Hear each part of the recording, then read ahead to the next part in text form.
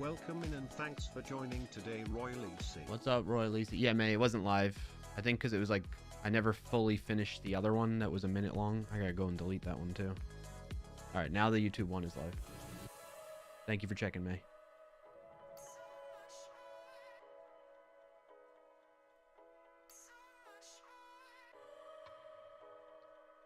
You got an ad on Twitch, yeah. Yep.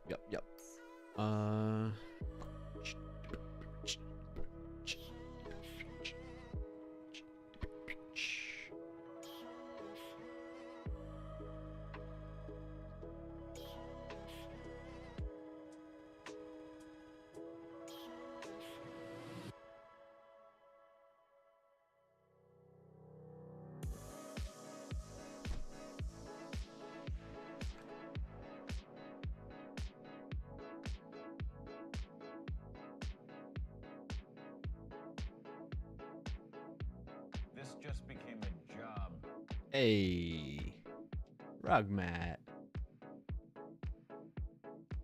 Thank you for doing that, Rugmat. Gifting a sub to May.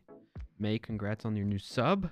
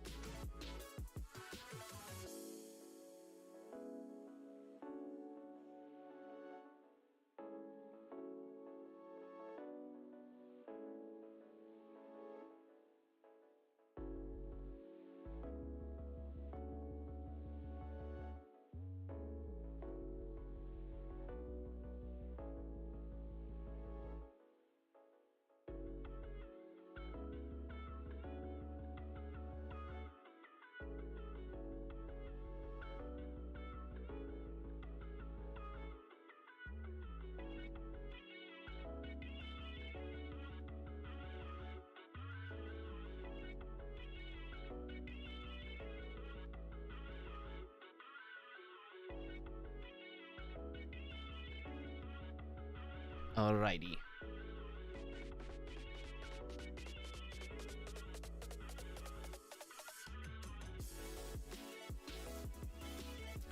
Boom. Alright. Why won't it let me... what did it say? May? May, it does show you have the 15 stream streak, by the way, May. I see that in my activity feed. I don't know if that helps.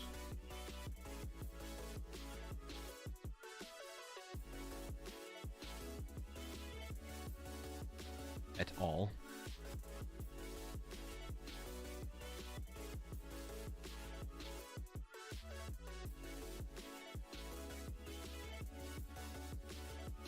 Also, it shows that you were able to send a blank message, May. How did you do that? Right, Lisa, you love the new profile picture? Thank you.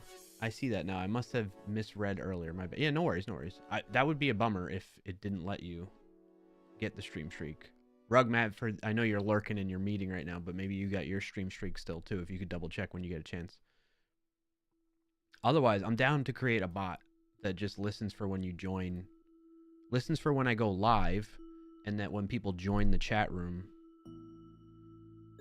then we can just do our own stream streak instead of relying on Twitch, because Twitch is a bummer with that. I put a period dot.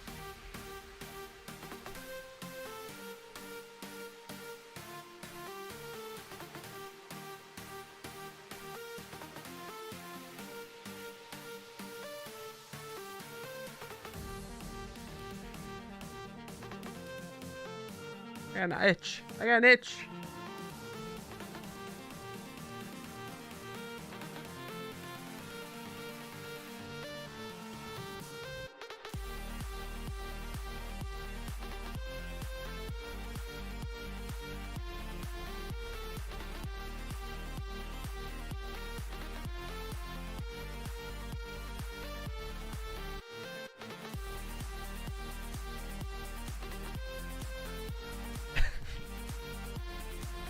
Camera went down, huh? I saw it briefly out, and then it came back, right?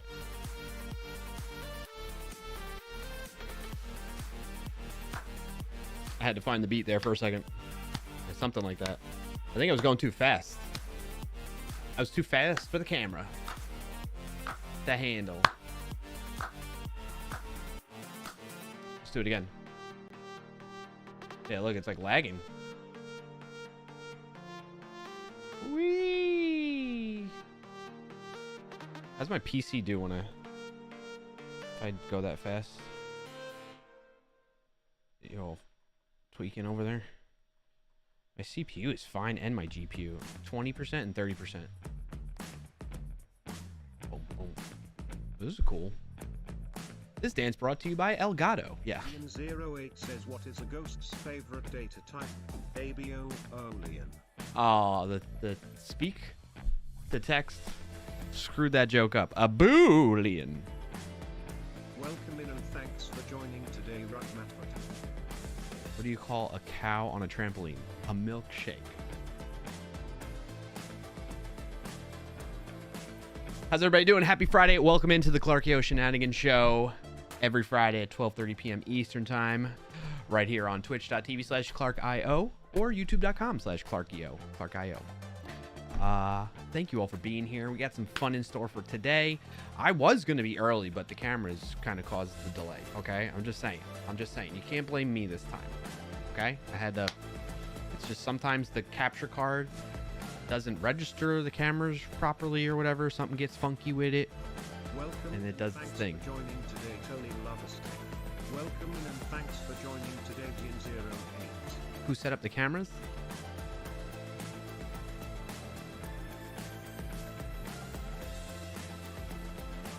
Good luck, Tony loves tech. Good luck. I'm going to my second job interview in like an hour. Wish me luck. Good luck, buddy. You're gonna do great. You're gonna smash it. You got this. You've prepared. You've done everything you could possibly do, and you're gonna do your best. Welcome in and thanks for joining. We got good vibes out there. 21. Jim, set up the cameras. Exactly, Frackberg. What's up?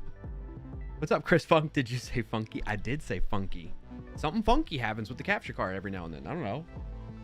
Gotta talk to Elgato about it. Or my PC. I don't know. Sorry for the background noise, by the way, chat. Frackberg, did you, since you're there, your stream streak. May's stream streak stayed intact. They're up to 15. So I imagine yours is too. If not, we're going to build a bot after the Wordle bot. Good luck, good luck. Yes, good luck. Everybody wish Tony Loves Tech some good luck. They're about to do an interview in an hour. You got this. Distract yourself. Just relax. Do something else. Take your mind off of it so that you can go into that interview fresh. All right, Tony. Go into it fresh. Either hang out here and listen to the stream to distract you, or if that's not working, go for a walk. Do something. No, don't go for a walk, because then you're going to be in your head. Do something that can physically distract you, like that requires all your brain power to focus on. Do that for a little bit, up until a little bit before your interview. All right? I promise it'll help. I watch from my iPad at work desk. Okay. At my work desk. I have to check my laptop. It's in a different room. Okay, I got you. All right.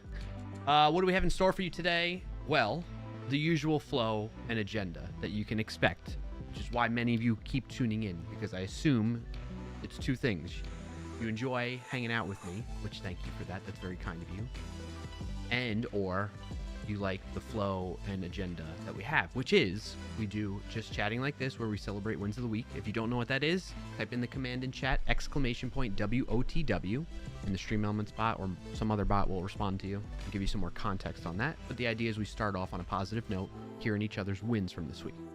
Then we get into Wordle Challenge, which I'll explain more details on that. We play connections together and sometimes words on stream for a little bit if I start eating lunch at that point in time. Then we get into the meat and potatoes of the stream, which is the technical segment of the show, which we've been working on the Discord bot. And I have some updates for those of you that have been tuning in and following along with this project on what changed off stream that I did.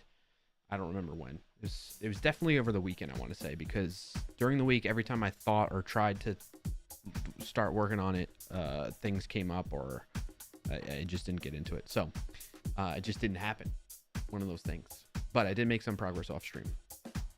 So there's that. So that's what we're going to be doing. So I'm going to update you all on that. We're going to continue to make the progress of what I've done off stream, fixing some bugs, using a different database, actually, going to a relational database instead of document-based database, which I think is going to be for the better, actually, for some of the data, the types of things that we want to do with the data from the Wordle bot. I think it's going to, it's proving to me right now to be worth it. So we'll see.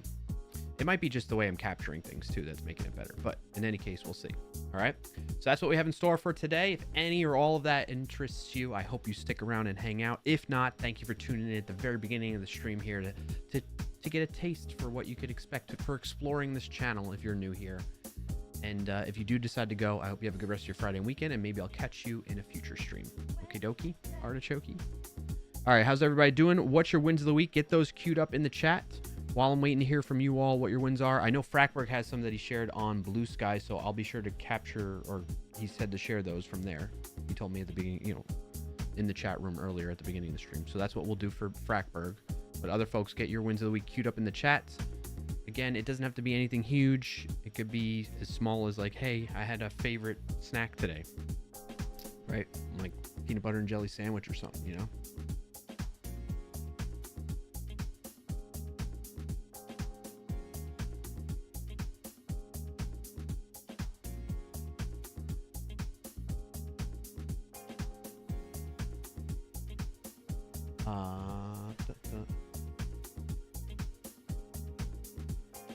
Okay, cool, May. Thank you for the heads up on that.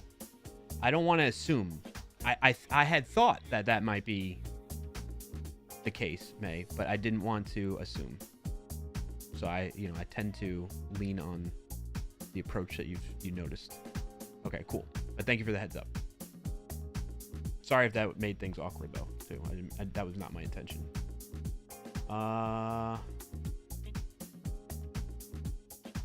May, do you want me to share that the win that you shared in the Discord? Speaking of the Discord, folks, if you want to, I did kind of think that, May, but I didn't know for sure without confirming with you, you know, that type of thing. And I didn't want to assume. Thank you, Sean, for the link. You know what I'm saying, May? I don't care who knows or on wins or DM. Okay. Chris Funk shared a win. Okay, cool. So we got a couple of wins queued up. While we're waiting for some more folks to share their wins, if you want to join up on the Discord, there's a link in there, clarkio.com/discord, for the redirect to join the Discord server so you can partake in some of our community stuff that we do off stream and on stream. With that, I'll share my wins and allow people some more time to get their wins queued up too. So one of my wins is I got 2 more classes done for exercising and doing some physical activity for my body and my health. I feel very accomplished on that. And on my one from yesterday, I've been going Mondays and Thursdays over lunch. My one from yesterday, I reached a peak of like almost like it was 799 calories or something like that burned. And I was like, dang, almost 800. Couldn't quite eclipse the 800 number. But I feel good about that. I feel like I'm making good progress. I feel like my heart is getting healthier and my body's getting better about reacting to it, in the sense of like I'm not as sore as I was the first week.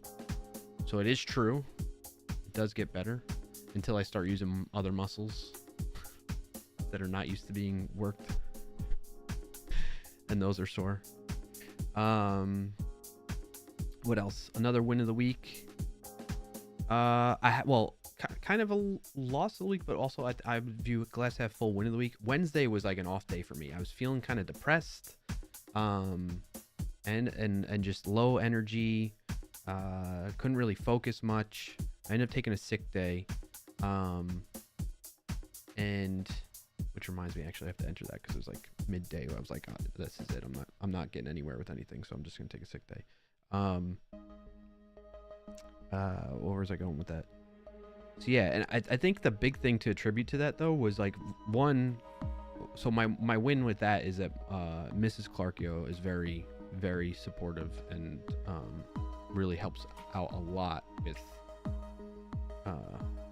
being understanding with me in those situations, and in a lot of cases helping me get through that. And I think the culprit of it all was just lack of sleep. I'm noticing that my total, because I use my watch every night to track my sleep, and normally where I would, like in the past, I would be getting like around 6+ hours of sleep. Lately I've been getting like 5.5, between 5.5 to barely 6 or just over 6 hours of sleep. And it's really odd to me. It's since like working out too, starting to exercise. I think my body's like exhausted, but my brain doesn't want to shut down, and I need to get back into a better sleep routine. So that's the glass half full thing, is like recognizing like, hey, I'm screwing up somehow with my sleep and I need to focus on that again to get back into a good habit and routine with that. So yeah, so Wednesday was kind of a shit day, but it, you know, it's gotten better since then. Like yesterday was really good. Today's been great so far.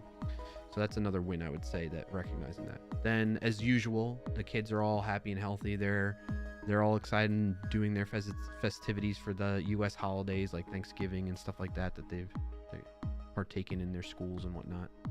So it's fun watching them do that and growing up so fast. My youngest, man, we keep saying to her like, stay little forever, and she's like, I will. But at the same time, she's like, I want to grow up like my older sister, you know, and she's trying to mimic her. It's amazing. I love being a parent. What else? What other wins do I got for you to share? I feel like I had one more. Oh, the other one. Reverend Geek, I commissioned him to do he's famous for a lot of things. One of them, though, being his illustrations that he does for folks. So if you haven't noticed, if you are watching on Twitch right now, I haven't updated it everywhere, but if you're watching on Twitch, you'll see that my profile picture is different. It is that illustration, which I'll open up locally so you all can see too. And then I'll move on to reading everybody's let's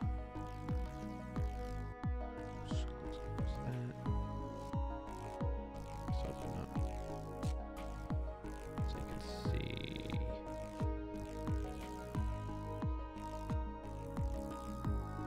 There we go. Look at that. Doesn't that look pretty cool? Does this let me take a screenshot of this. Does it, like, it looks pretty spot on? Yeah? Minus the teeth being so white. Like in real life, my teeth are not that white. Like, I can assure you of that. I'm not ashamed of it either. Like, it is what it is. But yeah, look, hey, right? So fancy. Does it you see the resemblance? Is this? I sent him a screenshot of like a recent stream. So that way, you know. And then he also did one for, like, what sparked this was on Blue Sky. Sorry. On Blue Sky, he was like, hey, I forget exactly the premise of it, but he was like, you know, we're all starting up on Blue Sky over here, so I'm going to do free illustrations for the time being. So just reply with a goofy picture of you. And so I did one of my old profile picture, which is, you could see where I'm like, which also was a capture of that. So he did like a black and white of that one, which I like that one too. It doesn't quite resemble me as much as this one, I feel, but yeah, I'm happy with how it came out. What do you all think, chat? You like it? Sean says that was me yesterday. I did the bare minimum work yesterday. Yeah, and that, you know, it's good to recognize when that's happening. Well, I mean, I definitely have my off days where I'm not like feeling down and bummed out and like kind of depressed. Which the other thing that was really getting to me on Wednesday was like, I was talking with Mrs. Clarkio about it. I'm like, I don't know why. I'm like I was very easily irritable, and I have no reason. This is the thing with depression, folks. Like, you can literally have no real reason to feel that way, but you just do, and you don't necessarily recognize what could be attributing to you feeling that way. sometimes it's just like, I don't know, it's just like the chemicals in your body or something. I've yet to really crack that nut, you know, to figure that out. But like everything's going really good in my life right now. I have no real reason for me to get into that state. But I think what attributed to it this time is just a matter of lack of sleep. Like, sleep is so huge, and I know this, and yet my body and mind like fight it. You know, it's just a very bad habit I have, because I think what it is, I just cling to time. I'm clinging to time for the day. All right, Sean, have a good meeting. Catch you when you get back. So it's just a thing. I am unable to release that time. I feel like I don't have as much control over my time. Being a parent is part of it, you know. There's a lot to figure out and dig deeper into to go through. But it is what it is. Anyway, got through that, and I feel like it was a quick turnaround, and I didn't get stuck in a rut for longer than just that day. So that's a win. All right, so those are my wins. What are your wins? Now I'm gonna start off with Frackyberg, who shared. I have to look on my phone. The Blue Sky app. He started like a thread on Blue Sky, which if you aren't on Blue Sky, check it out. I think you might, if you're into tech, and I mean just in general too. The platform's really popping off lately, which is nice to see.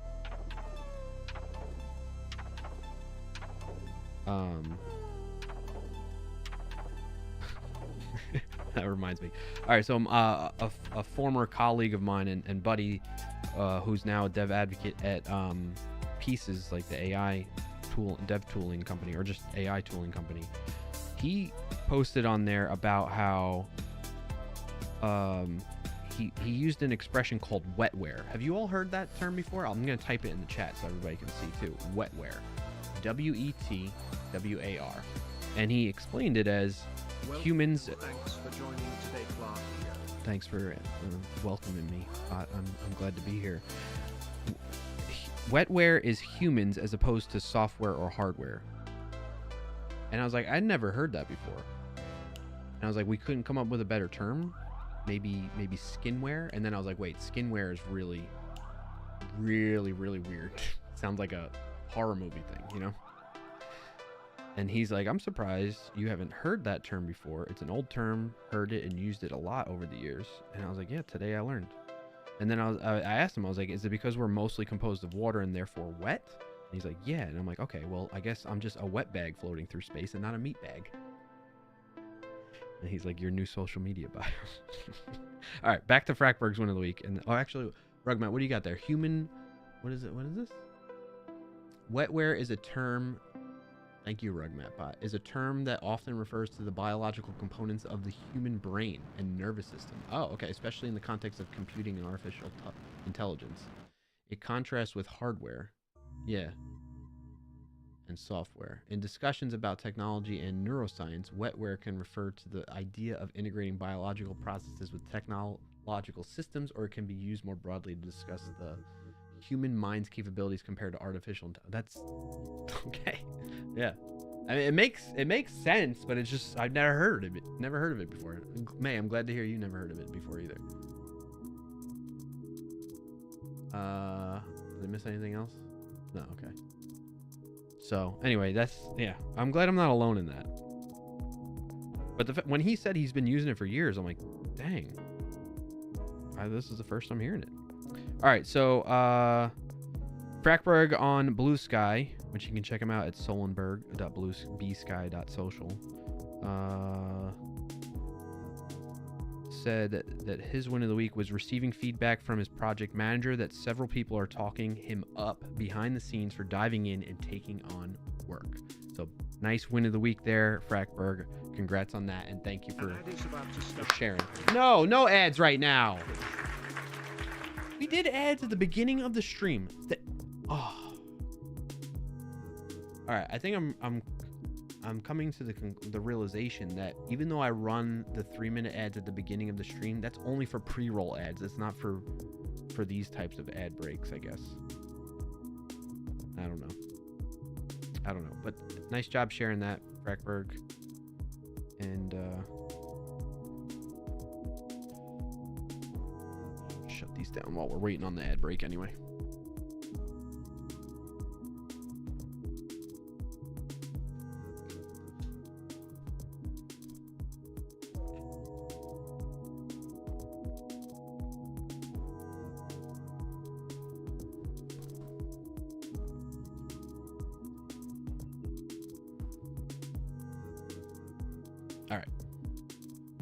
Doesn't 3 minutes give you an hour? It's supposed to, but it's an hour of no pre-roll ads. So what pre-roll ads is about, let's talk about ads. There's a lot of discussion about adpocalypse, and I'm like, I don't even care.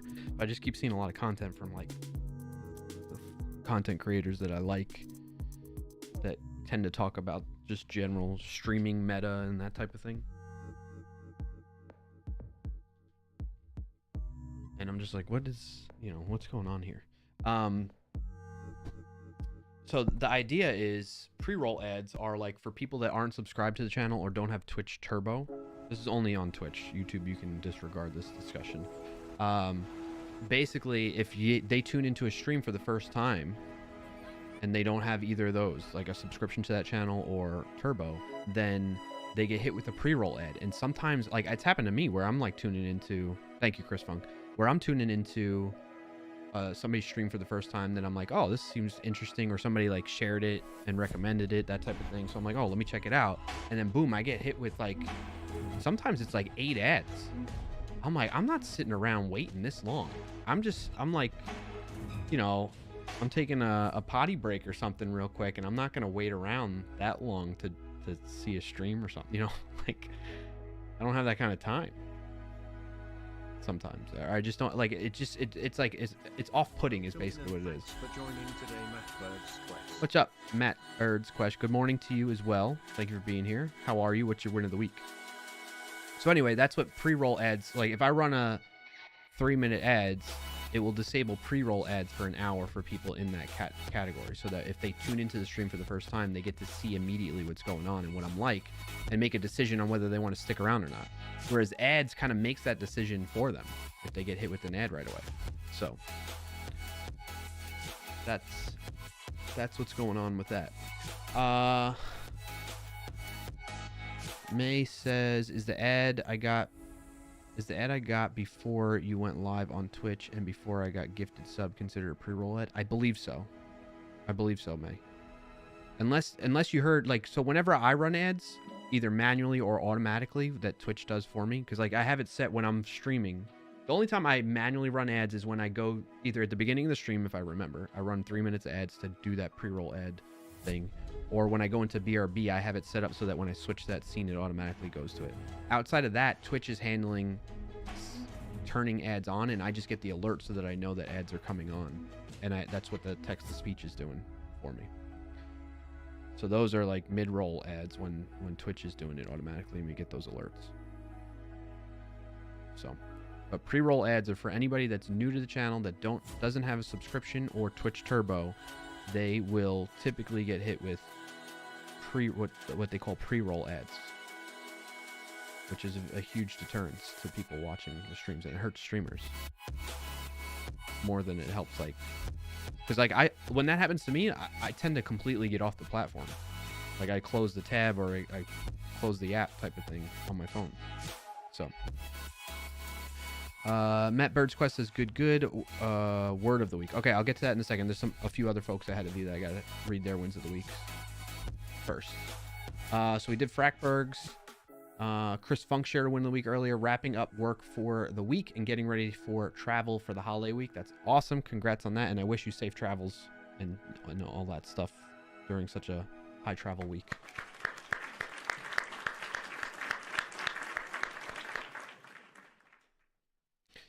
Thank you for sharing, Chris Funk. All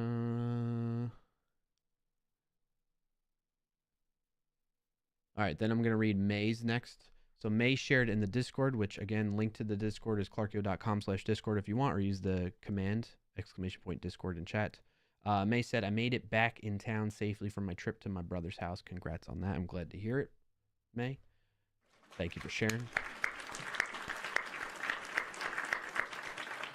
Thank you, Rugmat, for helping out with that.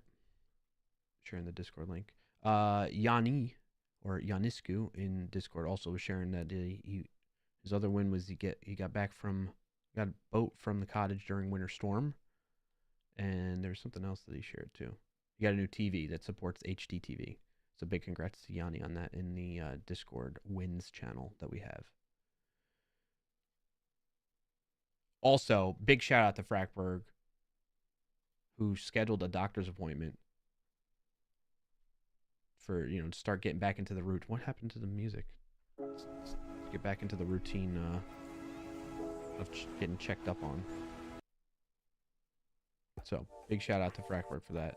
I'm glad it could help inspire that too. All right, so that's the wins of the week from Discord. Back over to Twitch and stream chat.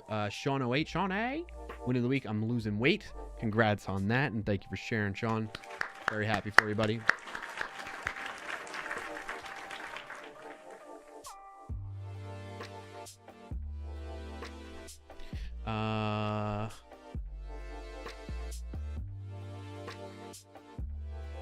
May says, once I type it is free to the world. If I don't want you to know, I won't type. Okay, I got you, May.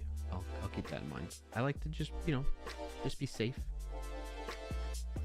Be conscientious of that. Sean says that was me yesterday. Meeting time. That. All right, so Matt Bird's quest. Good. Win of the week. I make too many words. The soundbite phrase that is current for me, though, is I'm too human to pass a CAPTCHA test. Okay. Thank you for sharing that, Matt Bird's quest. Frackwork says next year anyway. Yeah. Yes. All right, I'm all caught up on chats. We've done wins of the week, so that concludes that segment of the show. But as always, don't feel like it's only reserved for that segment of the show. Feel free to drop your wins of the week in the chat. If you think of anything new or you haven't shared one already, feel free to do so throughout any point in time in the show. Maybe something good happens while we're here. But the idea is wins of the week. Yes, not word of the week, Matt Bird's quest. So the idea behind it, for folks that aren't familiar maybe, win of the week is to start the stream off on a positive note.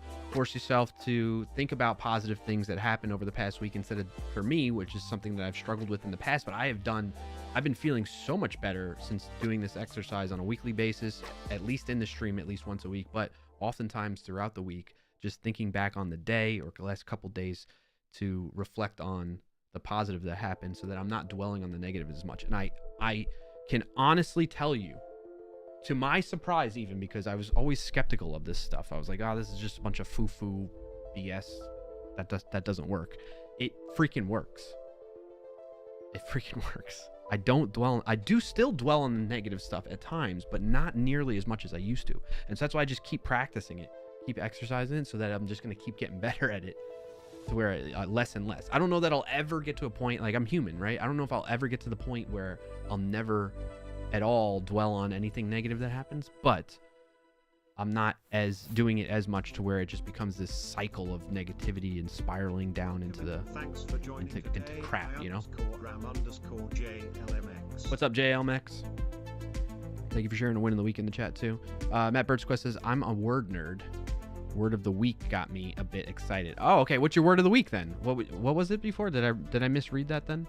Your word of the week was, the soundbite phrase that is current for me though is, I'm too human to pass a CAPTCHA test. So for you, it was a phrase of the week maybe instead of just a word. That's cool too. I like that. That's a great idea, Matt. I got a new camera yesterday. I accidentally joined a major protest and I found the Hobbit's hideaway. Oh, okay. What?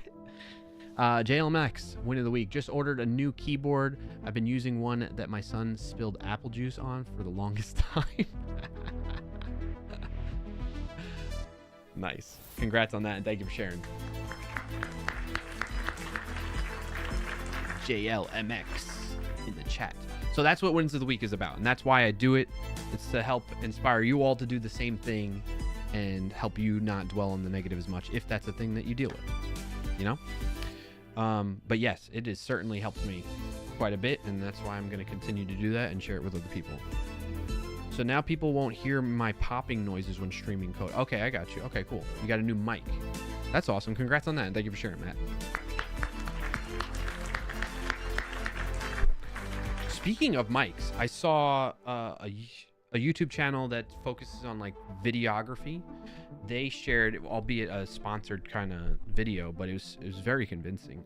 A microphone from Hallmark? No, not Hallmark. I think it was Hallman. Hallman? Do I still have it up somewhere?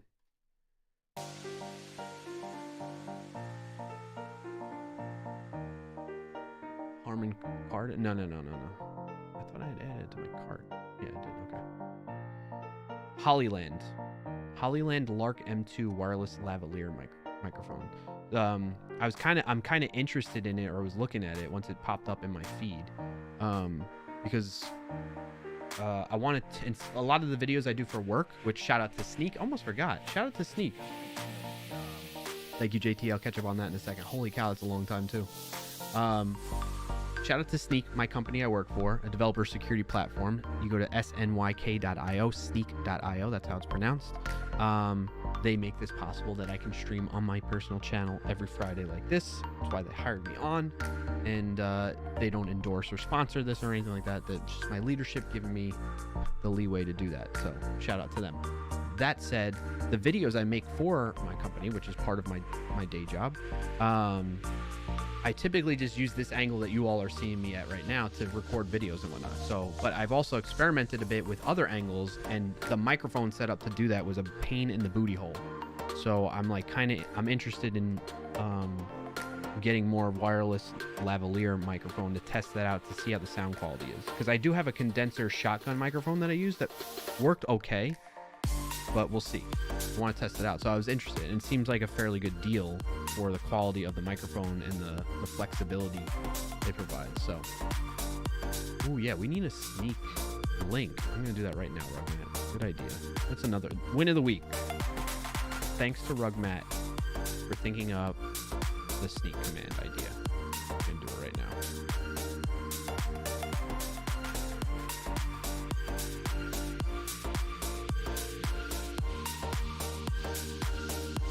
Message. Okay. We'll do an action. Add Sneak.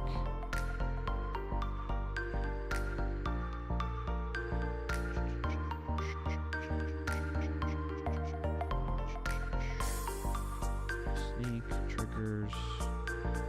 It's gonna be a core. Oh my gosh, I forgot how to do this. Trigger. Command triggered. Okay. And then I want it to send a message.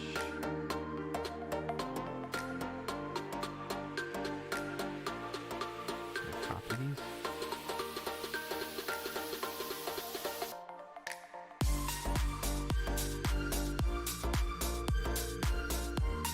Some good music today. Copy that. Paste. Sub action.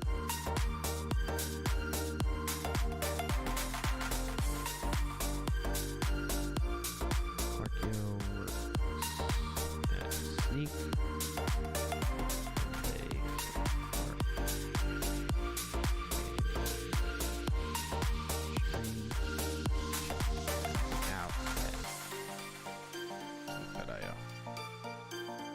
Message, and then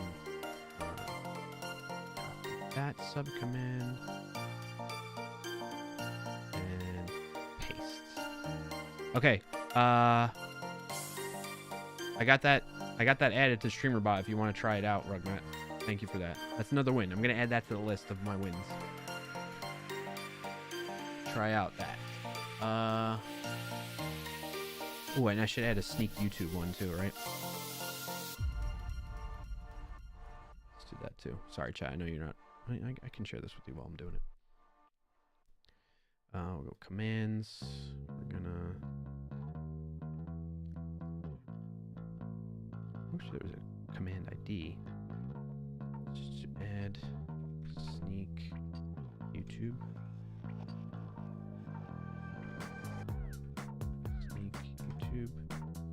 Give me a YouTube command too. in. Zoom in here. We're gonna duplicate. Rename. Sneak. YT. You see that? Yeah, I've zoomed in already. Okay.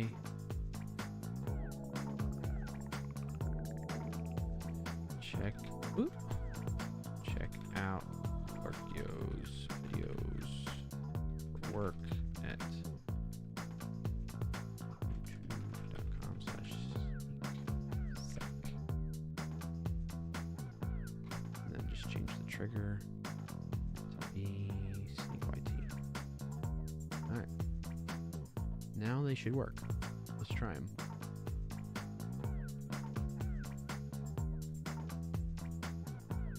Nothing.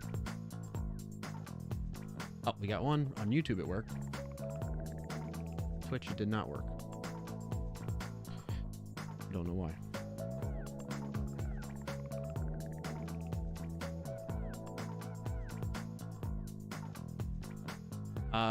JLMX says, question about working at Sneak. I was just looking at their job board the other day, but was unclear. Do they hire remote positions or are they in office? The short answer is both. And what I learned is that even though it might indicate that it's in office, they are still open to people working remotely. So if you are interested in a job and you're worried about it being, you physically have to be in the office, I would say still try and apply anyway. That's my take on it that I've learned. Okay, JT, thank you, and thank you for the question. JT, thank you for the 56 months resub, buddy. Where's the schmerple? Roger, thanks. Yeah, no worries, JLMX. Where's your schmerple? Welcome in and thanks for joining today, SMC Mai. Oh, the link works. Okay, cool. Welcome in and thanks for there it is, joining JT. today. Good to see you, JT. How you doing? What's your win of the week if you got one, JT? Wow. JLMX, congrats on the keyboard. What kind of keyboard did you get, by the way? I need to clean mine. You mentioning the spilled apple juice, there's like crumbs and junk from my kiddos. Thanks for joining today, BioCo. BioCow, morning to you as well. How's it going? What's your win of the week? If you got one to share, drop it in the chat. All right, in the meantime, while I'm waiting to hear from you all on that, keep the wins of the week coming. I'm going to play Wordle. Now, if you're not familiar with why it's a competition, it's because come the end of the year, so the last stream of the year will be the last chance I have to beat you all in Wordle. And you're like, wait, I'm familiar with Wordle. I don't understand how it's a competition. Well, the competition we've set up is that if I guess it in 3 or less guesses, I get a point. Takes me more than that, you get a point. If I fail completely, you get 3 points. Thankfully, we've not hit that this entire year. I have to win out, basically, given how many streams are likely left in the rest of the year, how many Fridays are left. I have to win out. So I'm behind by 3. I had taken the lead, I think, once this entire year. Outside of that, you all have been in the lead. So that's the idea with it. Okay. Again, if you want to join up, partake in this, share your results, your Wordle results. We do that here. We have the Clarkio Wordle bot, which we're going to get into in the technical portion of the show. This is keeping track of your results when you share them here. That way you don't have to sign up for a New York Times account, which I'm not sure what that offers you anyway. Has anyone actually, I forget, has anyone signed up for an account with the New York Times to play Wordle and keep track of their history? Pretzel Rocks, why? Why do you keep pausing? Just play. Just keep playing. Thank you. Thank you very much. You did the 7-day trial, but only for the archives? So you have to pay? I happen to have a New York Times account. I didn't create it to keep track, but it worked out. So it keeps track for you then? Yeah, so basically what I'm doing is I'm keeping track in here for us. And I'm offering, and on top of that, not just am I keeping track of your results that you share in there, I'm keeping track. You can look at like how you're going to see. I did some cool stuff over between last stream and this stream where we can query how many wins you got, how many attempts you got in, basically not create a graph, but I have the data and we can see like how many cases where you've completed the Wordle in 2 attempts versus 3 attempts, all the stuff that you would get from Wordle, and then we can see if you or if you tied with people. Like, I got all that history captured, other than what's in here today, is in the database. It's like $6 a month, really. So yeah, you could do this for free. I'm paying for the bot to be hosted for $7 a month. You know, I'm just realizing it's costing more for me to run this bot to keep my own stats and everybody else's stats than it is if I were to just sign up for the New York Times, I guess, huh? But it's beneficial not just to me, it's to everybody, okay? Welcome in and thanks for I'm eating the money. But you're saving us all $6. Exactly. It's for you, chat. It's all for you. All right? All right, so let's play Wordle today. Don't give me any hints. You don't want me to get it in 3 or less guesses. And this is another thing that's a little bit of a disadvantage for me. I'll just say it, chat. It is. I think you can admit. Although it's a pretty good starting word, but I always start with the word farts, even though I know it will never be that word. If you've not heard that before or are not aware of why, it's because when New York Times took over this, they decided that will not be one of the words. Even though it is a accepted word in terms of a guess, it is not ever going to be the word until maybe they run out of words that they can be. I don't know. How many 5-letter words? Hey, RugMatBot, how many 5-letter words are there in the English language? Or in the New York Times version of Wordle that could be accepted, you know? At what point in time will they run out? It will never be the word. They don't do plurals. Right, exactly. Exactly. They don't do plurals or I think past tense type of words they decided. So, sad. In New York Times Wordle, there's like 2,000. Oh, we're getting towards the end. We're up to game, what? 1,252. So we only have a couple years left until the Wordle's done. What are they going to do? What are they going to do when they reach the end? 2,309, says Rugmat. So yeah, we only have, I mean, how many years is that? 2,309 divided by 365. Yeah, maybe start over. Does that count plural words? I don't know. I don't think so, maybe. It might count plural words. Wordle reruns, yeah. Interesting. What else did I miss in chat here? Sean says it's what our subs go to. Yeah, true. I mean, you all are, those of you that are subbing are kind of contributing indirectly. All the sub money goes into a separate fund, separate account than my personal account. Rugmat, I did the 7-day trial and then it somehow stayed unlocked after the trial ended. Ooh, nice, Rugmat.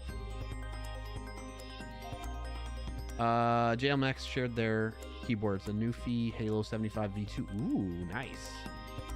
I think my next, I'm not ready at any point in time, but my next one, if I were to get a new keyboard, is going to be one of those split keyboards.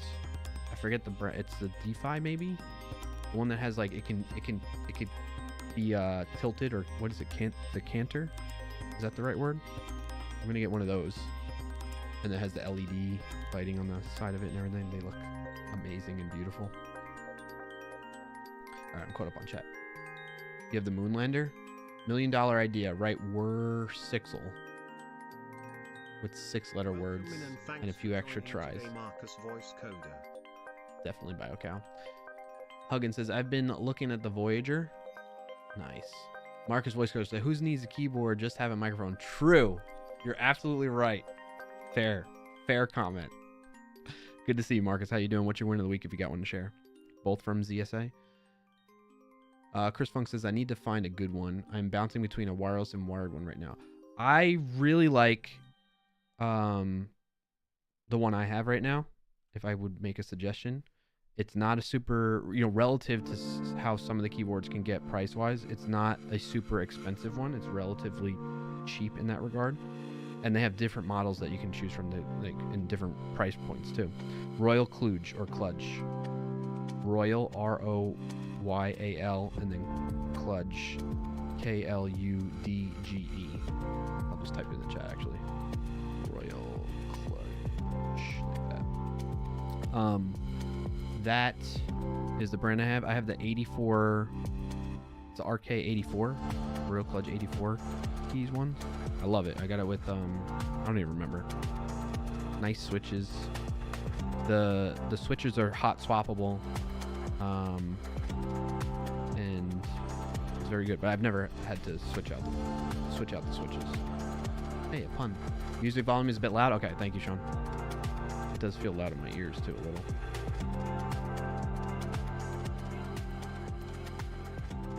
How's that? Is that better? All right, let's start this. Farts. Cool, adding it to my Amazon wishlist. Yeah, I highly recommend. And the point I was bringing that up to, Chris Funk, I can use it wirelessly, but I use it wired, so it connects via USB-C. But you can use it wirelessly either via the USB 2.4 gigahertz wireless connection, or you can use it Bluetooth. There's a switch on the bottom of it where you can switch back and forth between that, and then it's battery powered, so you just recharge it via the USB-C. And it has two USB-A or USB ports on the back. Yeah, USB-A ports on the back. So that a lot of times, like I have a wireless mouse and I need to charge that. So what I'll do is I'll just plug it into the USB port on the back of my keyboard, so that it's right there. I don't have to go plug it into the back of the PC across the room here or whatnot. So I really like it. Wife and I are using those for our Christmas list this year. Amazon wish list, nice. It's a good idea. Sean, how's the volume now, by the way? Let me know when you get a chance. All right, we got A and R. They're not in the correct position, though. So let's arise. Okay. Still a bit high, in my opinion, but not bad. Okay. Get it down to 20. All right. All right, so maybe it's like reach.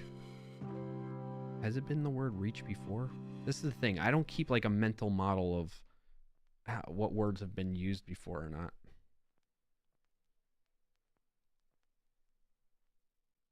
It could be reach. It could be realm. Chat, would it be cheating if I look up what's been a Wordle? Because then it might reveal today's Wordle if I do that. Right? fiveforks.com/Wordle. What's that, Rugmat? This link has no spoilers.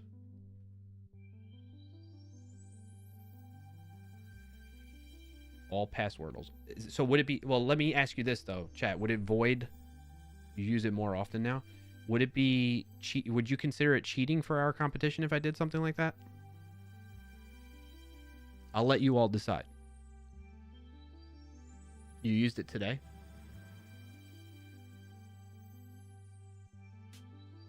You would consider it cheating? Biocast says, I don't look up passwords. Okay. So we got 2 against it. Rugmat seems to be okay with it. 2-1 in terms of cheating. So no, I wouldn't consider it cheating. So we got 2 saying it would be cheating.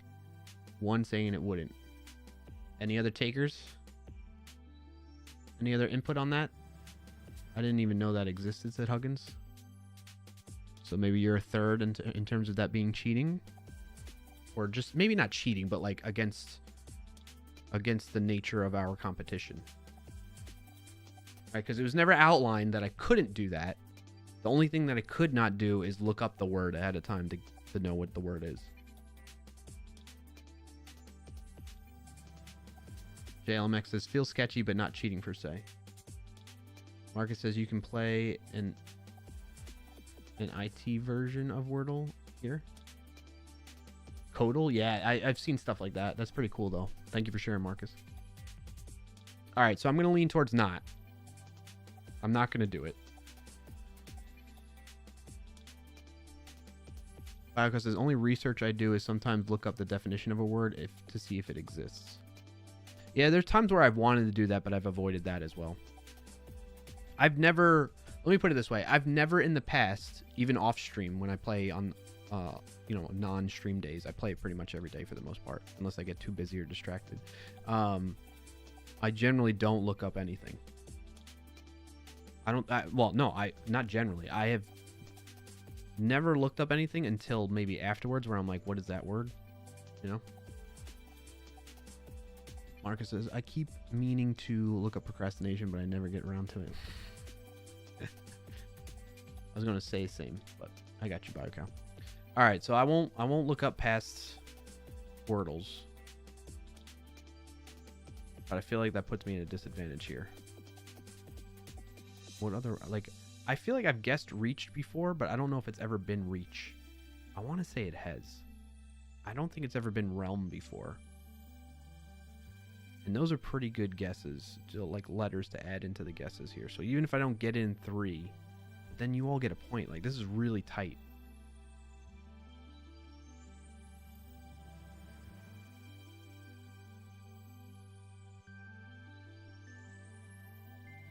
Is there any other possibilities that I would put in here? Instead of REA, maybe it's like Reday. Relay? Ooh.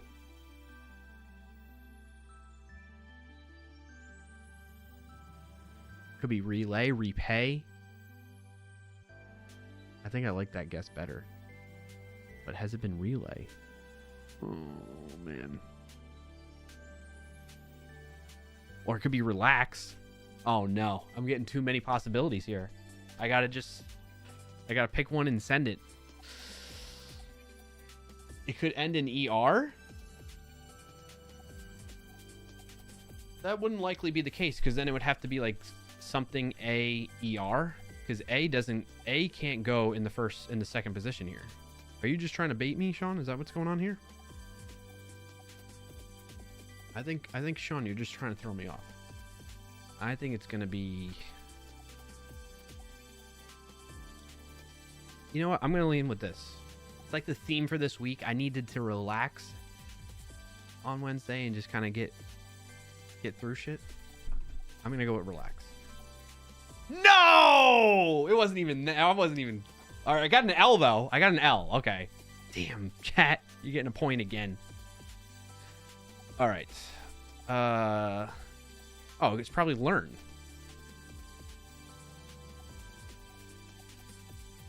Oh my gosh, it's not.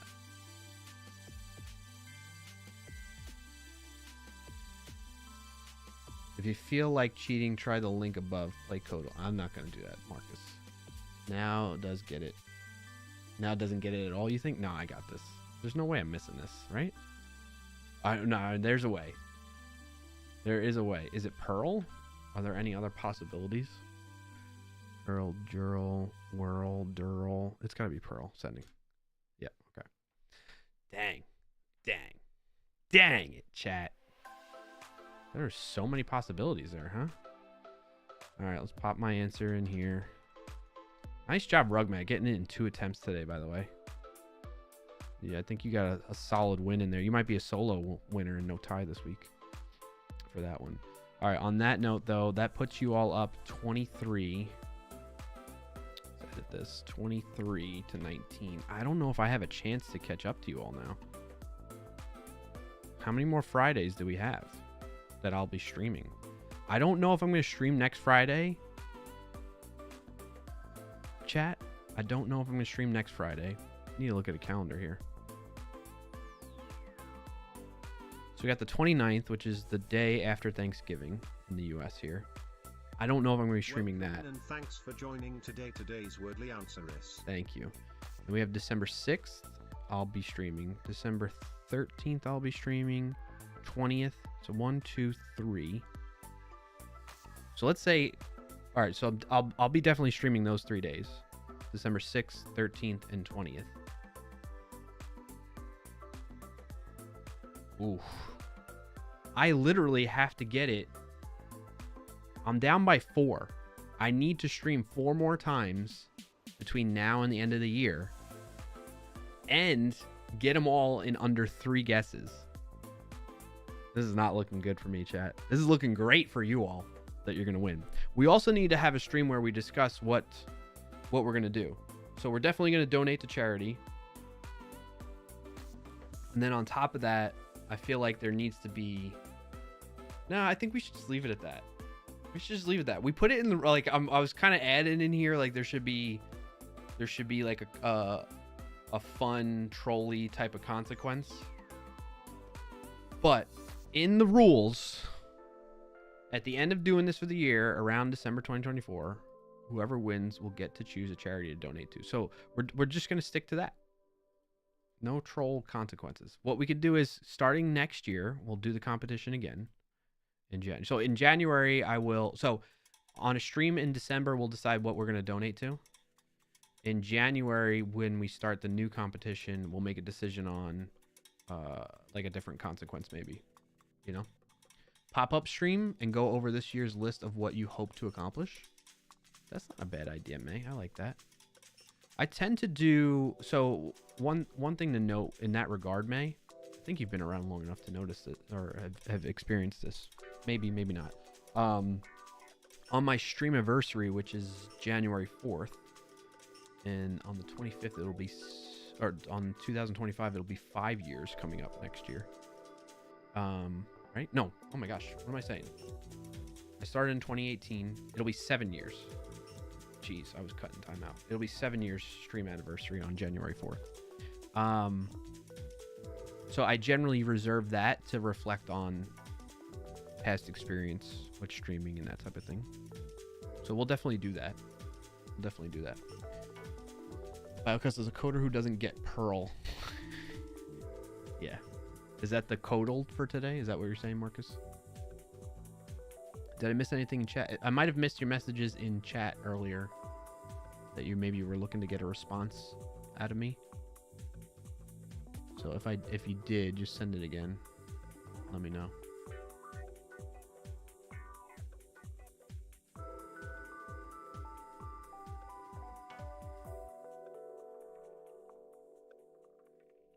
Language is spelled Perl. Yeah, if you feel like yeah, I got you. Okay. All right, on to connections. This is where we can play together, chat, okay? We are cruising along. Connecciones. Let's play. 2, 3, 4, and 5. I like to shuffle 5 times at least.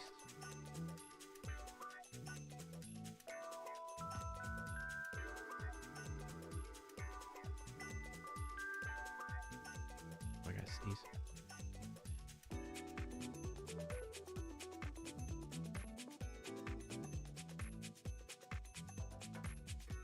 Excuse me.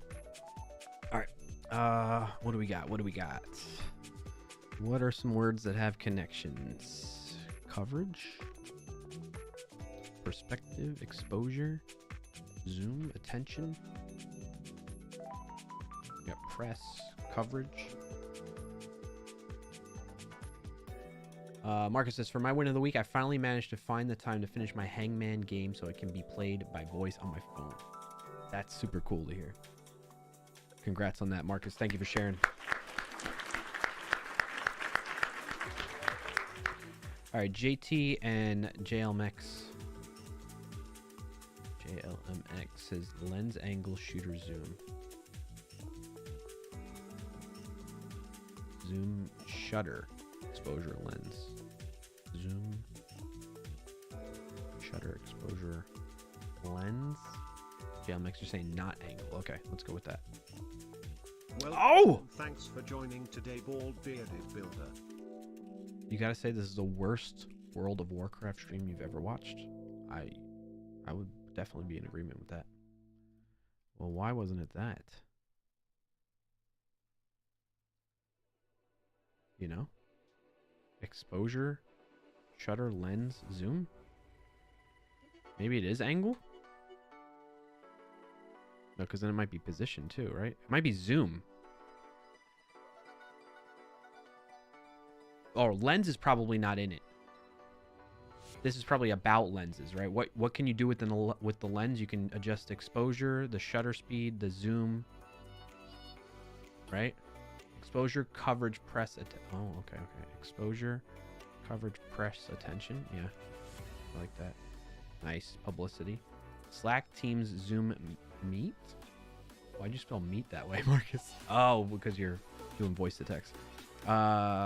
Slack, Teams, Zoom, and Meet. Yep, Google Meet, Zoom, Microsoft Teams, or communication platforms, because he's hungry. Redeems. What'd you do? Oh, JT redeemed himself. got redemption. All right, so perspective, lens, angle, position, point of view. All right, what's Shutter, Love, Fantasy, Treasure? What could that connection be, chat? Any guesses? We know they go together, but what could be the, you know, like this one was point of view, this one was work communication platforms, and then publicity. What could be the purple category here? Pictures on your underwear today? JT and JLMX say islands? Shutter Island, Love Island, Fantasy Island, Treasure Island. I think the only one I don't know of is Shutter Island. What's Shutter Island? Stripper names. What? Wow, chat. Our first guess was one of every color. Look at that. All right, I'm sharing that in the Discord. Again, if you like playing this stuff and you know want to do that on the daily or whenever you get some downtime and you want to kill some time, play those games. Share them in the Discord. You can join the Discord at !Discord command in the chat, or go to clarkio.com. Parmesan.com. Clarkio.com/Discord if you'd like to invite there. The first guess was a Rainbow of Connection flavor. Shutter Island was a movie, right? I have no idea, May. I have no idea. I've not heard of that. And a book? Google says Shutter Island was a 2010 horror film. Okay. I guess you're right. BioCow, win of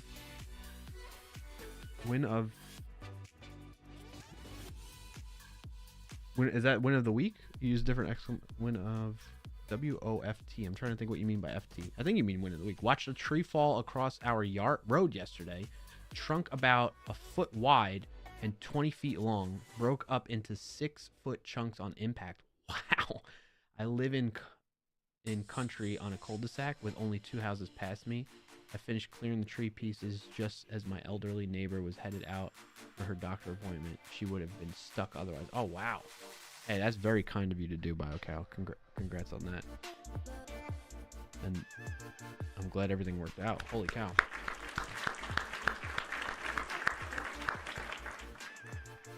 Wowzers. You don't know, just a mistake. Okay, just a typo. Okay. Triple B says it was a really good movie with Leo and Mark Ruffalo. Oh. He didn't mention he made the elderly neighbors help. Just throw those tree trunk chunks on their back. Put it in their little scooter, in the tray, the cart in front of their scooter. All right. Oh, no, they rolled easily. Okay, cool. So chat, question for you. Do you want to, because I'm not quite ready to eat lunch. I have a banana here to kind of hold me over just yet, but dead tree, no branches. Okay, cool. Put your teeth in and help a guy out, Grandma. Do you all want to play words on stream, or do you want to jump right into the technical stuff and then take a break in the middle of that to do words on stream? You have 50 seconds to decide because the ads are starting. Farts. That's a helpful answer. Farts. Steel fart.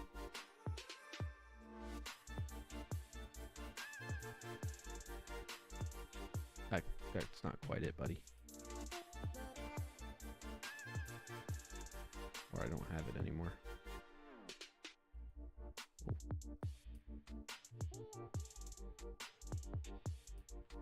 I only have fart, that's why. My bad. My bad. I don't care. I'm lurking while I work. Ads in 10 seconds. Now and later, says May. All right, May. We'll play at least one round of words on stream right now. An ad is about to start in 5,000 milliseconds on Twitch. There's an ad running for 90. Dropping the mirror link.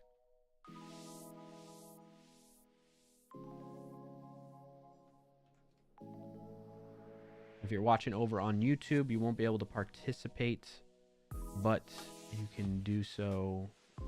I mean, you can go to the mirror link that I dropped in the chat there, but then you have to submit your answers via Twitch chat. So that's what I mean by that. Okie dokie, artichokes. All right, we got 1 minute left of ads before we get started on this round of words on stream.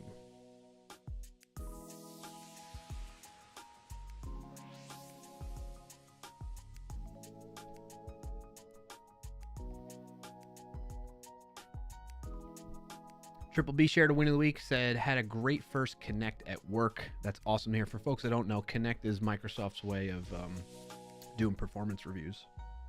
So congrats on that. Glad to hear that, Triple B.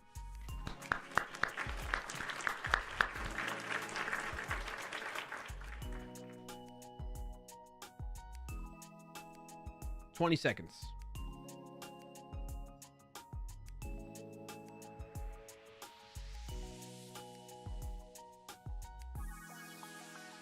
Time to stand.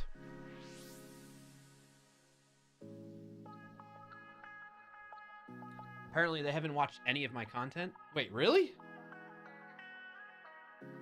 Or are you saying like that in you're saying that like sarcastically because you got a good Connect review? I assume that's why it went well. Yeah, I got you. Sick pick. All right, Ed should be over now. All right, let's go. Start. Standing up to vape? No, I was standing up because my watch said I needed to because I've been sitting for too long. That's why.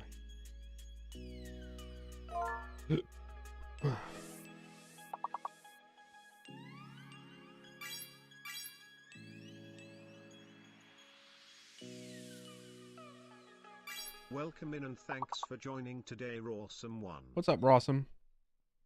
Thanks for being here.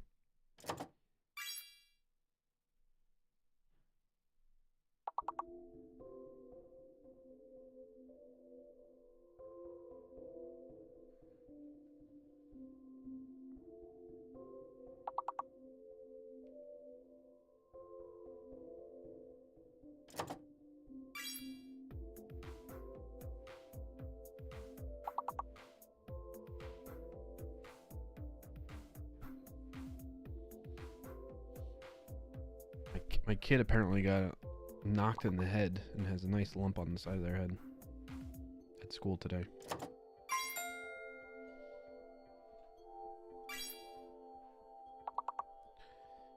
He said it, not me. Quit picking on me. Rawsome.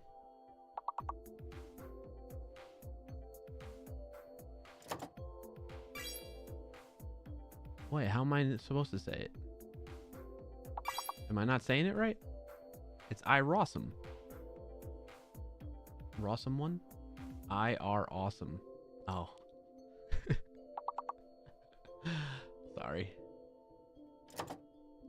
My bad, I are Rawsome. I'm just gonna call you. I just said it again. I are Rawsome.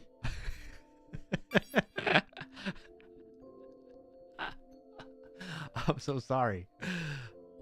I was in another stream and the streamer said I raw someone and I died. Oh my gosh. Oh man, that's a terrible reading of that. Awesome. I'm just gonna call you Awesome. Awesome Possum.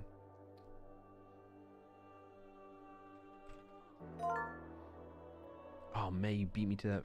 No, on my stream, on my view, it says it's cool. You're fine. Yeah. It says that I got that in. Oh, in this view, it says you got it in first. Weird.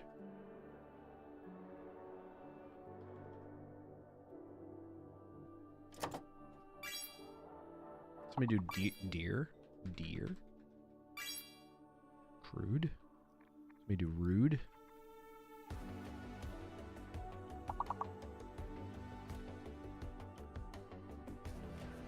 I think rude like that too, right?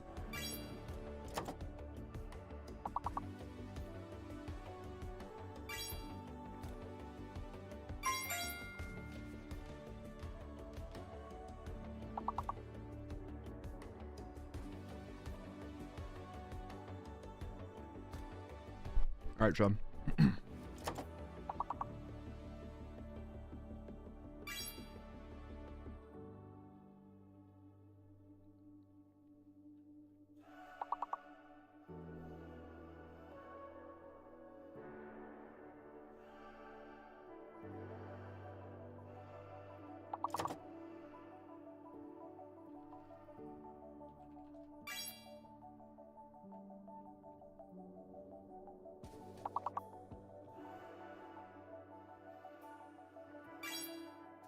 Crud. Create, read, update, delete.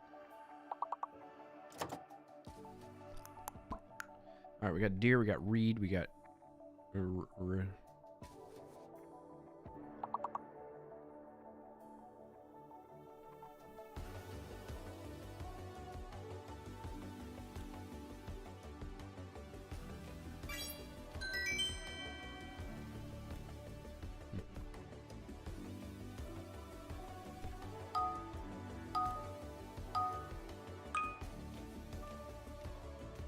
ravioli.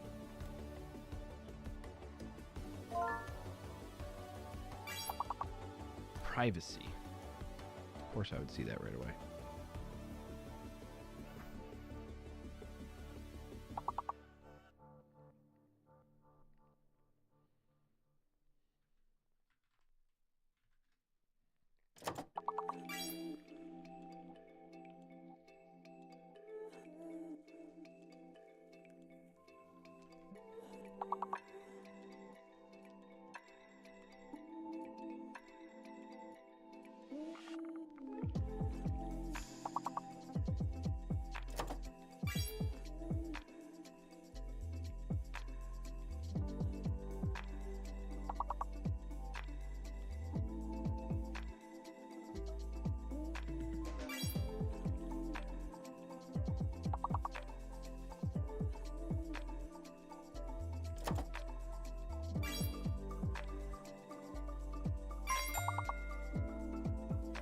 Well, I just beat you, Marcus.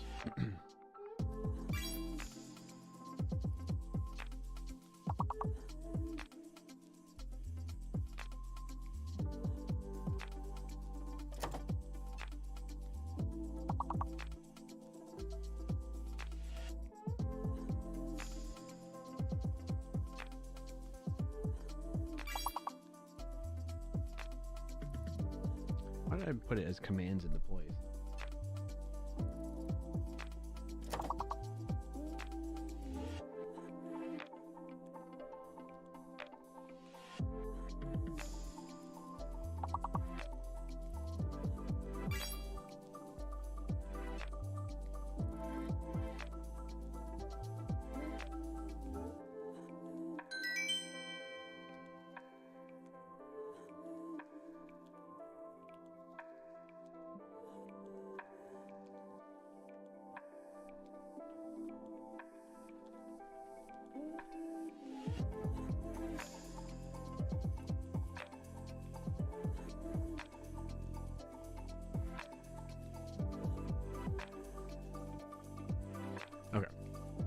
Sorry, I was updating my title because we're not doing new commands today. We're doing new database stuff and probably an API.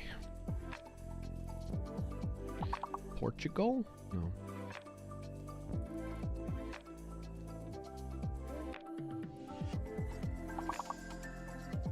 Corrupt.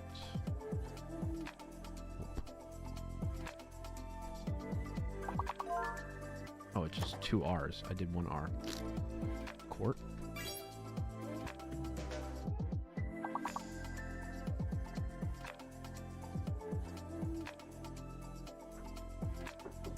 Yeah.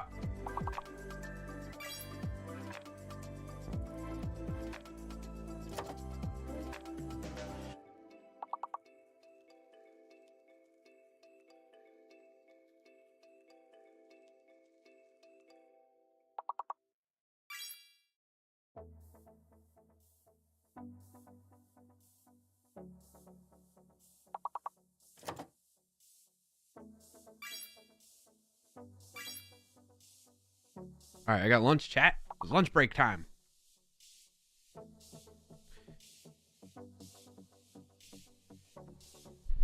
Some leftovers from last night.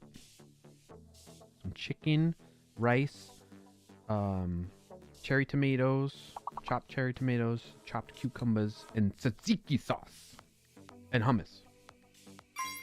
It's delicious. Delicioso. Just mixing it. Mixing it and mixing it and mixing it and mixing it and mixing it.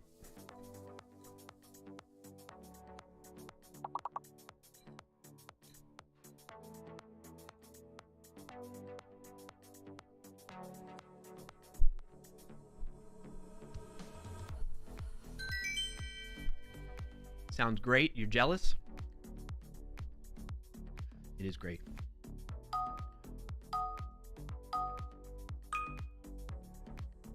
Ooh.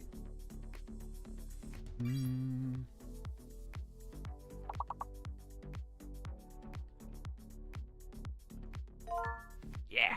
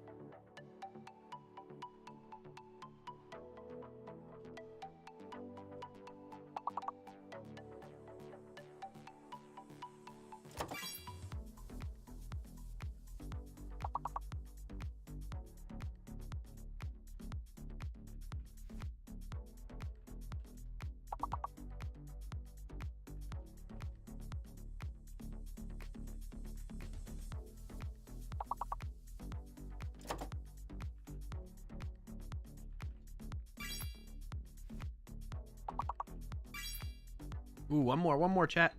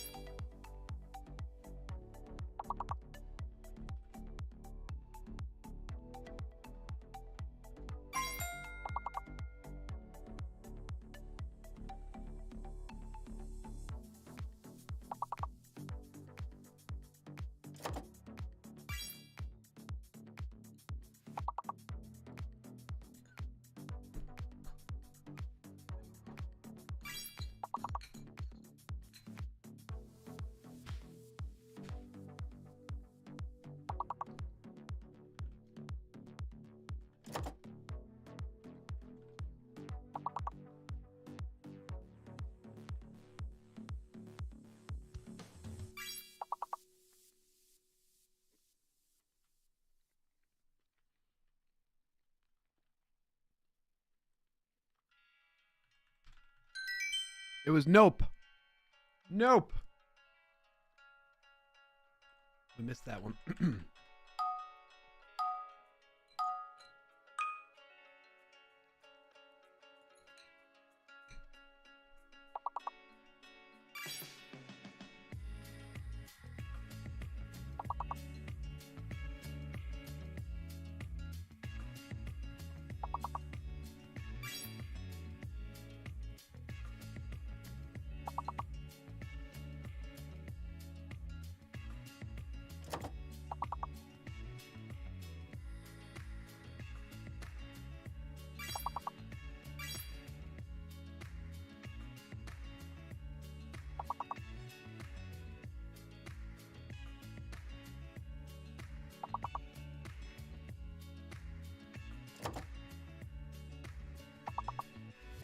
do you spell cheetah? That's it. There's 2 E's. Hidden E.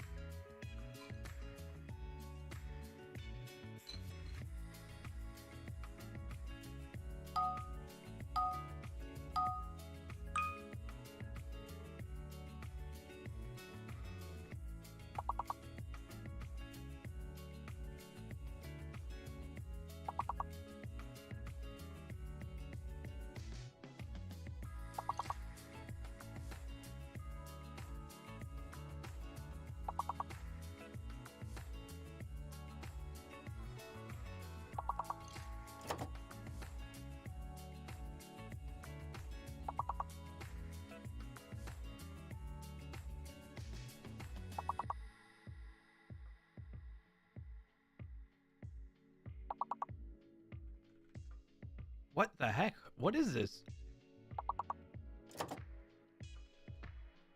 What?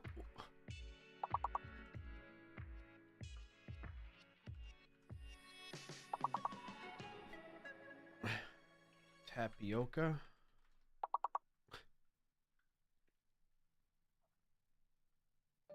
Oh, it's 5 letters or more. That's why.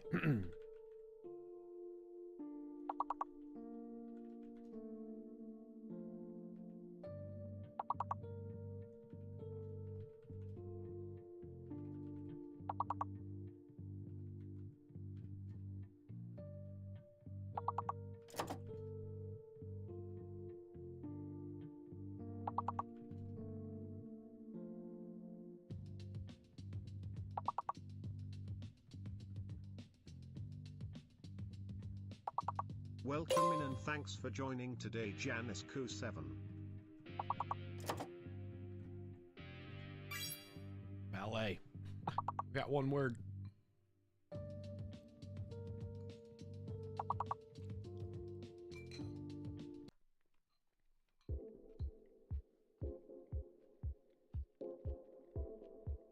Nailed it.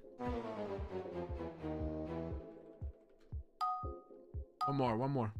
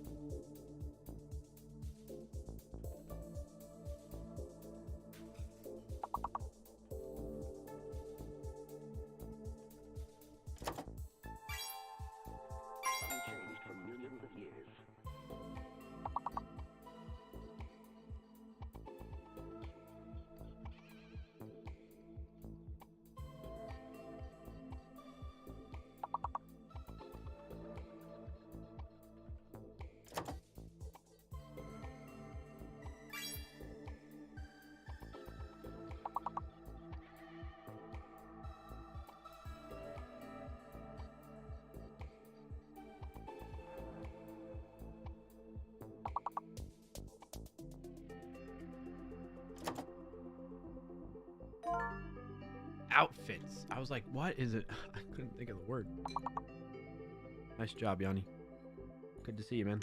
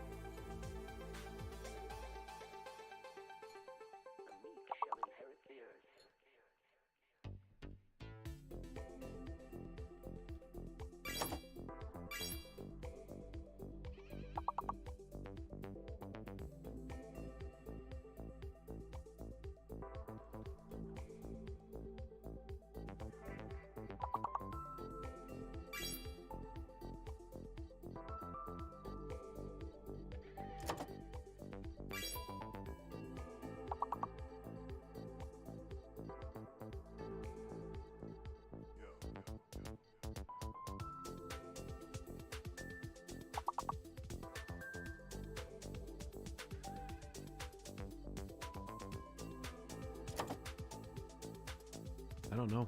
5-letter word?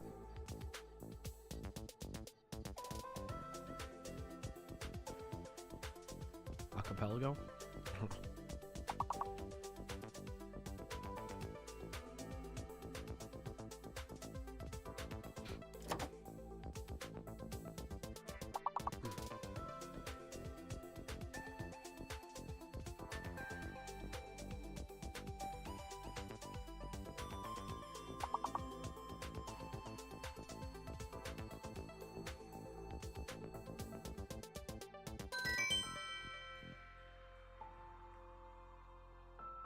Will Wordle one day put in, like, what are the words you missed?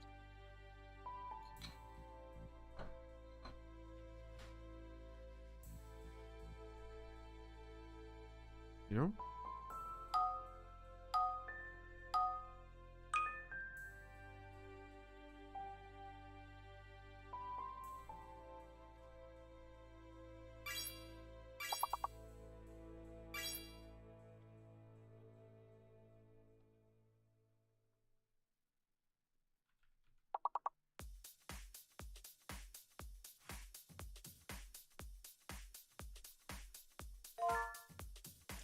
Nothing like recording a video and then all the Nest fire alarms do their monthly test chirps and scares. Uh-huh.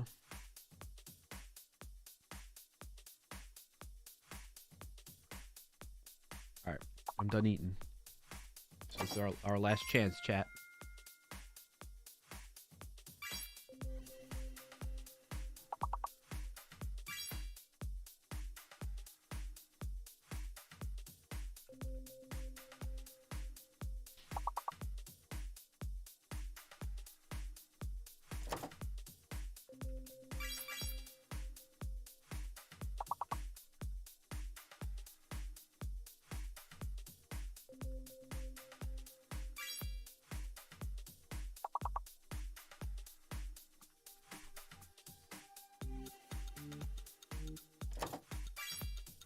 Boom, boom, boom, boom, boom, boom, boom, boom, boom, boom,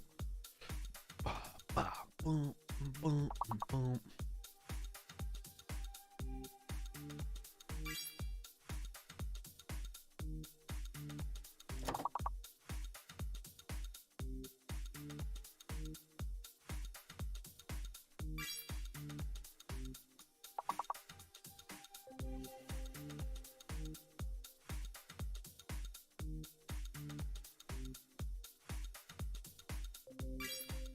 Uses. Nice job. We cleared the board. Well done, chat.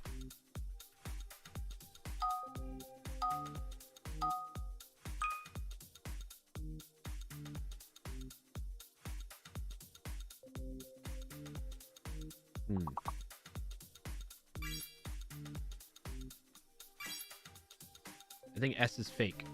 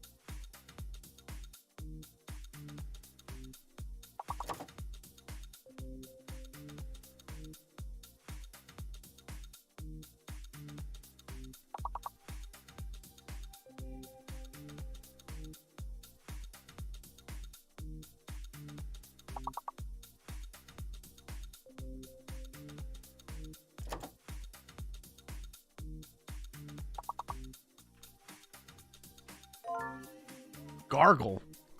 That was the one I was trying to get. Nice job, May.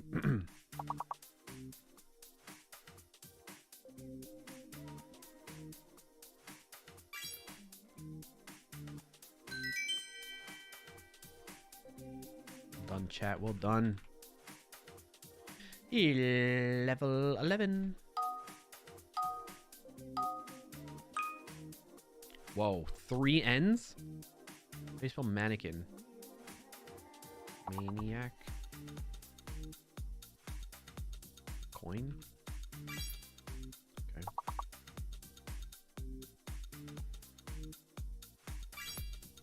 Main.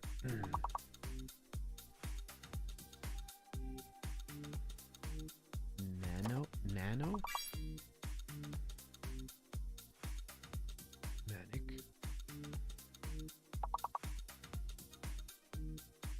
Icon. 3 N's. Cinnamon. Nice job, Triple B. 5,000 milliseconds on Twitch. There's an ad running for 90.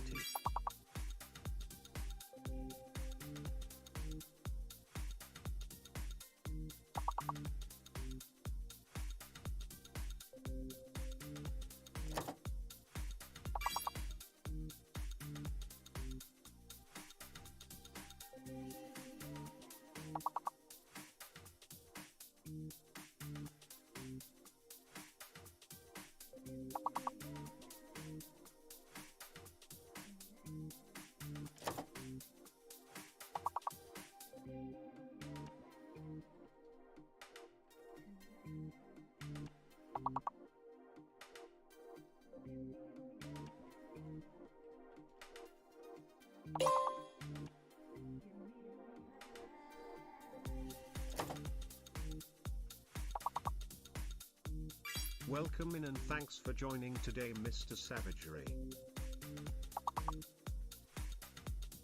Welcome in, Mr. Savagery. Oh!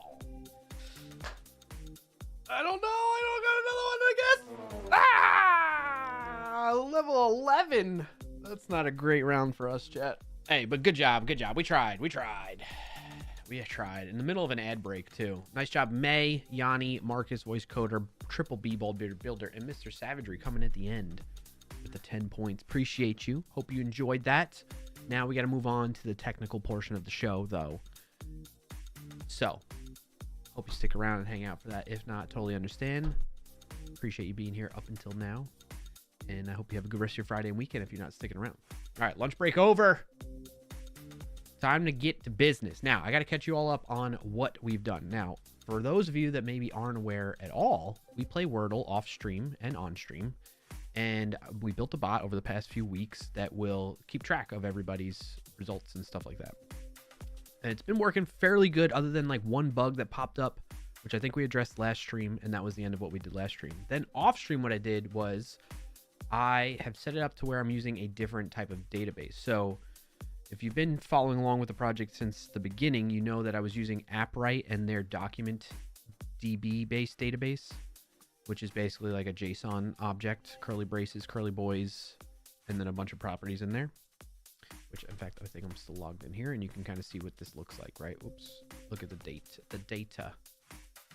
I don't want to edit the data. I just want to look at the data. So we get a user ID, which is the Discord ID, Discord name, game number, the Wordle number so far, the number of attempts it took that user to complete that one, and created, updated, that type of thing, and it's document ID. This works fine. It's very simple. It's a good start, but I've since changed to use SQL database using Terso and libSQL, which is a fork of SQLite.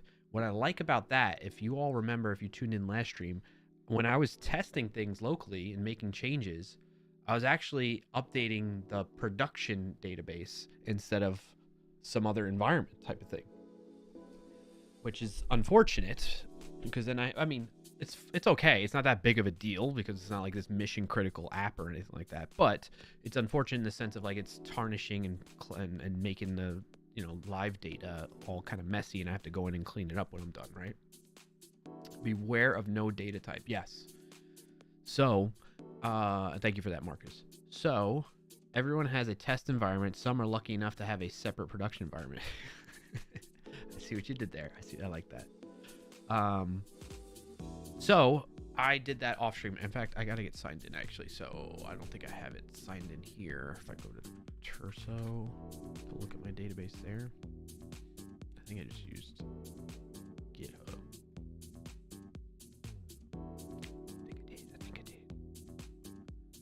I did. Skip, stop asking me that. All right. So in Terso, I created and it looks like they host it on fly.io. Whoops. And we got the Wordle games. I'm over there. I'm over here. Edit data, and you go to Drizzle Studio. So I'm using Terso, which is a host with the creators behind libSQL, which is a fork of SQLite. And so in it, I created 3 databases. What I liked about, I don't think it's this one that does it. There's another SQL database, I think it was Supabase, that does like a visualization of the tables and the relationships, but this is fine. You'll get the idea. So essentially what happens is there are players. Sally is our test player. And there are scores, and there are Wordles. And the Wordles are just the game number. And then the relationship is scores to players, right? Scores is the relational table that connects the Wordle number with the players and their scores. And then in that, when I add these entries, these rows into the database, I can on the fly determine if it's a win or a tie or not, just based off of the game number type of thing. And then what's cool about this is then now I can do things like select star from, instead of public, let's say scores. I don't know why it's in quotes like that. But we run that. We run these SQL queries now. Let's make it a little bit bigger here. You can see.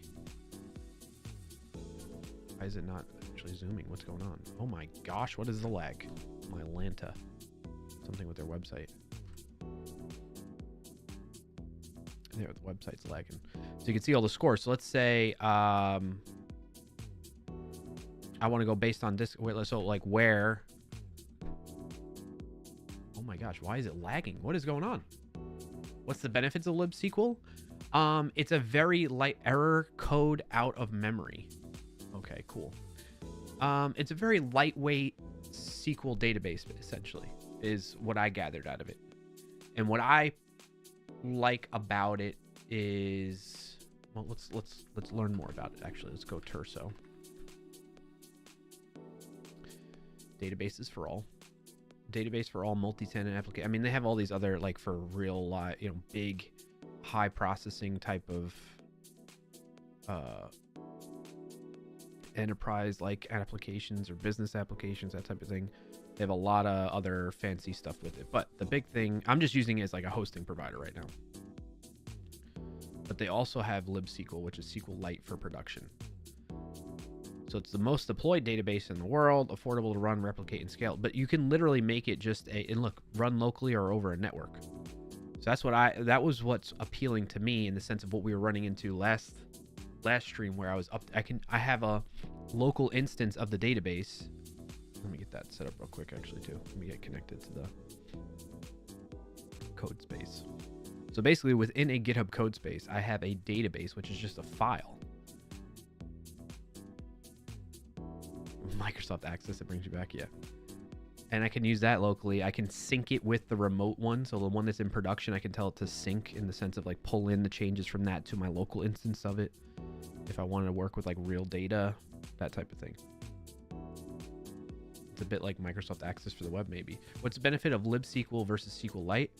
I don't think there's a whole lot. It's a good question. I don't know. Let me put it this way. I just started learning about this between last stream and this stream. So in a week, my knowledge or depth of knowledge on it is not very deep. It's just very shallow and lightly. I got things working essentially.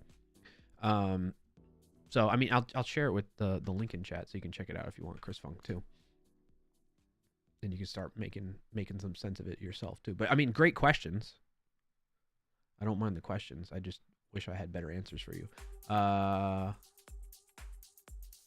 If you haven't gotten to test environment, you're doing a personal project. Yeah, exactly. Sean White says, in high school, I found all the teacher's social security numbers in an access file. Needless to say, I disclosed it responsibly. If I responsibly include fix this in X days, or I'm going to the press. Nice, Sean. Dang, in high school, huh?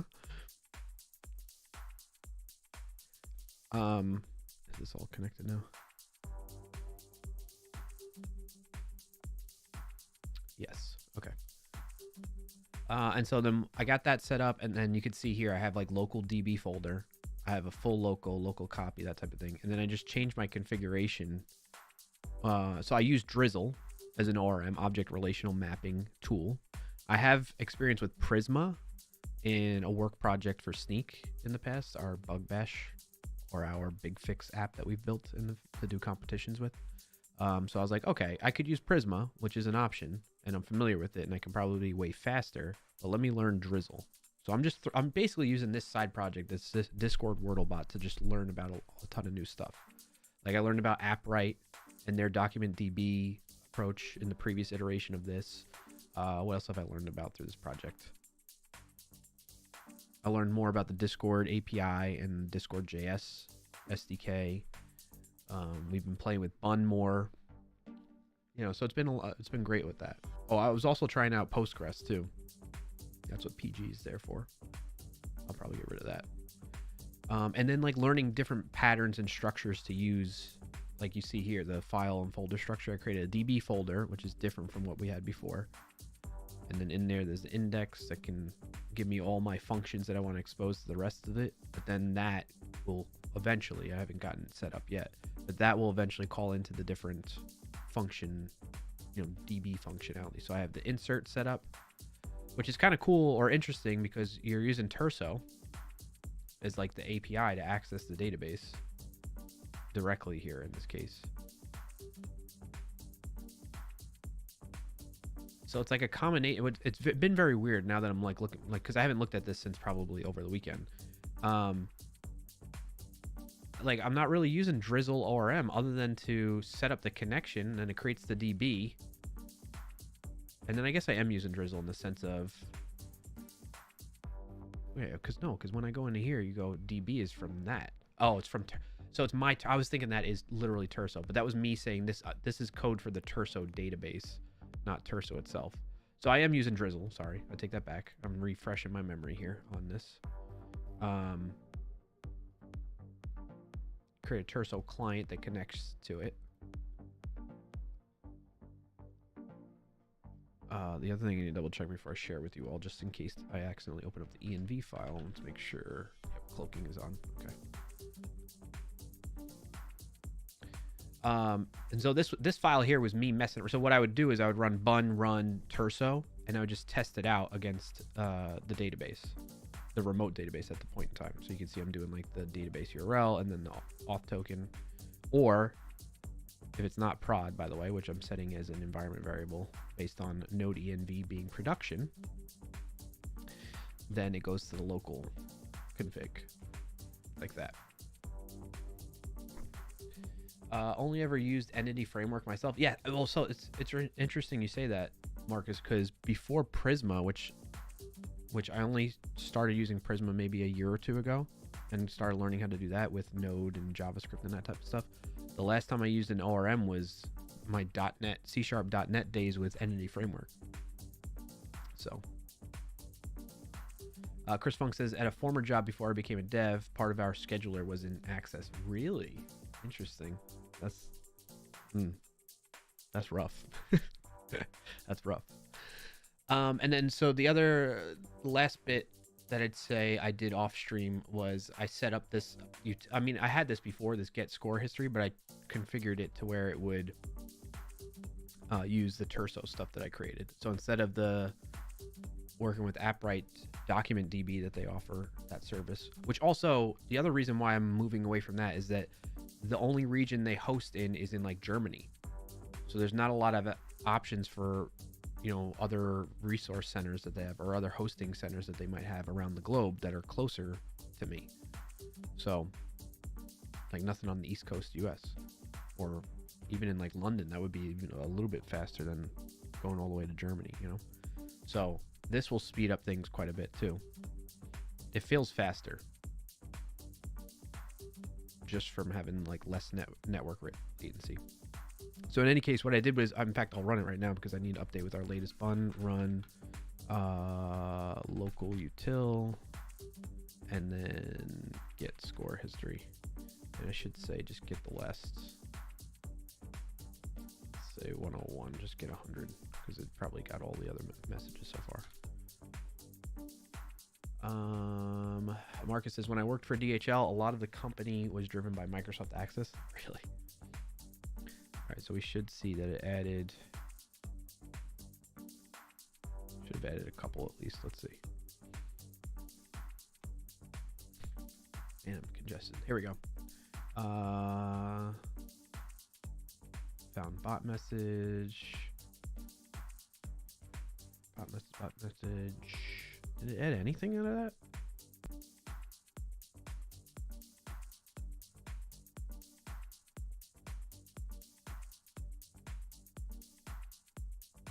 Not a Wordle.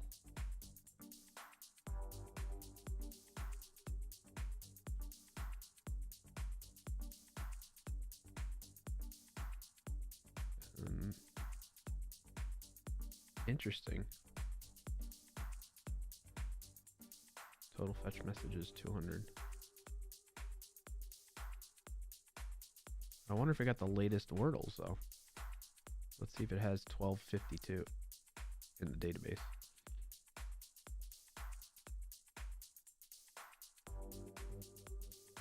Refresh maybe. Oh yeah, there's 1252. Scores, game number 1252. So yeah, it got them. And look, so basically on the fly, whenever I add a new one, I can calculate, is that a winner? And if there are no other currently set up as winner, then it stays that way until there's more than one winner. Like in 1251, it saw that and it's like, okay, we have two players with equal attempts, then it's a tie. So that's how that's going to be calculated. So now what I can do is I can come in here and I could say select star from scores, and I can say where not Discord, game number equals 1252, right? I forget how to do SQL. Yeah, there we go. So we can do that, or I can say, okay,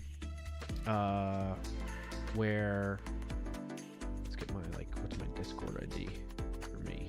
Copy that, come back in here, where Discord ID equals that. Right, so I have all mine now. End is when equals 1. Right, and I can see how many times I won. And then I can do like count. I'm brushing up on my SQL. So I've won 219 times. Right, so this is pretty cool now that I can just do that so fast, so quickly. I just do through a query instead of having to like do some logic in memory, like which with the current one that's running live right now. That's the architecture of it, right? So the idea with this is it should speed things up quite a bit. I have also linked tables from AS400 in Access so that I can verify the data instead of using the nice. Very, very interesting stories to hear. All right, so who else do we want to see?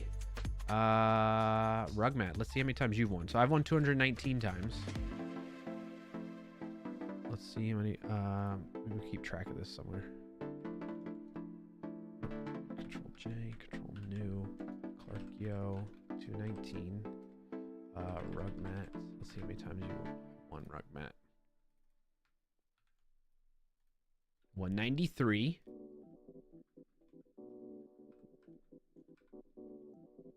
Brings you back to college all night. Maybe Frackberg. Frackberg, how many times have you won?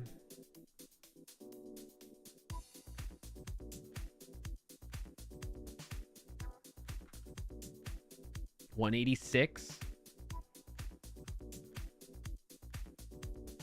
Wonder who's won the most. It's probably me. Just saying. Who other players we got?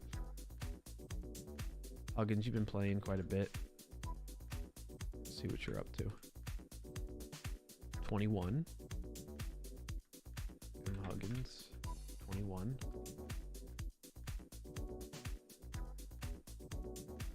Michael Jolly. What do you got? Oh, Michael Jolly's. That's what I wanted. 11. BB got 11 wins so far. Who else is here right now? I mean, these 4 to 5 of us have played fairly consistently, so I'm going with that right now. The rest will probably be a smaller number. We can also check ties too. Let's look at that. So let's do like wins. So the idea with this is eventually what I'm going to do. Maybe we can work on that, but that's why I'm saying we're going to work on this database thing. I need to convert the existing process to use this new database. So that's what I'm going to do today. And then possibly I have a branch going, but it was before I switched to this new database structure and technology stack. Maybe we could set up an API, which then I could call from my website and create a leaderboard, like a visual leaderboard on my website. If you go to clarkio.com/Wordle type of thing, that's the end goal there. Let's see how many ties everybody's got.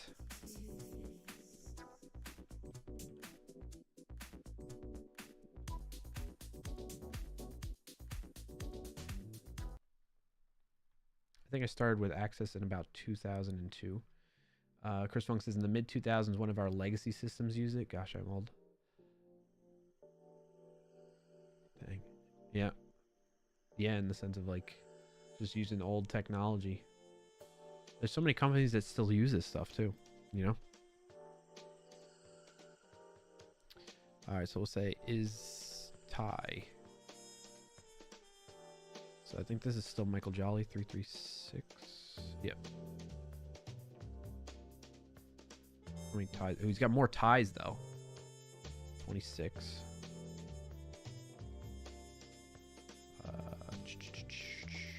You know what I should do is I should just create the same query over and over again, right? Can I do more than one? Let's see. Let's do Huggins. See how that goes.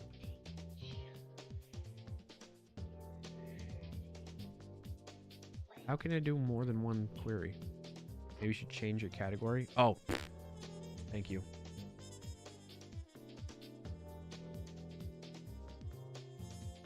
Thank you, May. appreciate you always keeping me on top of that, May.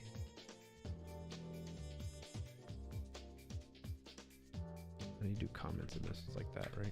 No. They do comments in SQL again. No.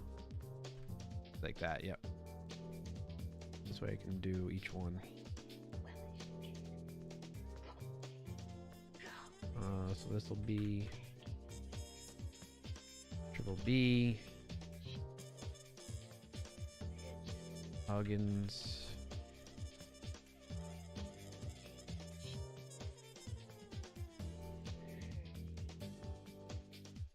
got Rug, Matt. I'll have to keep switching, you know. Berg.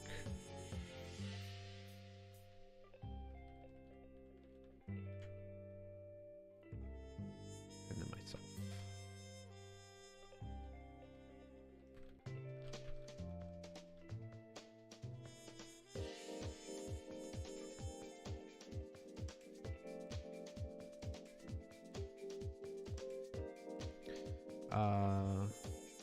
Is that Huggins? Double check. 5, 6, 8. Yep. All right, he's got 23. Frackberg, how many you got? Make sure we get these. Huggins. Get these captured just to be safe.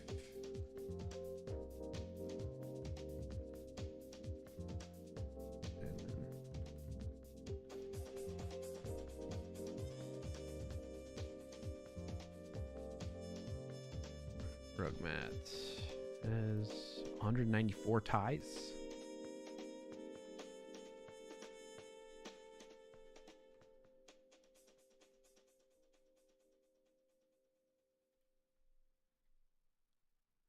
Frackberg's got 136. Let's see what I got. Let's see what I got. 225. I'm whooping everybody. Marcus says your profile picture doesn't look anything like you though, or was that the plan? You don't think so? Get out of here. Really? I thought it looks great. Let me bring the picture up side by side. You be the judge.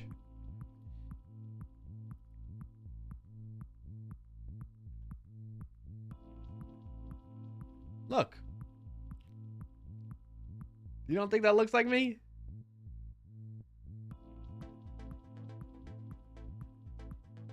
Oh, it's because it's got live at the bottom. You can't see my chin. Well, here's the full picture. Got the headphones, got the hat, the hair color, the eye color. Pretty much the same facial structure, I would say. It does now? Okay, cool. The guy on the left is way too handsome. That one, right? That's your left?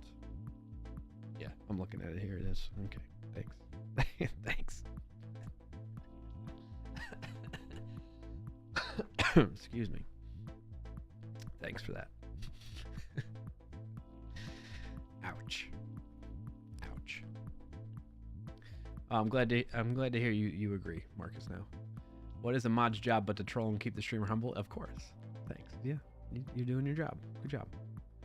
All right, so this is kind of stuff that I want to be able to do, and I can now thanks to this new setup. So what we're going to work on now is getting this migrated over and pushed into production, basically.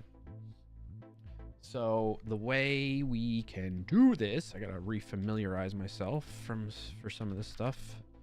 Now that we got all the data in there already. Shoot, is that... I do need to double check the ENV though. Do I have it set to production or not?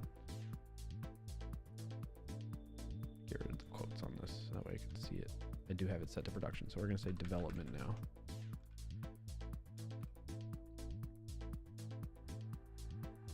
Save that. Then I'm going to run local util get score history.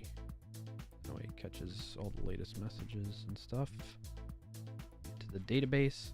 And now all that goes into, I forget which one I'm pointing to. I think it's going to be here. Local DB. Does it use that one or is it using that one? Yeah, it's using local DB. What am I saying? These other ones are just backups, I guess. So we're using this, which I guess I could get a VS Code extension, but if you all remember from last stream, I was talking about browser extensions and stuff like that and supply chain attacks. I'm very hesitant to add any more extensions to my repertoire. Man, I am like so sneezy, nasally. I think it might be, it's just the change of the seasons. It's very cold today, relatively speaking, for our area. And it's messing with me. You know what? I'm going to be right back, chat. I'm going to go blow my nose, walk a little bit, get up before we get deep into this. Okay, but we're all set up. You're all caught up on what I did off stream. And when I get back, we can just pick up and start jumping into the work in a deeper level. Okay, so BRB. An ad is about to start in 5,000 milliseconds on Twitch. There's an ad running for 180.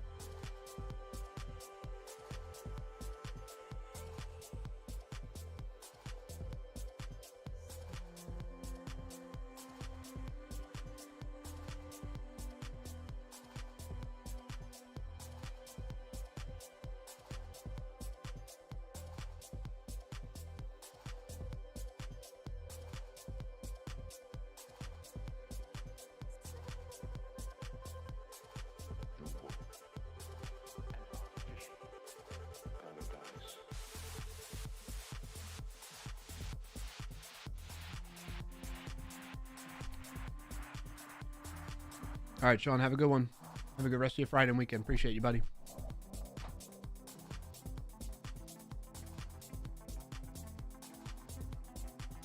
Marcus says, I've been building an AI app to talk to my database or anybody's database if it is a SQL server. It works like a treat, but it certainly makes you think about SQL injection in a new way. Yeah. Have you tested it against SQL injection? By chance?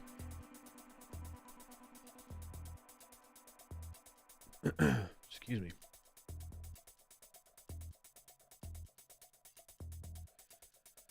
All right, where did we leave off? I updated the local database. We're pointing to the local database. We want to set it up such that, well, I want to point it to the other Discord server channel.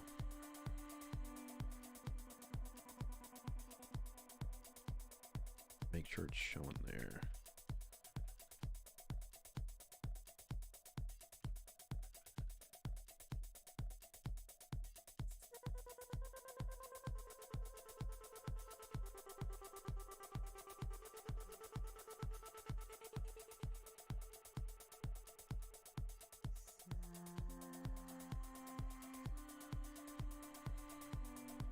Got that squared away. Let's point to that one now.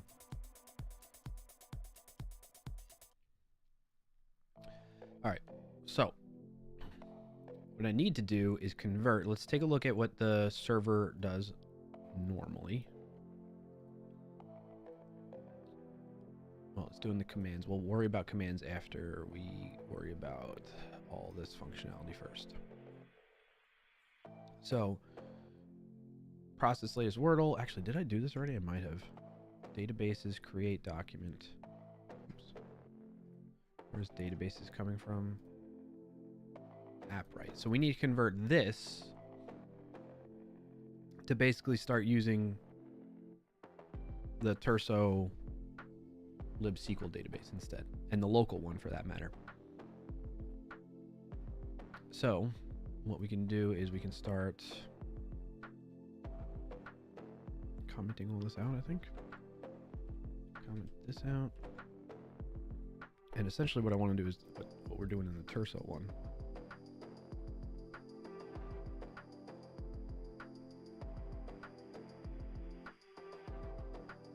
Update score. Pulls in DB from Terso. So I need to basically do the same thing. Ooh, you know what we could do though, chat? Is instead of this index,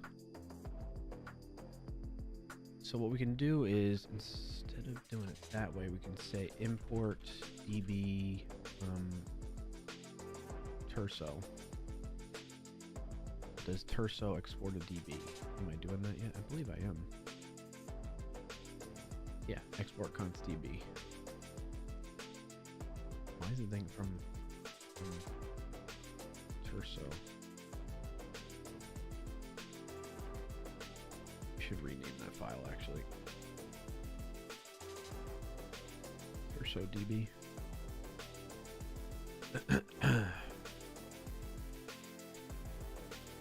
What is that file? Oh, that's okay. We can do that. Close that. Bring this back. Bring you all back in. All right.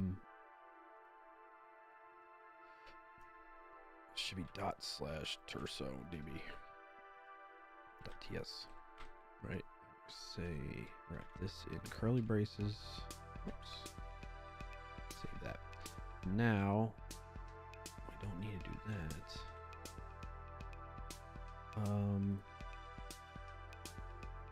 So this is going to be now DB.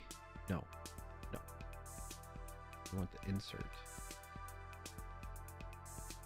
We don't even need to import that anymore. We could just say,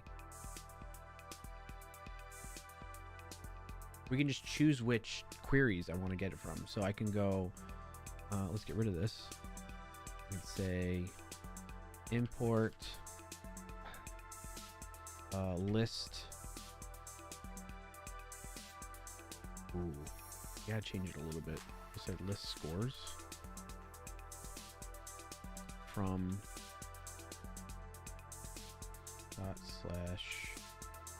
/queries /terso /select.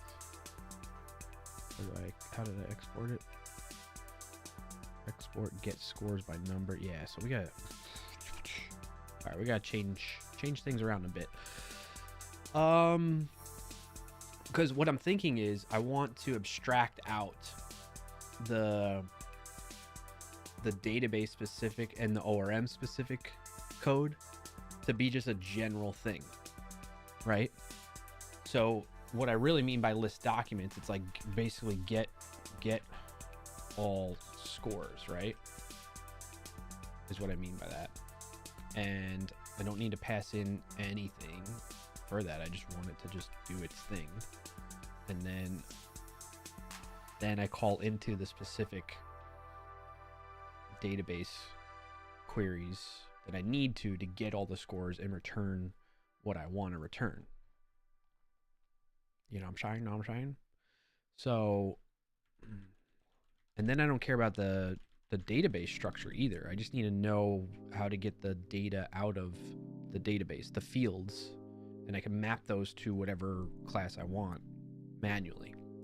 And then that makes it so that at any point in time, I could literally, just like I kind of did here, although I'm going from document DB to SQL database, a relational database, but at any point in time, because of this abstraction layer, basically what I'm having is like a database provider is kind of what this class needs. No. Yeah. This class is going to rely on a database provider, and that database provider, oh, maybe we do this. Go new file, DB provider. It's like I database. I'm thinking of my .NET days, provider.ts, right? And then it's basically export interface I database provider. And then what does that do? That is going to have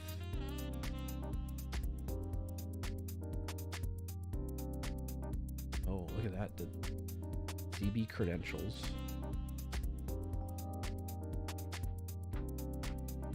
Yeah, how do I want to do this? Am I over engineering, over complicating things? I feel like, am I going to have to? I mean, yeah, like I think I might be doing preemptive optimizations here, right? The only reason why I would need to create this abstraction layer is if I need to, well, for testing purposes. So that's one like immediate benefit. But the other benefit is if I ever swap it out to something else. But what I'm getting at is maybe I'm doing a preemptive optimization in the sense that, like, why would I need to swap out another database at this point now? I think I'm pretty locked in to this versus what I was doing before. But what do I want a database provider to provide? Basically functions that, you know, like get scores. Yeah, like that. So it returns a promise, which is an array of an object that has a Discord ID. Maybe I turn that into a class, huh? Turn it into an entity. New file or new folder. Entities. And then in there, create a new file called scores. Or score.ts. And this is going to be export interface or I interface I score, call it. And then the score is going to get like that. I don't like that these annotations are happening because it makes the rendering look weird.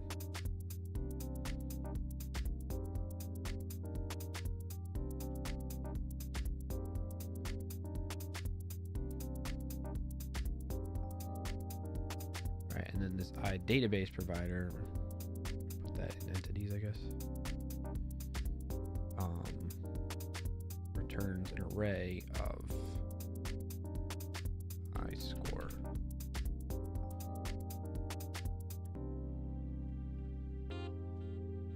Like that, right? Get scores by number, by game number. Get scores by ID and number.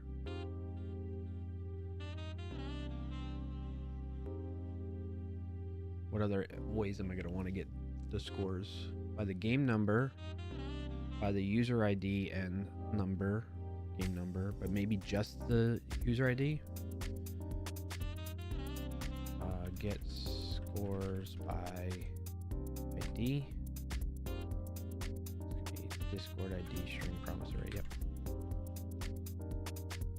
So that's all the getting. Then we're gonna want to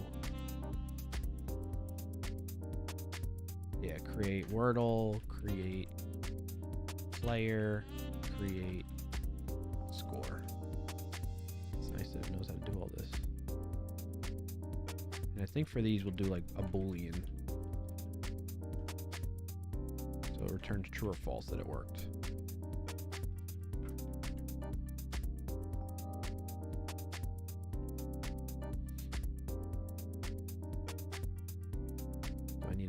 Will I ever need to update a score? No. So I'm basically creating and reading. We're doing the CRUD of CRUD. And that's it. So that's what the interface needs to provide.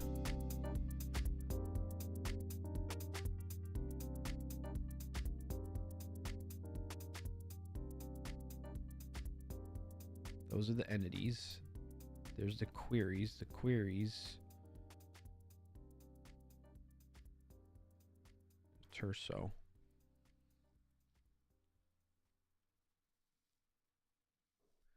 I think I create a folder called Terso and then put an index in here. And then I can be like, okay, I want DB Terso, like import that. We're gonna basically copy this and put that in here.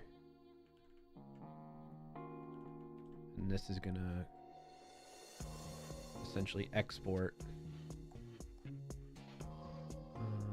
dot slash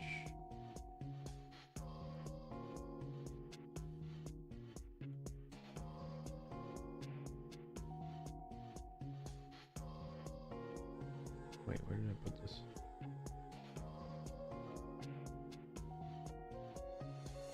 That works, right? So we're gonna go up a level, go to queries. Just need to put an extra dot on these, I think. T-schema. Yep. Get rid of that. Right, that should be fine. Okay. So this is creating an instance of a Terso database connection with Drizzle. Yeah,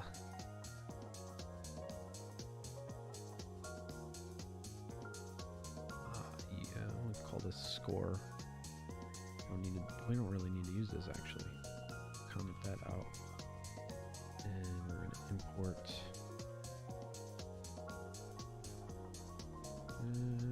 it's not user score, it's I score.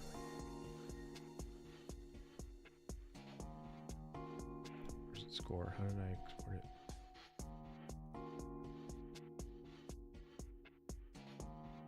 It's I score.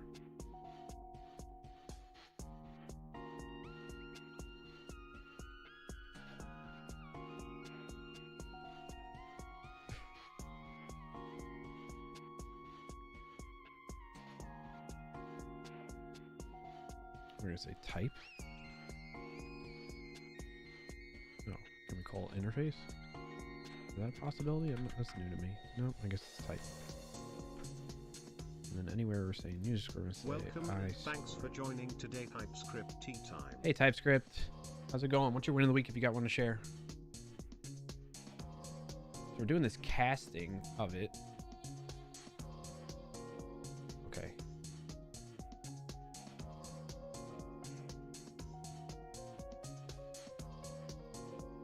Yeah, so I need this. I mean, this is all stuff me messing around here. I'm gonna comment all this out. we'll get back to it. Determine winners and all that stuff, right?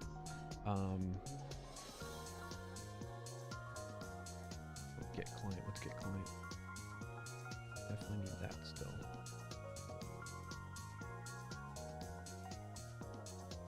We have the DB, but do we really need to export that? I don't think so.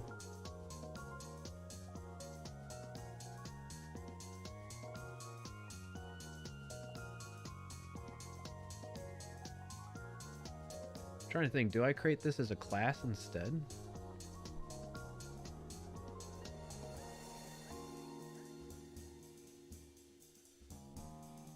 So I need to do export public class Turbo database provider implements that. Yeah, that's kind of where I'm going with it.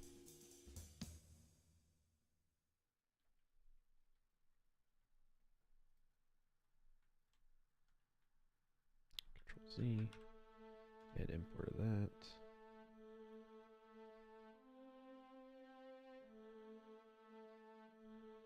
Incorrectly, yeah, it's correct. That should not be the case right now.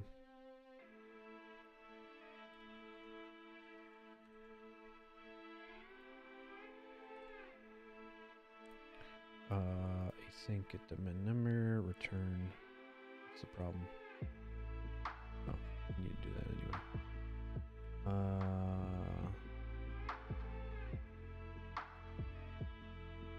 Get scores by number. Query scores table. We don't need to do that. We could just say get scores by number. Get scores by number. Yeah, like that. Right? Okay, cool. That's working. Public async get scores by ID. Import that. Scores by ID. Why isn't that in there?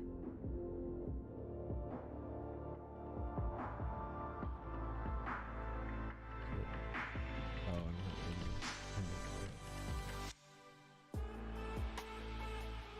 public async. That works good. So I need to do get scores by ID in the select here.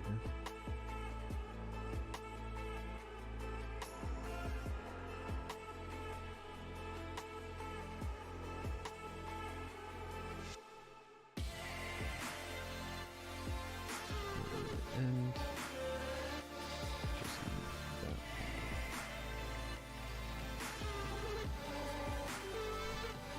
Just put Discord ID basically. So we added that in there. Close everything to the right.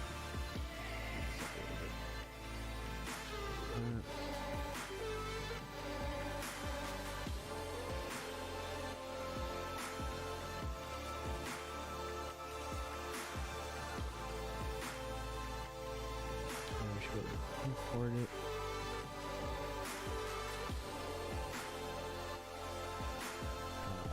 Get score by ID.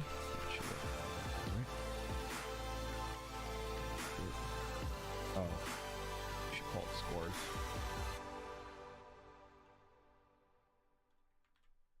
What did I do? What did I do? Select get scores. F2 so it changes everywhere. Scores by ID. We don't need this game number to be passed in either. Forgot about that. So now we got that. Now we got that. What's the problem? Conversion of type to I score may be a mistake because neither type sufficiently overlaps with the other. No, it should work.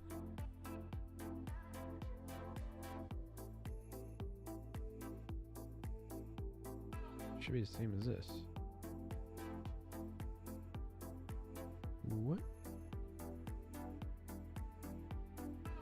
It's not an array.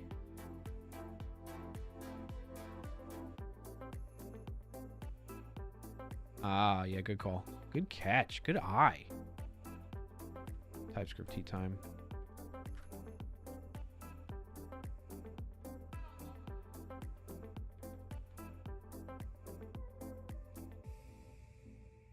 There we go. That was it.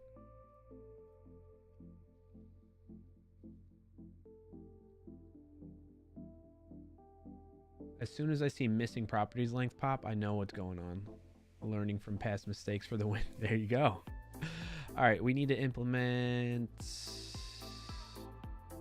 create Wordle, create player, create score.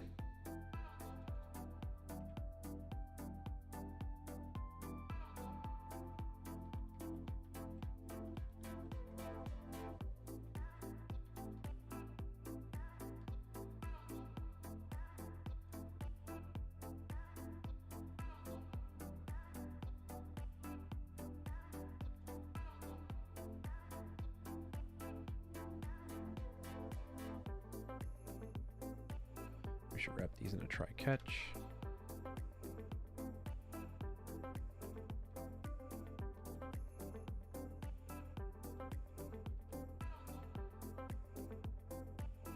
I feel like there's a way to wrap.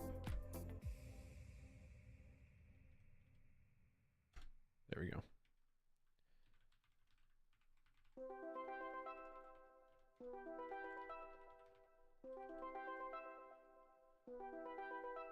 These to be booleans.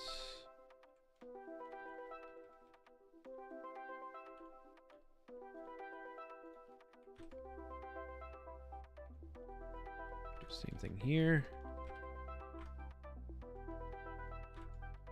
Wrap in a try catch.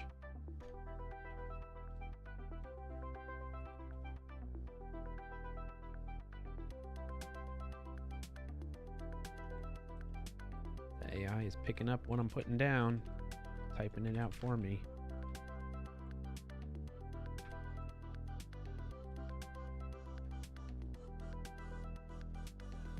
There we go.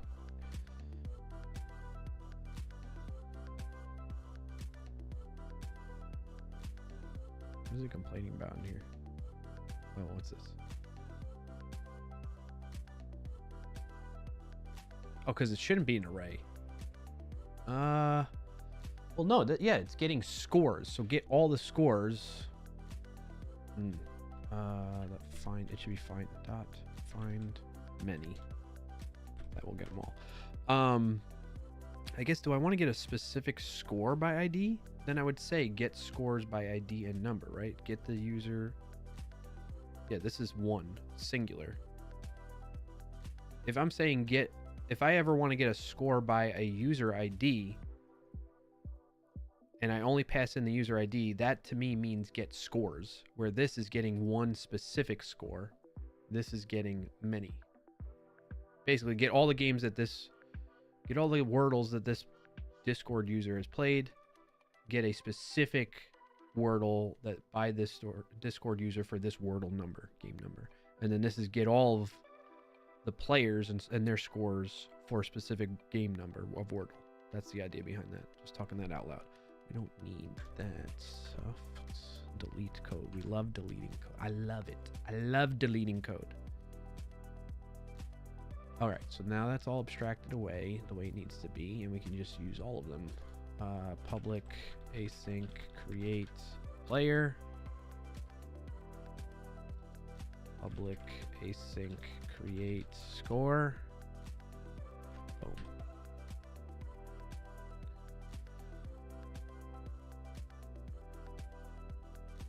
Now, really what I want to expose on the database is not necessarily this. I mean, it's like redundant, right? Like, I wonder, is there a shorthand way I can do this? I could just say public async create Wordle equals create Wordle, right? Is that another way I could do this? Instead of having to write return public async create Wordle. Why is it doing that? Game number.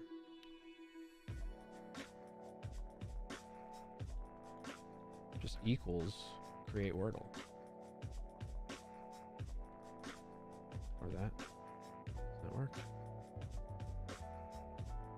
What's the problema?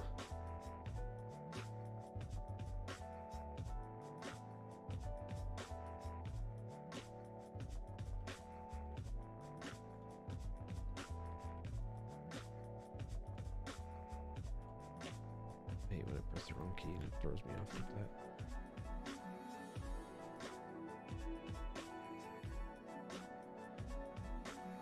Or I can create a constructor.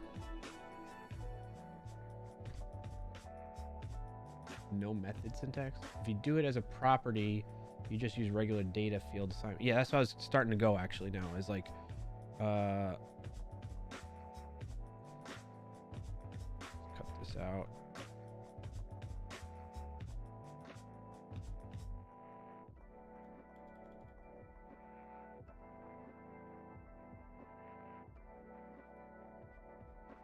We can move this essentially up, right?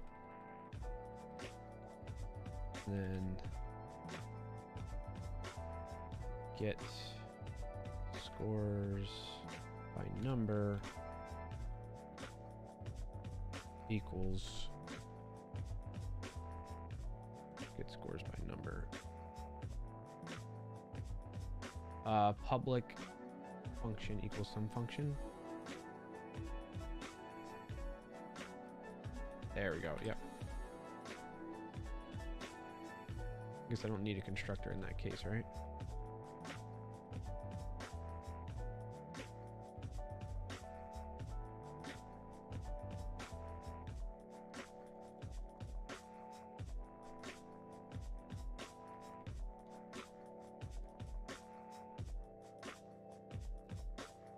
What's it complaining about here?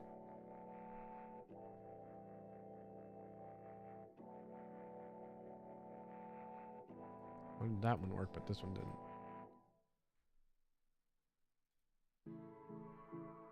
At least as long as you don't need this. No, I shouldn't need this. Although, I think I do, because I need the DB that gets instantiated from the parent.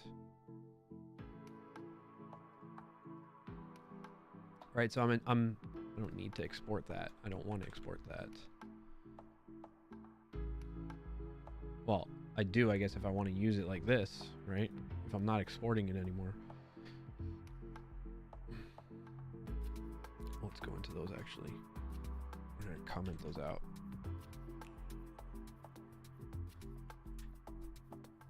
And so essentially what I want to do is pass that. I want to pass in DB into, or I want, how do I want to do that? Do I want to bind this maybe then, TypeScript time? Because then I could do in here, I could, so then if I do that, then I could say this dot DB, right?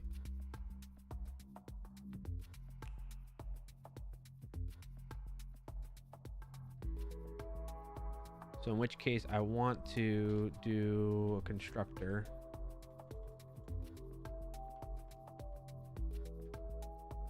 And do the super, and then we're gonna say, put that up there.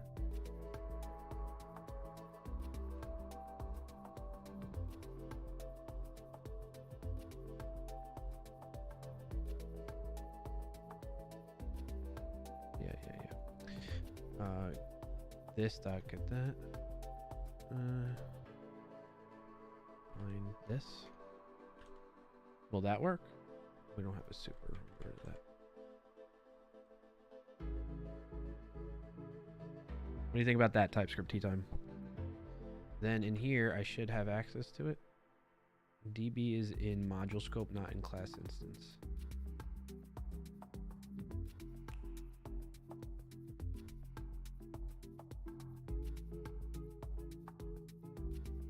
Oh, yeah, I got you. Took me a second.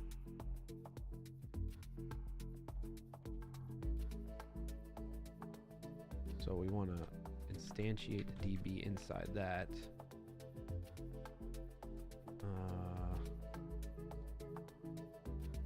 Public DB. Actually, we could just do it like that. Equals.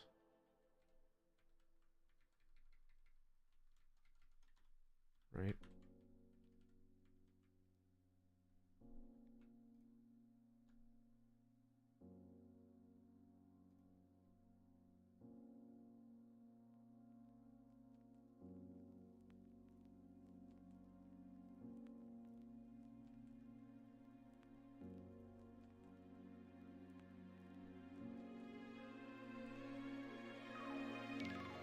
this should be. Ooh. There's drizzle return. Drizzle config. Ugh. Type of schema client.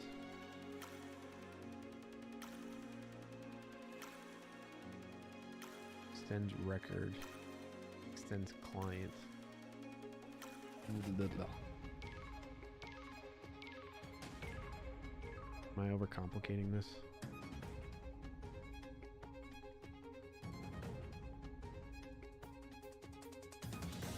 Is there a reason to not put the functions inside the database provider? No, no hard reason. It's just a pattern I was following where I was like abstracting out the different insert, select, update, and deletes like into their own abstraction essentially. Because then like if I wanted to, again, I don't really need to do this. So again, I think I'm overcomplicating things. But if I wanted to use a different database provider and those queries were done separate, like a different way, the syntax of that, then I could do that. But I'm already abstracting it out based on database provider this way, right? Is what you're kind of getting at. So why not just do it that way? All right, you think on that. I'm going to think on that. Kiddo's home, so I'm going to step away for a second.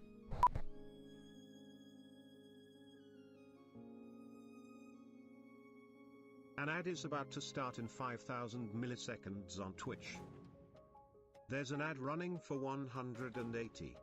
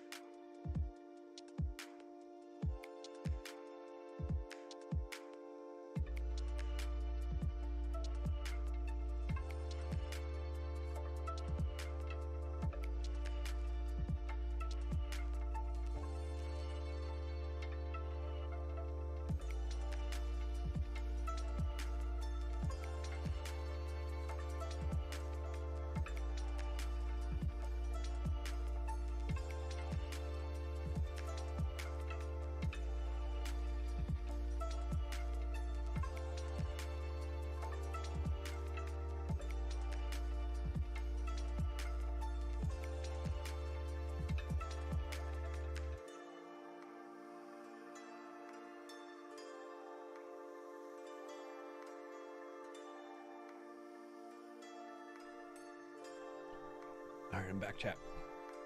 So what do we think?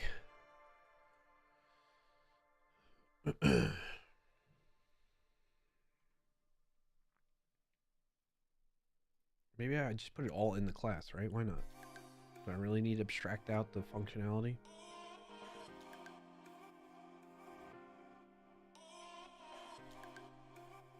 So then we get rid of this. Just delete the amount of files we need and stuff too.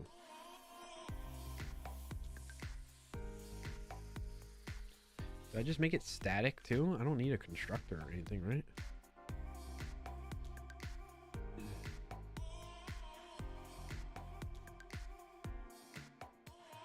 Well, I think I need it because I'm instantiating a database connection, right? Probably. So then let's do the CTOR again. And then when we construct is when we set up the... How many times have I written this? Yeah.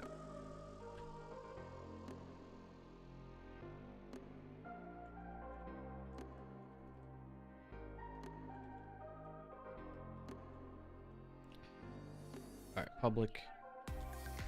What? Heck yeah.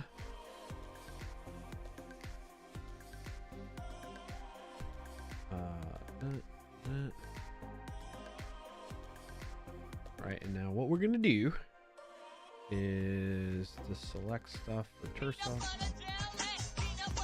You heard that?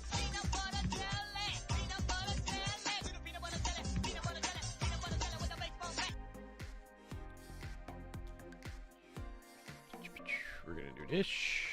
It's gonna be like this. .db. Then we gotta pull in. What's the problem?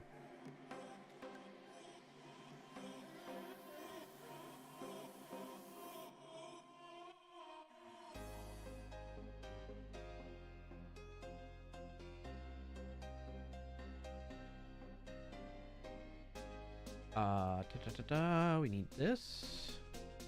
Need both of these in here.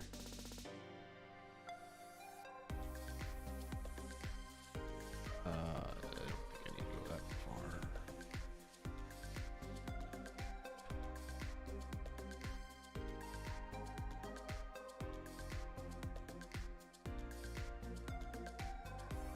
Right? Right.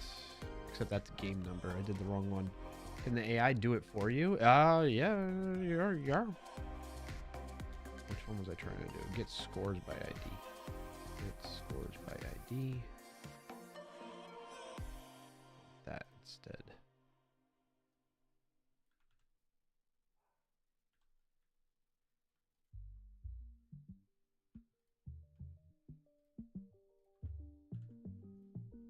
There we go. Then we're gonna grab this. Copy that.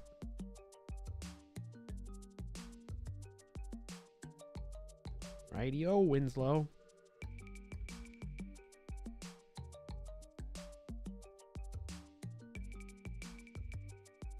Okay, get scores by ID, get scores by ID and number, get scores by number.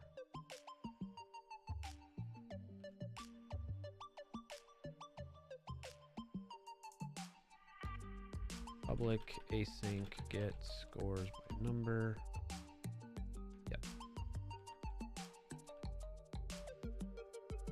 Yeah, so the AI is writing a lot of it for me. Like just instantiating things for me very quickly.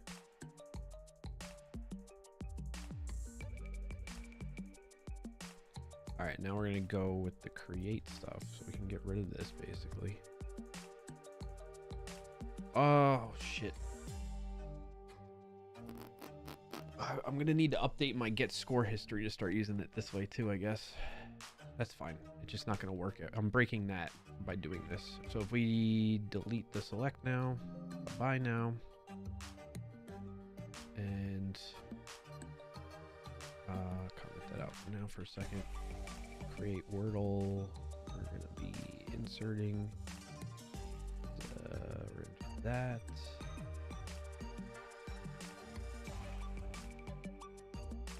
Is that the create Wordle? Create Wordle, yep. table. Copy that. Actually, no. We're getting some of that. Wordle's table and players table. Not using yet, but we will. We start copying all this, can't we?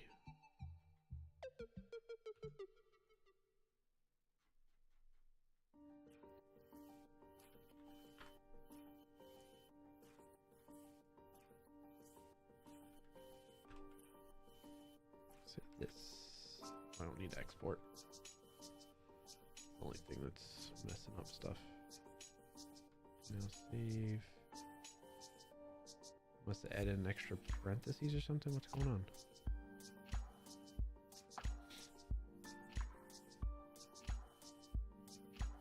Oh, I just did this wrong.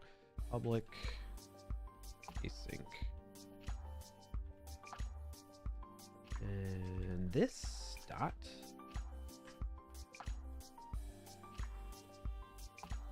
Public async.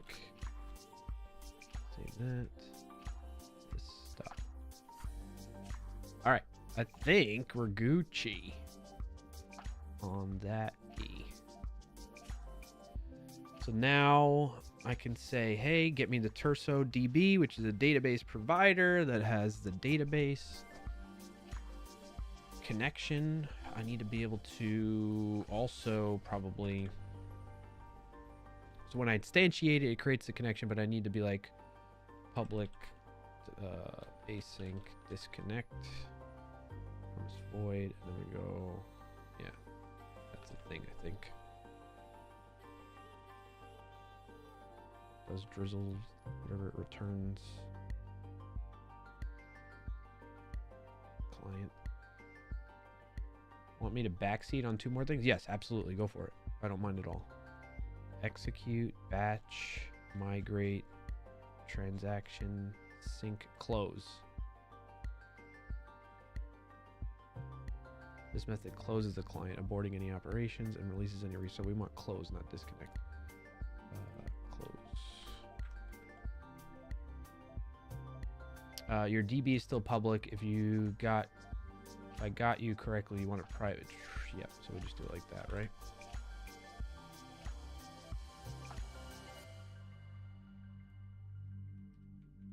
See this, I don't like, how do I turn those, I think it's annotations.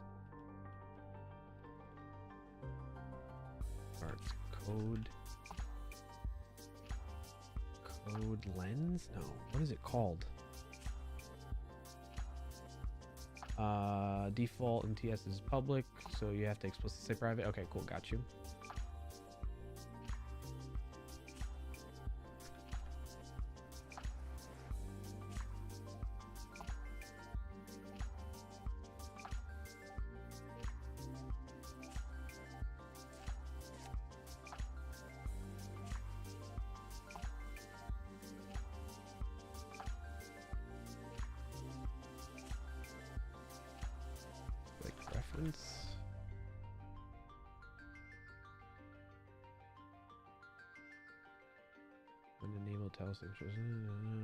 Theoretically, you don't need to return await unless you want try catch to trigger.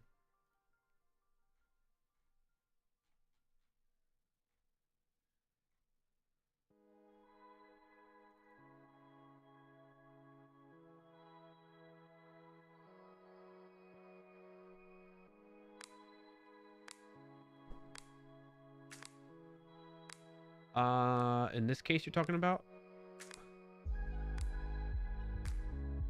Essentially what I want to do is I want to know whatever's calling this, yeah, whatever's calling this function external to the database provider. When I call it, I want to know if it executed successfully or not, basically. And to me, a Boolean is how I'm indicating that. On line 37, await can be removed.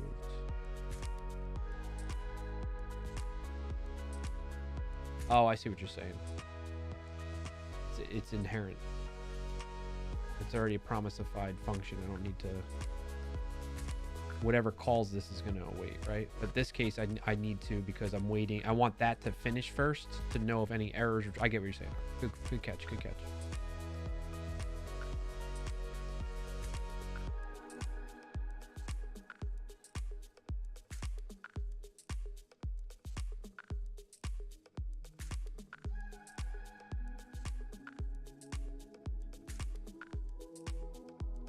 Yeah, super minor though. And I guess some people even prefer to always return await. Oh yeah? No, I get what you're saying. It's redundant. That like it would be redundant here. You're being like super explicit if you add that in there. Yeah, everyone has a style. I got you. No, that was just as I'm sure you noticed while you were watching. That was just copy pasta going on right there.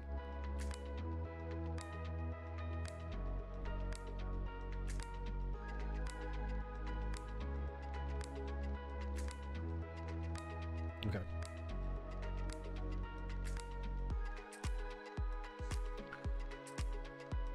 I think I'm good with this. Let's delete stuff that we don't need.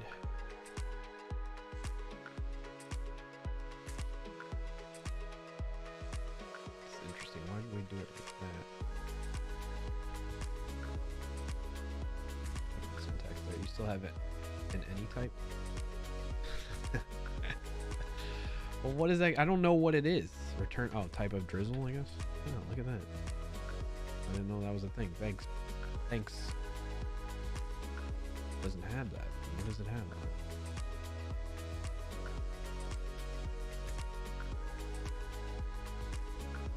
It doesn't have a disconnect, does it?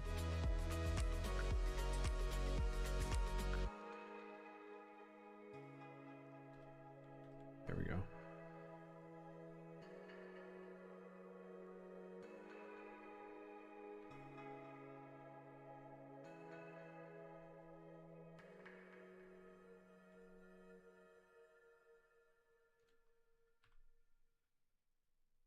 That just screwed everything up.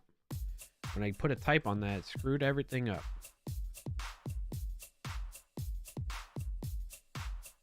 Welcome in and thanks for joining. Hey. What's up, Todd Libby? How you doing, buddy? What's your win of the week? Not much. I'm working on this bot right now, Todd Libby. What's HRHR? You're doing well. I'm glad to hear that. And the type is probably wrong. Yeah. I mean, this right here might be wrong, but I know this works for a fact. Like, this is correct. This gets inherited from the schema. And the schema is from SQL core, and you got to do that. Export type, insert Wordle, Win of the week, reconnected with my adult kids after 5+ years, and we're talking again. That's freaking fantastic, dude. Congrats on that. Thank you for sharing.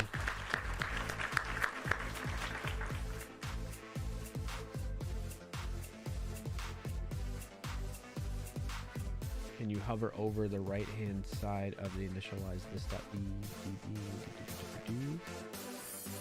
Yes.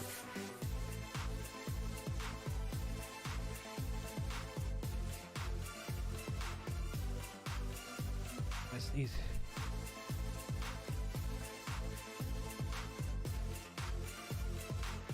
Oh, beautiful type. I know, right?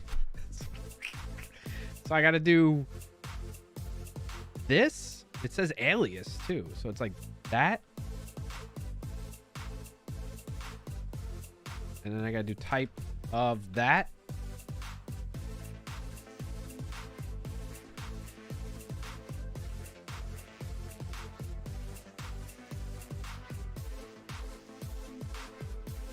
Does that help?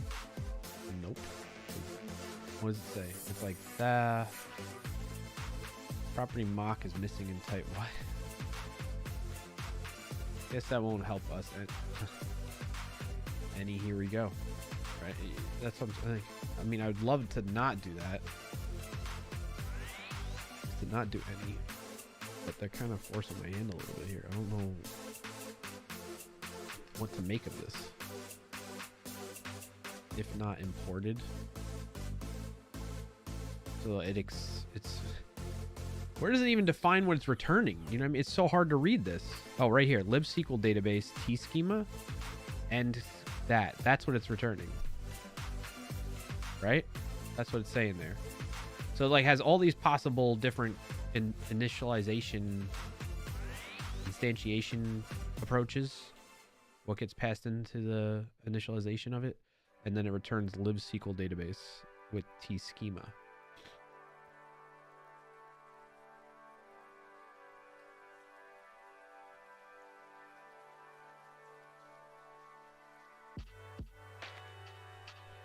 I have to add getting my custom domain working again on Blue Sky too. It was a process. Oh, what was the trouble? What was the trouble with that then, Todd Libby? I know you and I were talking about that bug that's going on with Blue Sky where, like, apparently I got to keep my DNS record on my domain for Blue Sky to keep my name. Otherwise, it shows an invalid username on Blue Sky. So I got to get libsql database and tschema. Libsql database type of schema. Okay, that seems to be better. And then does it have the close directly on there like that? No. What's on it then? If all it doesn't have any close, so there's no way to close the connection. What does that do? What's the schema?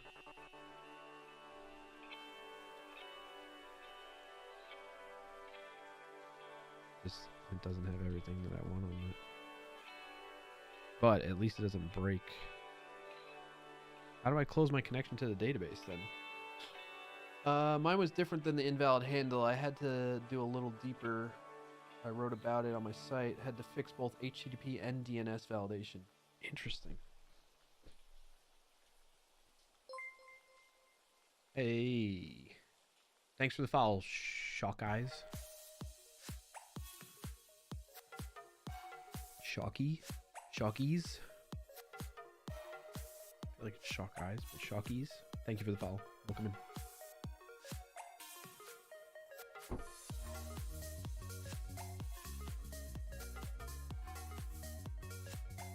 I gotta blow my nose, chat. Hold on.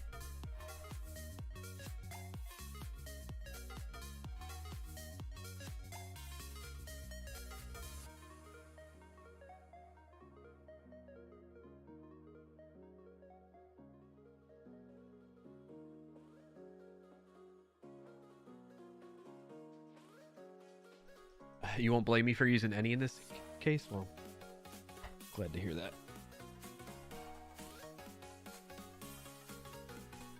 I feel like that's correct in terms of where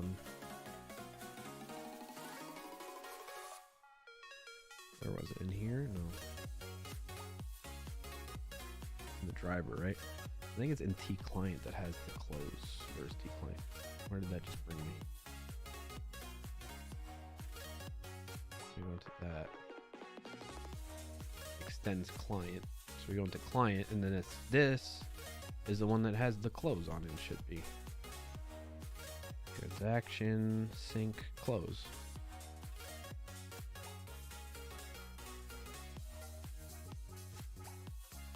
I feel like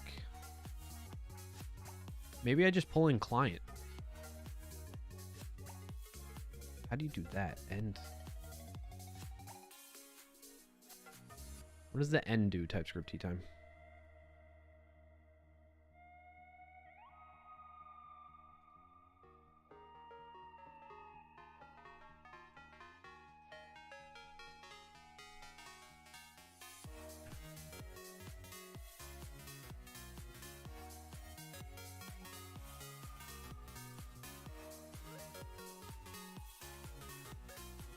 Hey, we fixed it. No, we didn't.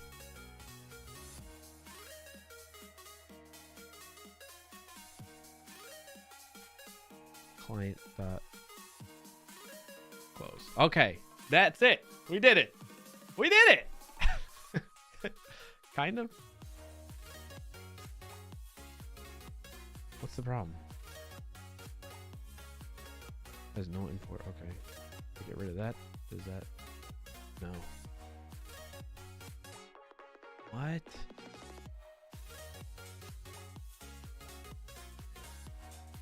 Then that makes it happy. Where's that coming from? No, it has client. So if we export client, not T client,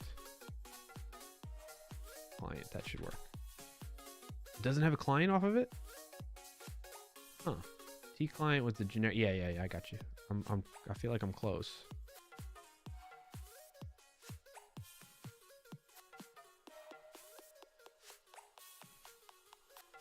Where's client coming from? libsql client. Okay.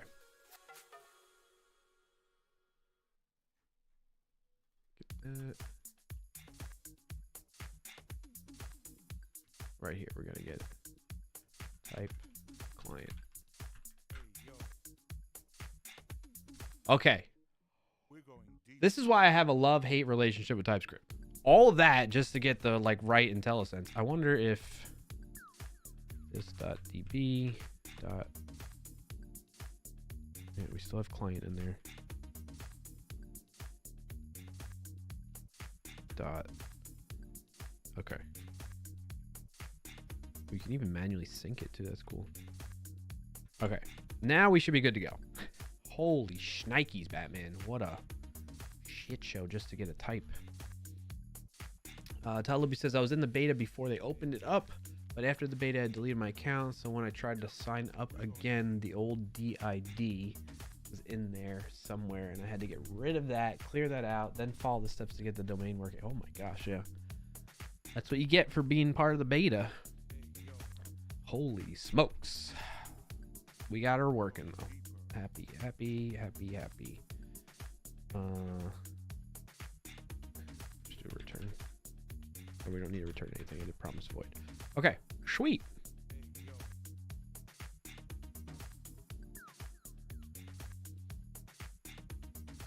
Now what were we trying to do in the first place? Am I even using this anymore?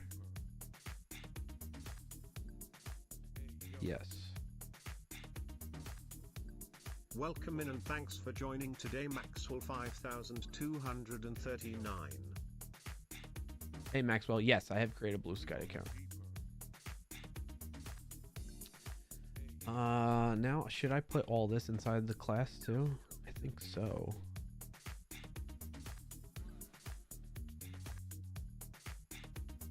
There's a private get client.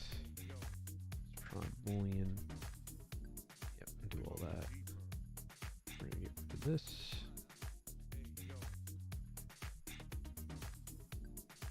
And when we initialize, we need to say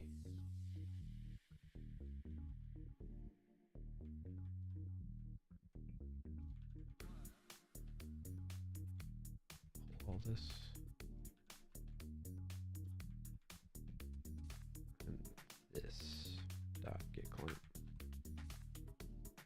So when you initialize this database provider, it's going to get the Terso client based on your environment, and then it's going to set up the Drizzle ORM against it so that we could do all these fun queries. Yes.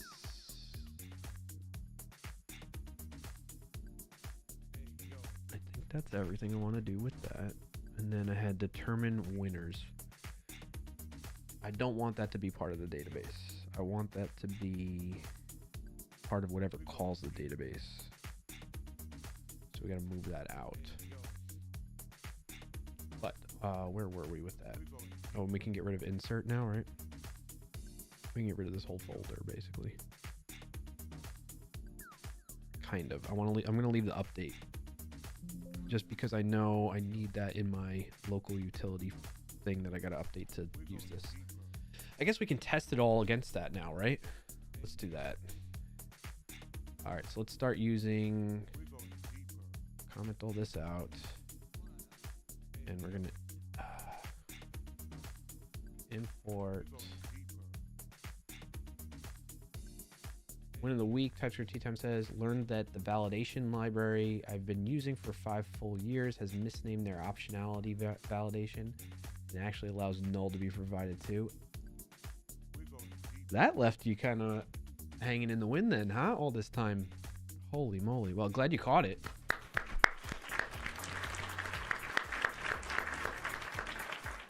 All right, so I want to import Terso database provider from DB Terso, right? And then what I want to do, oh, I didn't realize I was zoomed in on all that. And then you're gonna say, what are we doing? Let's get score by ID, that type of thing, right? So we're gonna say, const db equals new terso provider. And then we could say, I think we're going to basically say db dot get. We should be able to just be like db dot.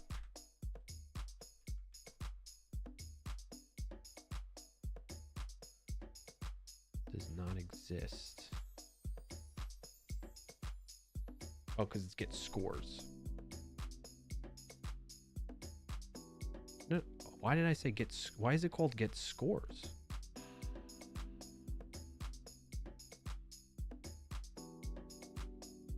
Oh, this should be just one. Get score. Such a knucklehead in my typing.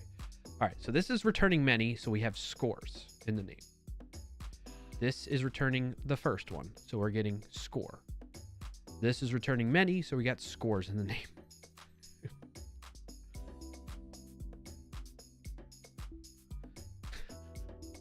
Okay, cool. We can do db basically on all these. 2, 3, db dot. Yeah, look at it work. Look at it work. db dot. Look at that. Anywhere else we gotta fix? Negative. Like a boss. Yes. Not sure whether that was the win of the week or shock of the week or year. Yeah. Shock of the last 5 years.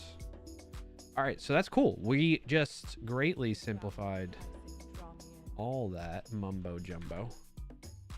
And we just need to do update. Do the update score.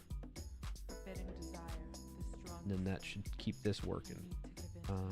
Let's on database provider entities say we want it to be an update score.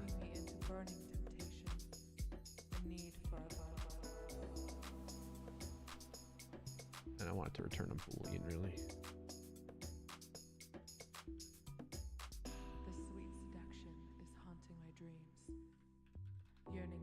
Can you do that? Ew. I can't set a default value in the interface. A parameter initializer is only allowed in a function or constructor implementation. Oh. Oops, I didn't mean to do all that. We're gonna do boolean. Boolean. Boolean. Boolean. Boolean. You can't do async.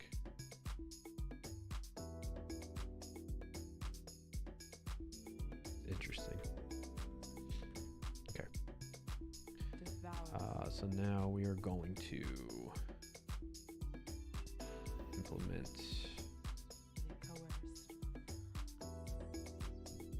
I'm going to rip this from here. Ripperoni. Say public async update score.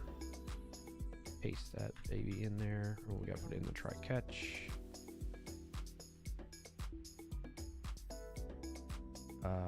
That.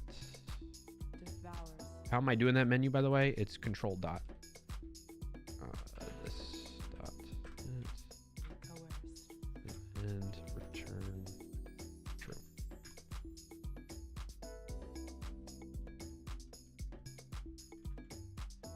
It's clean. It's clean. All right, we're gonna set that where the Discord ID equals the Discord ID passed in.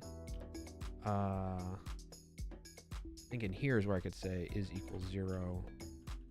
Yeah, equals 0. Cool. I feel like I want to move this up to the beginning.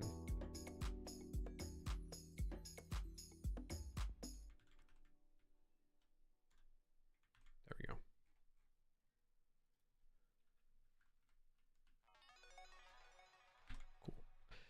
Cool beans. All right, this looks pretty good. Pretty clean, pretty good. Now we can get rid of the update. We can get rid of this whole folder, really. Goodbye. Deleting code. Love to delete the code. Now this is gonna fail because it's like, you don't have that. But now we can just say db dot. db dot. All right, let's run that sucker. So bun run local util get score.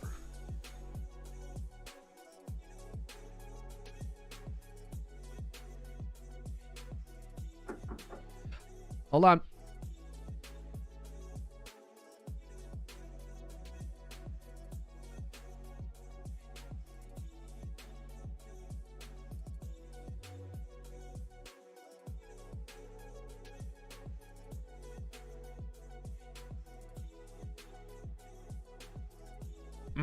Smoothie. So good, so tasty. Smoothie time. Okay. Oops.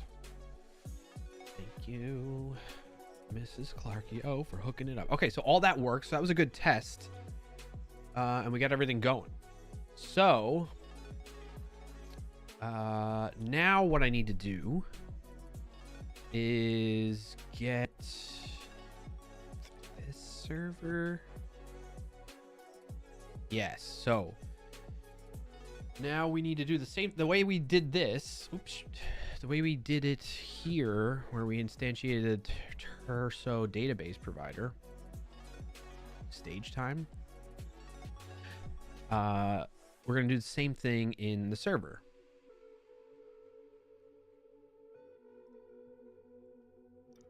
Oh yeah, remove this. It's not a good idea. We're getting all the documents in memory. Yep. Okay. We're almost there. We're almost there, chat. We almost... Module, what is that? What are these random imports that I once used that I'm not using? All right, we're getting the commands thing, the user interface score. I don't really need that. Have a good weekend, Clarkio, and enjoy the smoothie. Heading out while Arizona is still in the sub 80s touch grade. Yes, enjoy. Get some sun, good sir. Take care of yourself. Thanks for popping in and hanging out for a bit, Todd Libby. Have a good rest of your Friday and weekend.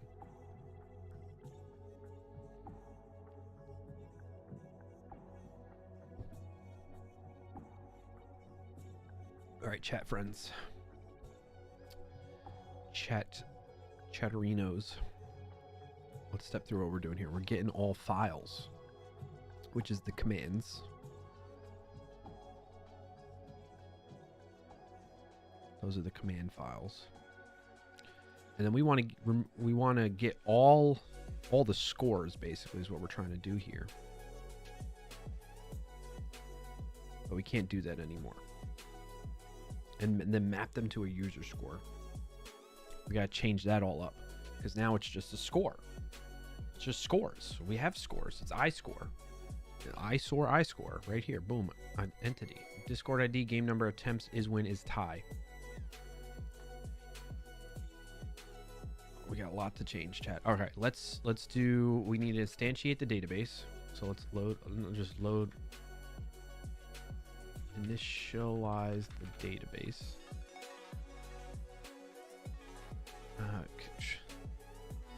Instantiate the database client. That's what we want to do, right? So we're gonna say const db equals new Terso database provider dot, right? Which will automatically start connecting. The thing is, this is a question for maybe TypeScript Tea Time or anybody. This connection, like getting the client, it's not asynchronous, huh? I would have figured it is asynchronous.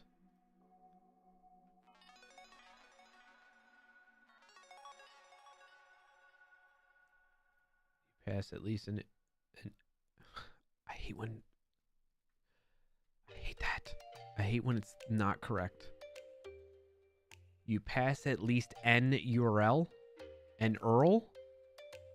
Is that how they're pronouncing it then? Is that how somebody's reading this that wrote this? You must pass at least an URL, because then it doesn't make sense that you pronounce it URL, but at least the N beforehand makes more sense to me. my mouth or my brain gets stuck when it's n URL. You must pass at least n URL in the link config object. That always fuzzes with my head. Foosballs with my head. Regardless, is the client it's just an interface. So I guess it's just synchronous. So what I was getting at is, do I need to wait for this Terso database provider to initialize the connection? But I guess it won't return until the connection is assigned here. So the client's received, and then this it's not returning a promise, it's returning the actual database and client, database client. So I guess I can safely do that. So when I'm doing it in server here, I can safely go like immediately if I wanted to db.get, right? Like that's the thing.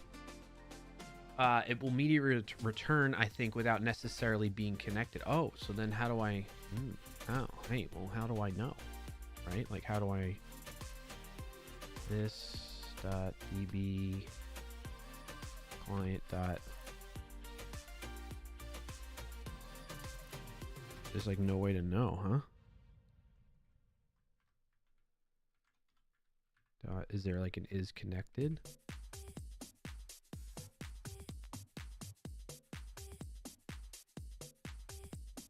Count. What does that do?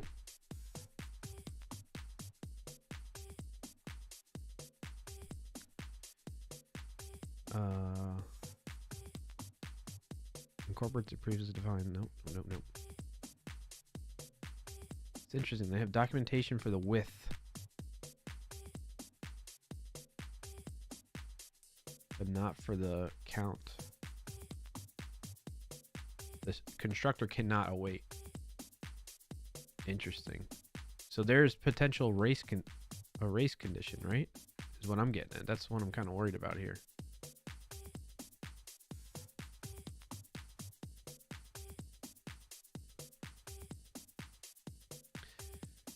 I wonder if there's a way I can say, unless I promisify it myself.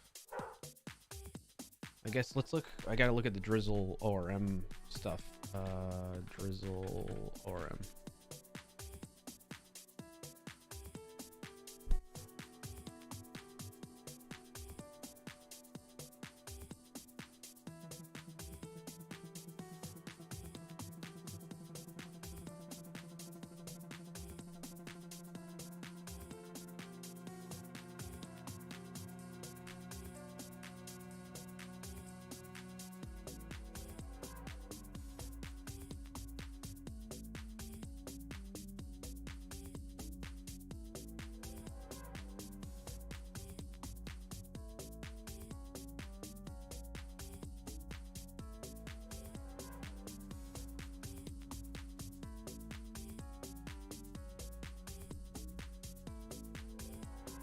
I guess I don't need to really worry about it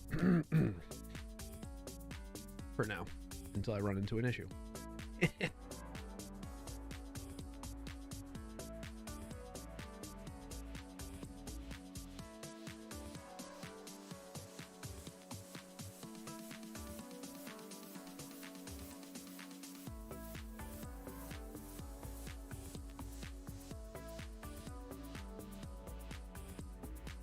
Maybe it's libsql.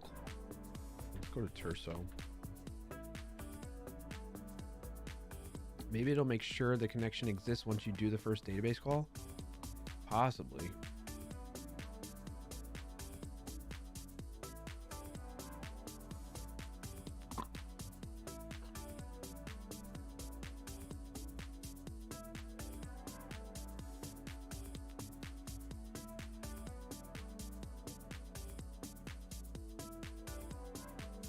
Still weird not to expose anything to check the connection. Yeah. They might. It just might be, you know, the type that I have on it is all weird, right? Is there an API?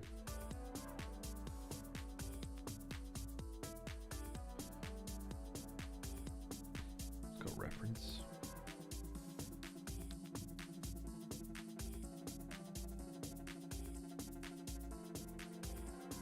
It tells me to initialize a client like that. You can do it in memory. You can do local database. You can embed replicas. You can manually sync. You can encrypt response, rows, columns. Each method listed below returns a promised result set. Yeah, so you can execute raw queries yourself. Batches, interactive. They don't talk about connection that much. This whole create client just seems to do it.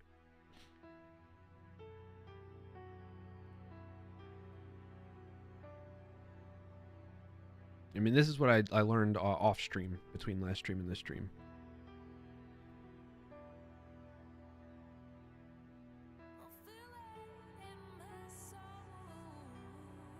Vector, I'm not doing anything with vector.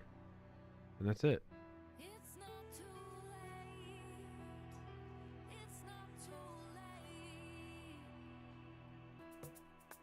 And then you just have examples. So I guess I don't have to worry about it.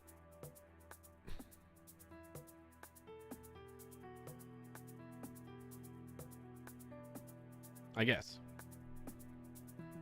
All right. I need to go step away real quick, go potty chat, and then we'll keep chugging along here.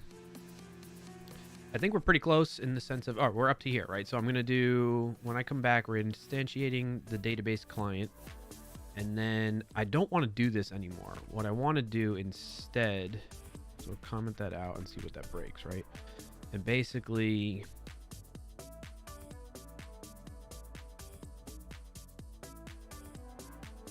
so what this is doing, the server here, is it's waiting for a new message to come in. It's going to parse that Wordle result, which is fine. And then it's got to process it. And it's in the processing where we're doing this whole database thing. Oh, I was doing this. And thanks for joining today, Chris. What's up, Chris Jones? What's your win of the week? I'm going to step away just for a second to go for a quick bio break. But basically, I could just go here. This is where I'm going to be like, hey, db.get scores by number, essentially, right? Like that type of thing. So BRB.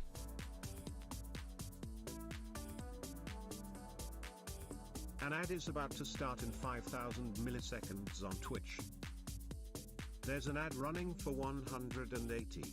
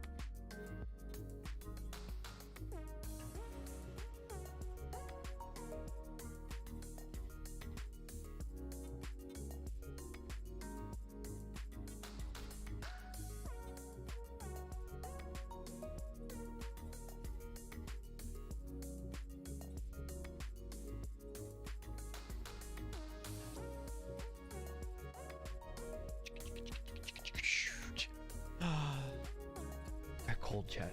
Just put the sweatshirt on. Sorry. All right. TypeScript tea time. If I read the doc correctly, using create client makes it synchronous. If you need a synchronous connection, you can use our additional connection API where you specify a driver connection and pass it to the Drizzle instance. It's still a mystery though. Right, like how do they make it synchronous? They must do something. They just keep trying until the connection shows they like it's there online. Something to that effect. Oh man, I'm struggling with this change in weather. I'll tell you that much, chat. All right, pick up where we left off. We got to get scores by number. Do we want to get scores? Do we want to get all scores? What am I doing here? Results for current game number. Yeah, so we're just gonna say by number. Sweet. Yes. We are going to comment all that. Uncomment this. Const results for current game number equals that.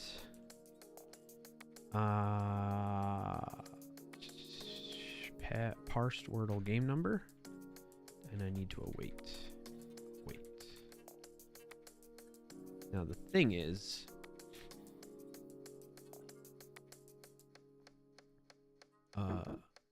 hold on.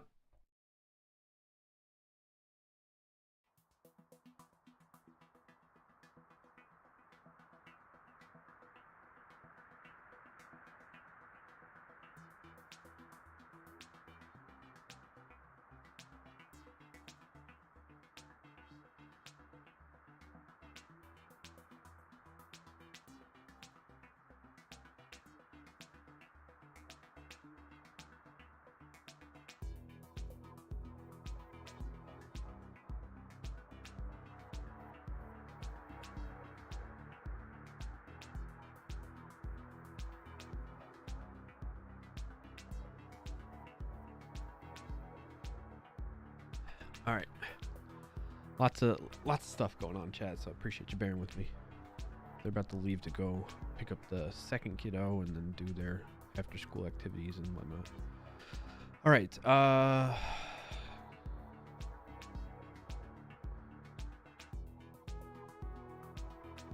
rid of that, and then I just need to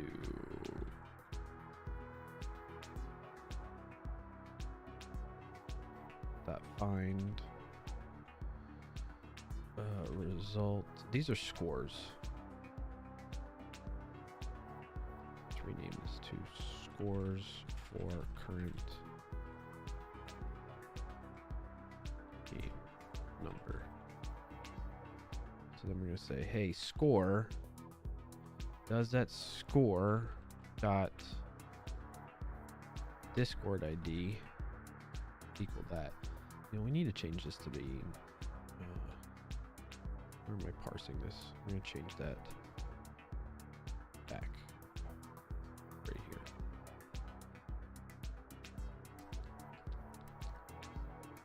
Rename that to Discord ID.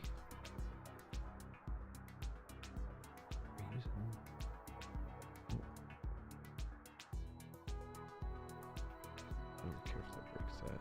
Let's do this. Discord. I gotta rename it. Nope. To rename Discord ID. That way it changes everywhere. Break some things. No, that was from earlier. Back.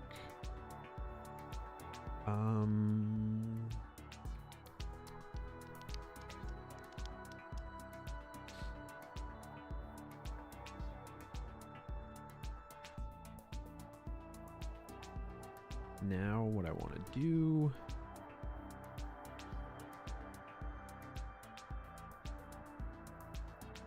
so that should be Discord ID. Yes, okay. Parsed Wordle Discord ID.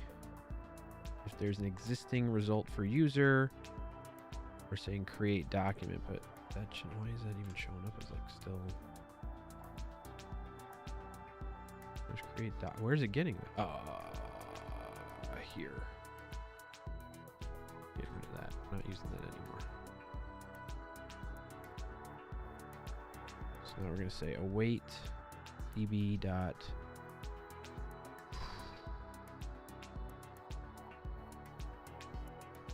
This is where things get tricky. Because the way I was doing it before in that standalone terso file, is it still commented out down here? No, I deleted it all. I was basically going in and I was saying, hey, create Wordle, which would insert, and then if on conflict, what this function I learned does is if there's an existing one that breaks the like primary key or foreign key constraints in the database, then it just ignores it and moves on, and just it is what it is, right? But what I want to do, and I just don't know how to do that though.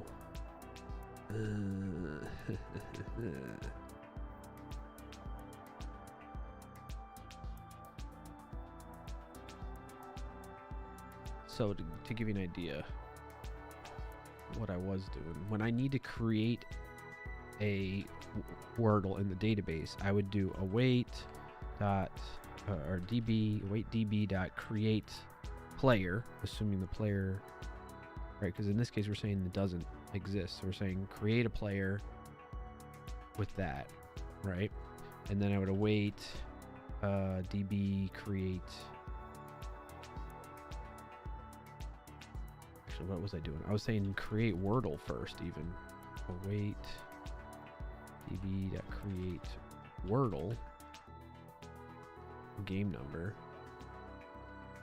and then await db dot create score, and there we go, we got all of it like that. And what that's doing is it's doing like 3 different SQL query attempts, which I think is fine for now, but I feel like there's a better way to be like, hey, I already know I have this player, I already have this Wordle, somebody else had already entered a Wordle, and that's in the database now, right? But like I would like to be able to just say, hey, create score, and essentially if the game number doesn't exist or the player doesn't exist, you add those. It's cascading. I just don't know if that's possible in any form or fashion. So, and this returns true, right? So const player created. Actually, I don't care about that. I just care about the score. Const is score added equals that, and then I say score added. Don't care about document edit anymore.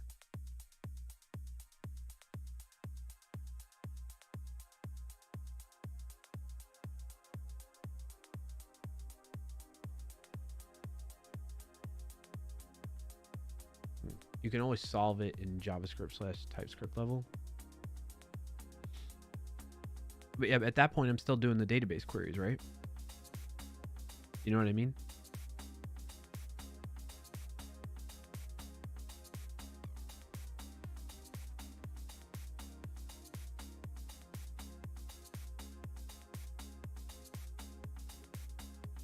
I guess, well, here's the thing. If there's not an existing user and like end scores for current game number, if this dot length is greater than 0, right? Like if that's greater than 0, then I know the game number exists already. Then, and I don't have to do this create Wordle. So the only thing I would really, that could potentially cut down one of those. So let's do that.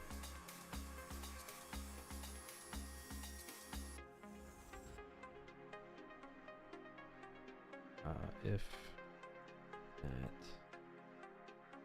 we're going to do that.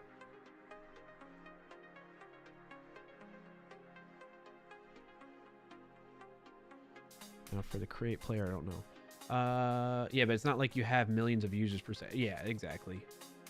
Whether it's possible within the database, I cannot tell you. I could imagine something like a transaction that ignores conflicts and then continues. I've never done anything with ignoring conflicts within the database, so yeah. No, I hear you. I don't think it's too big of a deal right now, but this could be a point of contention if of performance issues. But at least with this, I know I don't need to create a Wordle. So that I can definitively say, all right, if there's already existing scores for that current game number, then that means I've already created the Wordle. No, I want if it equals 0. Then I want to create the Wordle. I had that the wrong way. So basically, if this is empty, there are no scores found for the current game number. That means the Wordle hasn't been created in the database. That's what that means. So let's go create that Wordle. And then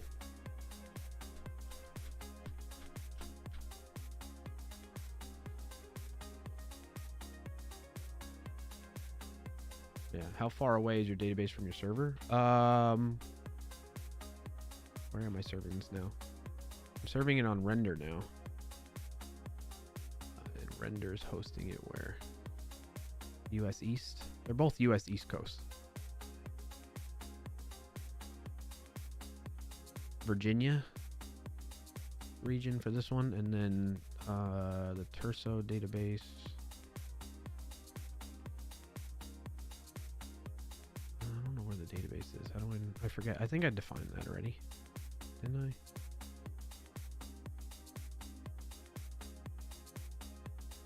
I? Miami. I don't know if that could change. Yeah. Maybe if I create another database. Temp.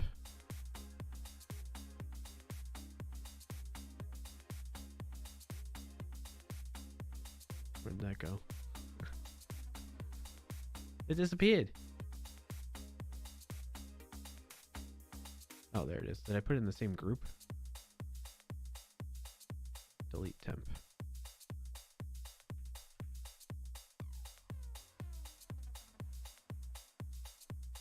I create a group. What locations do I have? I could do Atlanta. That'd be closer to Virginia. I mean, it's not a huge difference. I don't think it would matter. So they are at least not like next to each other. Fair enough. Yeah, they're not next to each other. They're just in the same region, which is better than not being in the same region.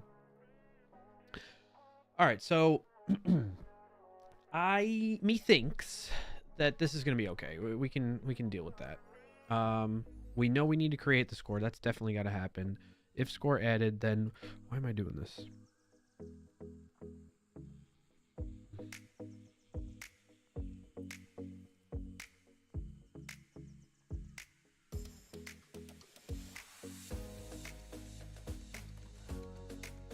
Results as user score. Determine winners. I don't need to do that. I was doing that already. I have a function for this. It's in here and commented out.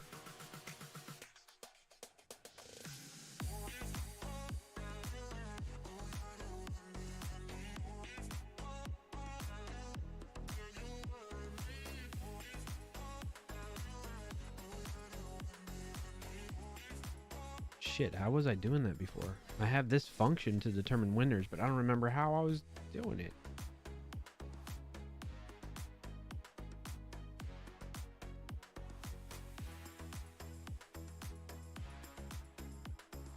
I think I have to hit the database again.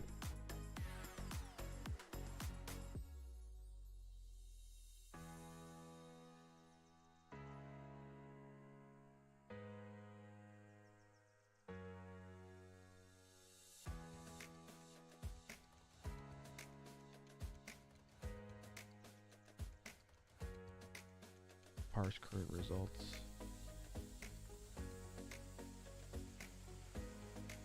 We can figure that out. Let's do this separate function.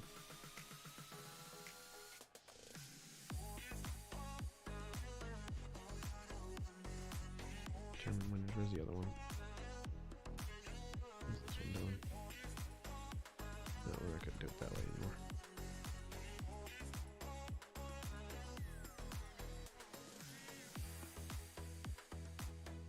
I think determine winners is just gonna hit the database again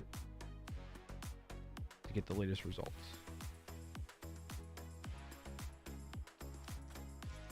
Do I need to do that though? Yes, because I need the score ID essentially. Because if the latest Wordle result that was just inserted should be part of the winners, I need that. Well, one way I can help with this is if I have create score return the score that was created.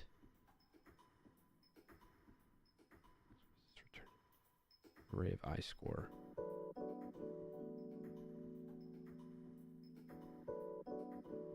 Yeah, I can have this return it. Does it?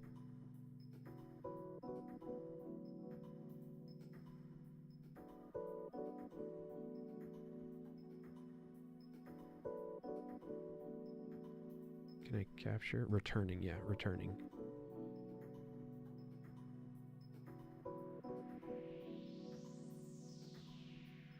I should test that out though.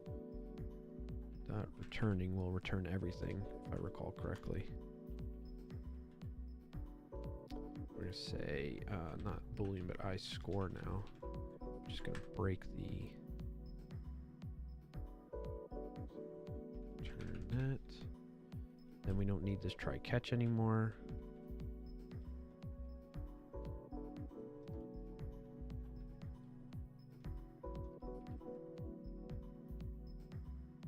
What's the problem? Is missing the following properties from type I score. Type game number.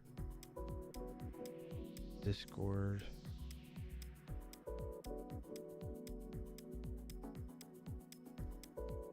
I'll say as I score.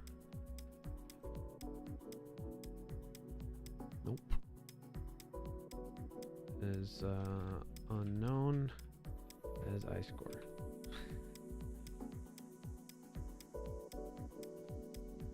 They returned an array.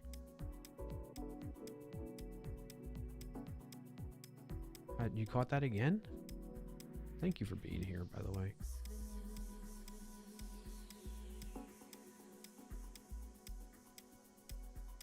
Alright, so control C, all that.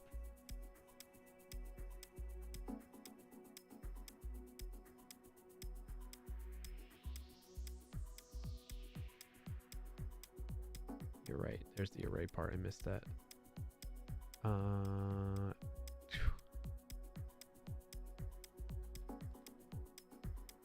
Const result equals that.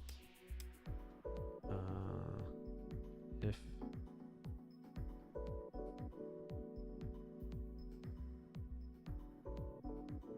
no, we don't need to throw that.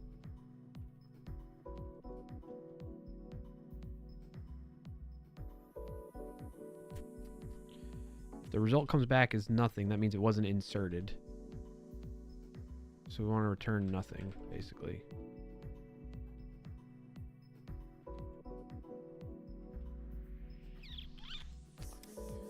Unless I score or undefined. Just going to return. Right. Otherwise, return result and the first result. Have a nice week, Clark and Chat. I think that's a great point to head to bed. Isn't it funny that we went full loop? Yeah. All right. Thank you. I appreciate you hanging out, TypeScript Tea Time, and your help with your TypeScript expertise. Hope you have a good rest of your Friday and weekend, and I will see you around. Adios, amigo. All right. Now, the only problem I have is that it's not fulfilling the I database provider anymore. Welcome in and thanks for joining today, Connorite Kappa. What's up, Connorite Kappa? Good to see you. Welcome in.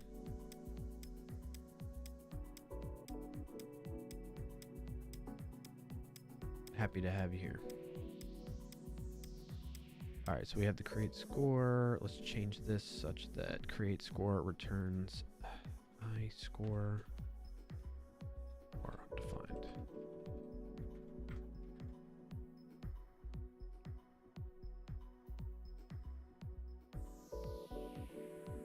So now in server, say score added.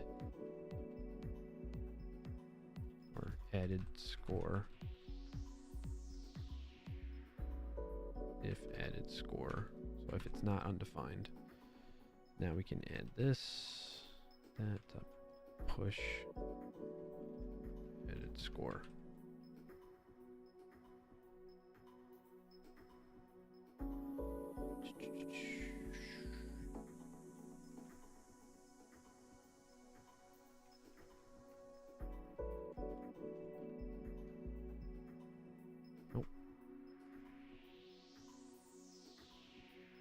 Just have Discord ID now. Oh no. I don't have the username. I gotta get the username from the player table.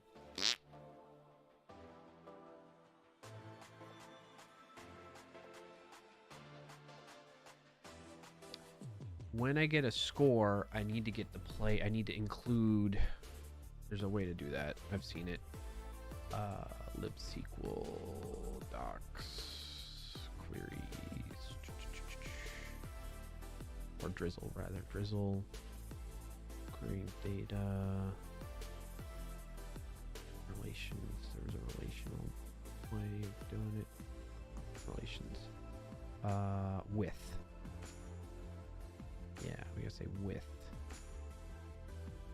post true. So in this case we want with players true when we query. So go back to Torso. We go get many of these, find many. Zero with option, I think. With.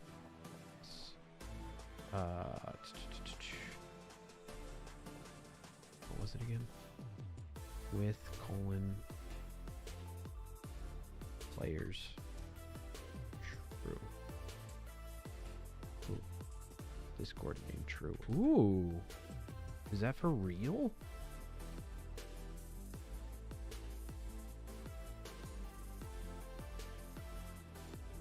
I kind of want to test that first. We can do that. Got where paste that.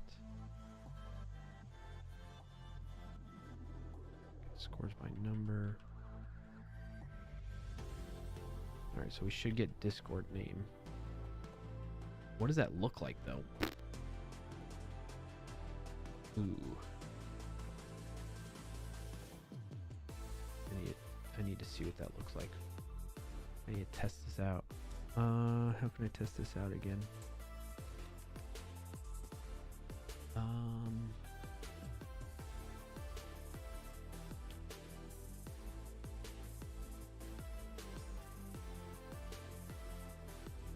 I can test it out here.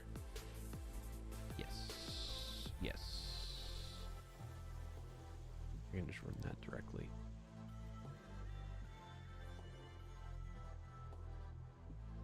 Not using queries anymore. Import from Torso. No, we want import DB. Torso provider rather. And then we're gonna say get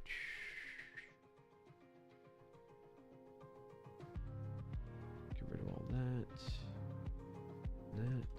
Say const db equals new Torso data provider. And now in all these we can just say db da da da da. But we're gonna try and let's get rid of that. Just want to try and get the scores. Say db dot. Don't care about doing it as anything. And we'll comment this out. We'll just log console.dir scores.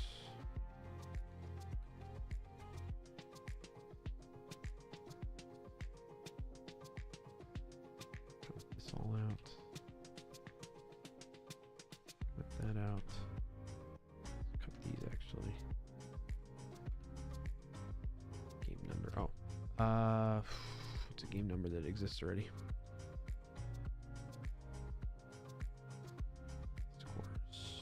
What? I'm unauthorized. What are you talking about, Willis? Welcome in and thanks for joining today. Sound off typing. What's up, sound typing? Welcome in. Let's get the latest game number. Like this one. Has that in there. See what happens. Bun, run. Source DB Terso DB. See what happens. Ooh, undefined is not an object. In relations. So I must not be doing that relations correctly. Yikes. So how can I do relations with players? Do I just say player? Oops. Players true. Let's try it like that maybe. Nope. Undefined is not an object. Undefined is not an object.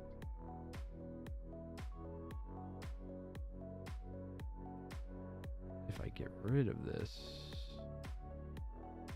with portion, I run it, should work, right? Yeah. So how do I do relations? I'm doing it wrong, clearly. DB query users find many with that. Left join maybe? Maybe I have to do that.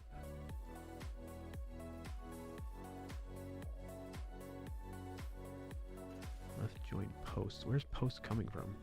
Oh. That's what they don't tell you. They don't tell you where this is coming. That's why. It's like, what is that? It doesn't know what that is. Did I import that? Do I have players up here? Players table. I probably got to do players table.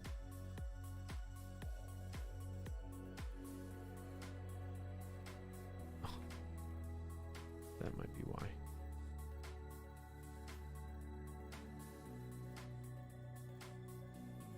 That defines it better, I think.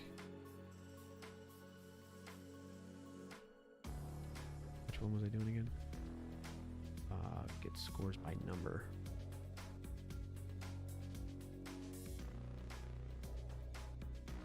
Get scores by number, players table.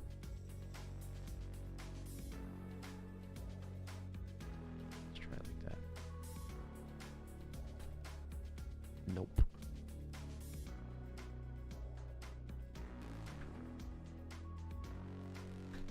Nope. Damn. Okay. What if I do a left join with it? So we define many where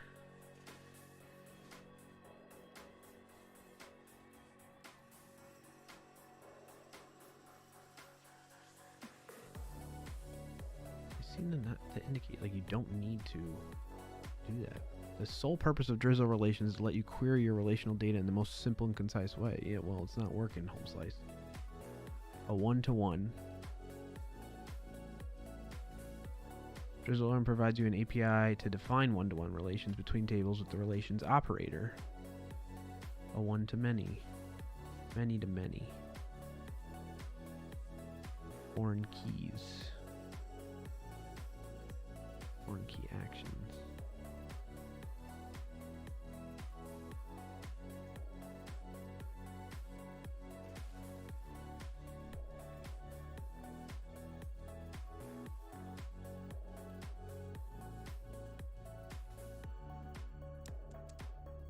Maybe if I try the join way approach, select with joins, do a dot left join give it the players table like that. Maybe that'll work. So they do the from, where. So we get rid of the width. Dot left is on there. It doesn't have that. Are you kidding me? Find many. How do you do a left join? Let's select from left join. DB query users find many with. Oh no.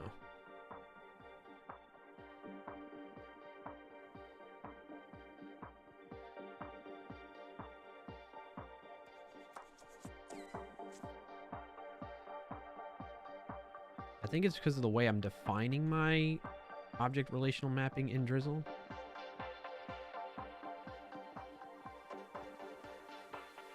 That might be what's going on. I gotta figure this out probably off stream. It's getting late. Chat, it's getting late. Damn it.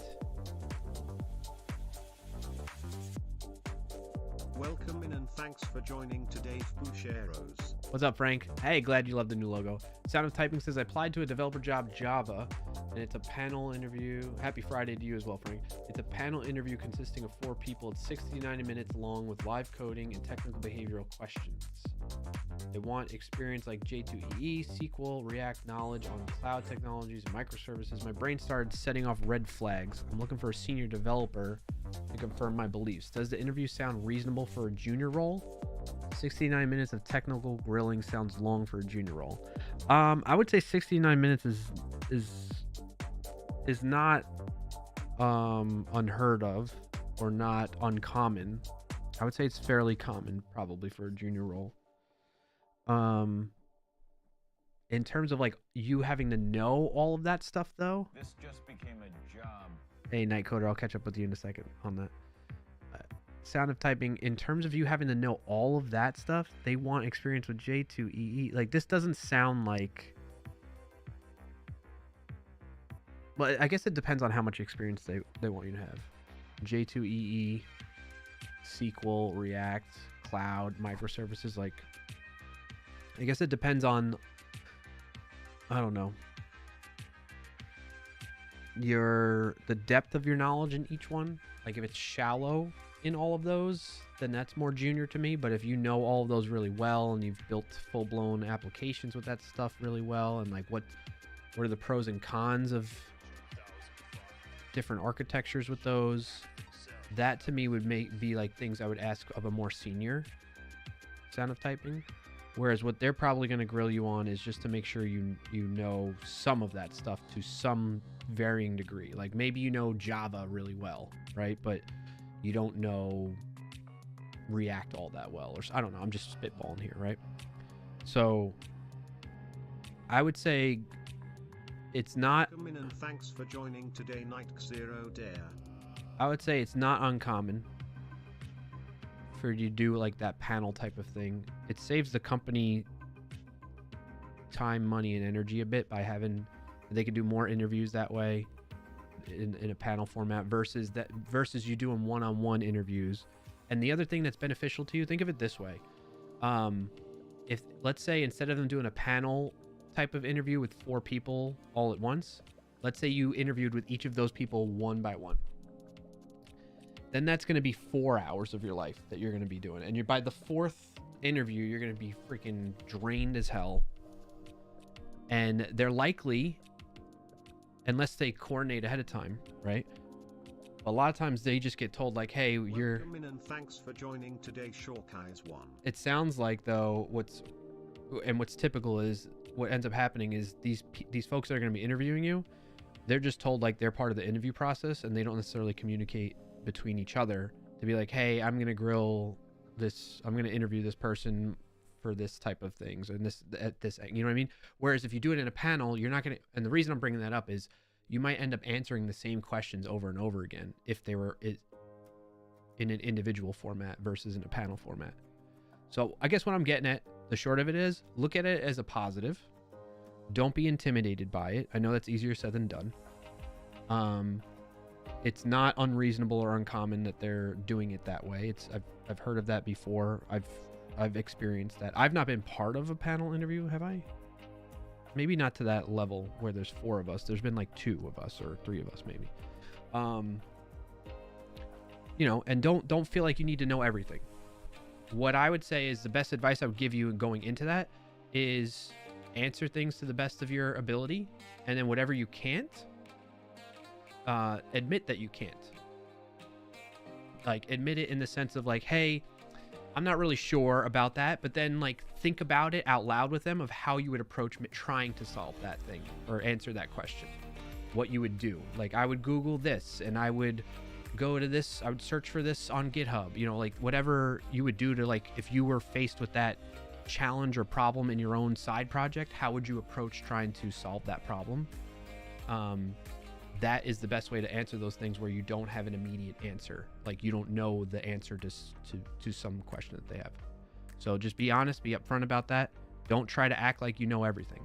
They want to find your limitations and your boundaries of your skills for one thing. And then on top of that, they're likely one of the 4 people, if not more than that, are also going to be looking to see how you respond to situations where you don't know the answer. So they want to get to a point so that they can see that behavior out of you. That's the technical behavior aspect of it. So that's my bit of advice for you. Hopefully that helps, and thank you for the question. Sound of typing. Nightcoder says, sounds like every entry-level job description.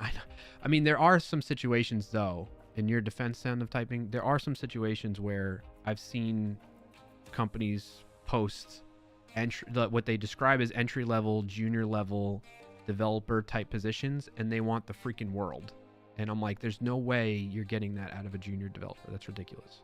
So I can understand why that might be a reaction to that situation, but at the surface of it, it doesn't sound like it's unreasonable or uncommon. Nightcoder, thank you so much for the 25 months. Late day. Hope you're doing well. I'm doing well. Hope you are too, buddy. Frank says, yes, be honest and voice your thoughts. So true. Yeah. How senior is that junior? Catch up on some more messages. Sound of Typing says, I haven't. My recruiter told me to apply with my knowledge. My knowledge is in Python, C#, and JavaScript. Okay. Chalky says, sounds like they are looking for a full stack dev for their super old Java backend that they are probably rewriting the microservices architecture or something. I mean, potentially. I think you might be onto something with that. He also said, great advice. I would also add that 69 minutes panel interview goes by really quickly. Yes. Yeah, you'll be glad that that's what you're in. There's like in a past job where Frank's at right now, when I had to interview for that, it was an all day freaking thing, and it was fun, but it was also stressful and exhausting. I've been in all day interview type of things, or at least like a whole half day. It's possible. People do it. I've done it, but it's not fun. 20 years of experience with AI. Yeah, exactly, right? Sometimes says, I'd be like, "Hey, are we done yet?" No, I'm not gonna lie. I was like, all right, who's next? I was like, how many more of these do I got to do, you know? They generally, when that happens, though, the companies will give you like a heads up of like, all right, you got X amount of interviews that you're going to be going here for this one. You're going to go here for this other one. You're going to have lunch with this person, you know, that kind of thing. So,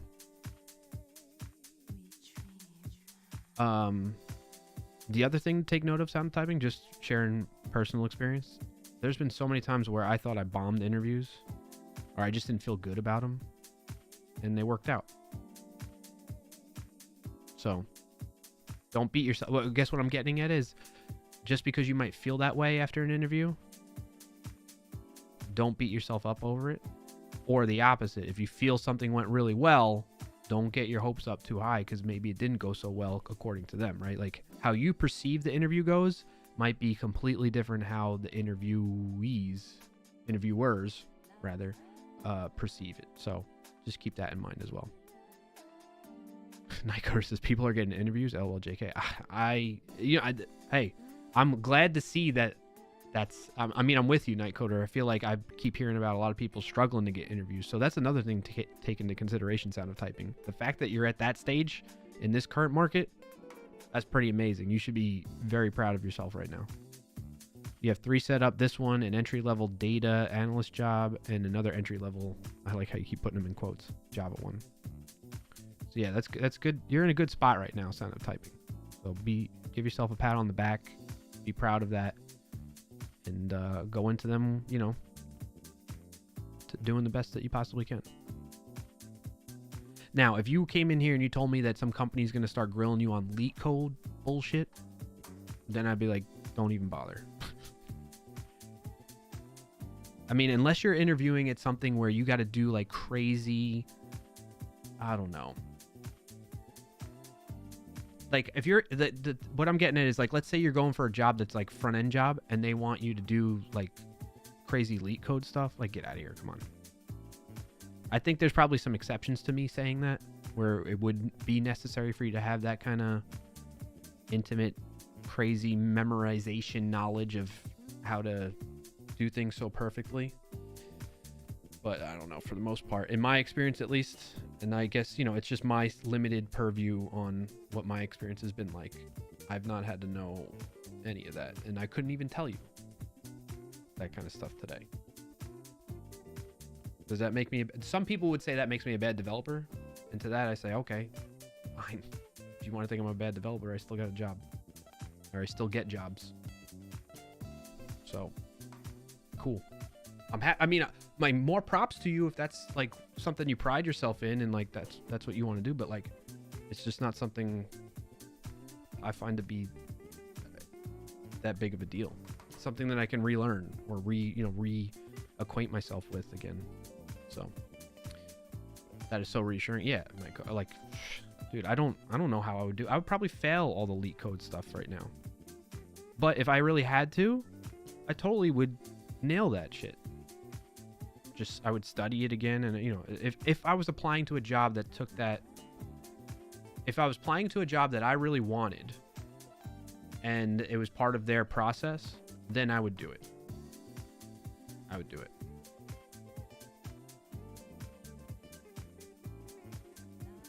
However,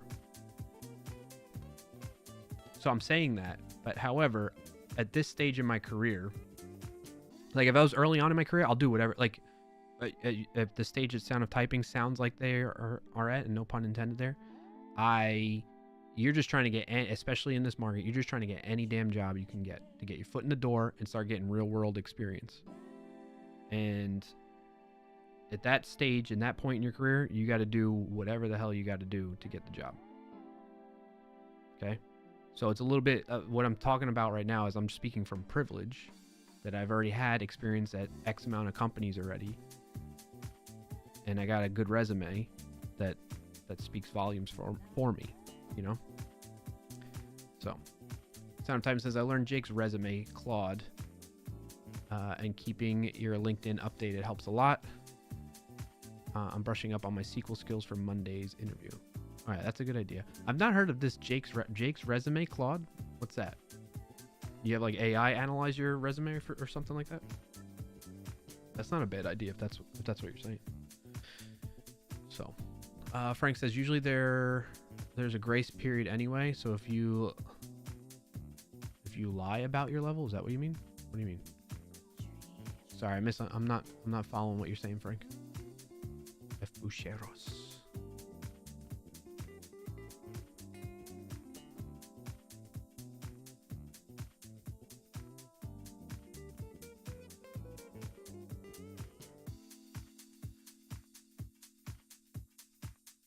Nightcoder says, I didn't even send a thank you email to my current job after the interview, and I've been here over 3 years.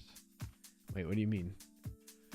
Like a thank you to them for like, oh, I get what you're saying. Like afterwards?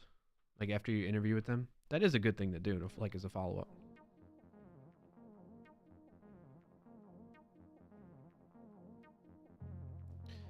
Chalky says, ah, yes, Amazon on-site panel. Was that in reference to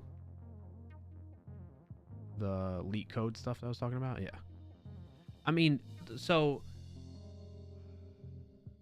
let's say it is, like, I don't know if Amazon's doing that or not. It sounds like you all know more about that than I do. Was in reference to full day interview. Oh, okay. Yeah. Yes. I didn't interview at Amazon, but similar level type of company. That's the format I use. Best results. What is it? Claude for optimizing my resume. Jake's resume. Overleaf latex templates. Jake's resume. Okay. One thing to watch out for. So it's interesting you come in here asking this question. Like, a weird coincidence, because I was reading on Blue Sky, somebody that I'm a fan of in the developer community, but like in the front end CSS community. They were talking about interviewing and resumes. So one thing I would warn you of, I mean, maybe it's working. I don't know. Don't listen to me on this, because this is just me taking what I saw on Blue Sky from somebody that has a lot of experience doing interviews over the years.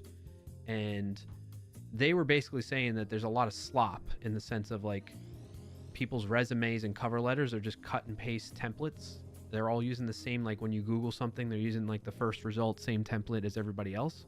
And so then people that are reviewing these applications before they even give interviews out are just, by the fifth one of those, they just start, in subconsciously or even consciously, are just like pushing those away, because it's like, oh, what a low effort, this person's just shooting and firing and forgetting type of thing on all the, like, probably scatter shooting applications everywhere, right? So, but I mean, it sounds like you're landing some interviews with whatever you're doing, so don't listen to me or change what you're doing, is what I'm getting at. But all I'm saying is, anybody else that's listening, be a little bit wary of following. Take the templates as like a starting point. Don't use it just as is, I guess is what I'm getting at. Like, it's good to use templates to get you going and get the juices flowing to give you an idea of how you should do your resume, but still implement it in a way that's unique to you and your style and like tells your story. You know what I'm saying? You want to try and stand out. And if you're using a template just as is, think about how many other people, if you found that template, think about how many other people found that template and could be applying for the same job that you're applying for. That's what I'm getting at. So how do you stand out still and not fall into this clump of people that the people that are the interviewers are like sifting through, and they're just like, oh, another one of these, think about it from their end. Sometimes says, it's interesting. Yeah, I reordered Jake's resume a bit and tailored it with my experience. Yeah, that's good. But I would still, I mean, again, it's working for you, so don't take this with a grain of salt. I'm just saying in general, like if you weren't getting interviews, I would still try to change it up even a bit more to stand out. Good conversation. Good topic. Very relevant topic nowadays. Frank was like, lie. Usually there is a grace period, so if you lie about your level. What do you mean by grace period, though? Like on the resume, you're saying? Like if people lie on their resume? I don't know. Who's lying on their resume? I never have lied on my resume. I wouldn't do that. I don't know why anybody would do that. Like, either you have the experience or you don't. This ain't like a fake it till you make it type of thing. Because you're going to get called out. Let's say you fake it and you lie on your resume and you get hired and you somehow get past the interview and hired on. As soon as you start executing in that job and you're not performing, you're going to get found out. Frank, it's nice if they can Google you too. Once you pass that first pick, if they can look at what you did, it's nice. Oh, yes, absolutely. I know it's intimidating, but like, code in public. Put your stuff out there, that even little side projects or whatever, showing your experience, showing that you diversify in the types of technologies that you jump into and learn on your own. Absolutely. That has been such a huge factor and advantage, I feel, that's helped me in my career.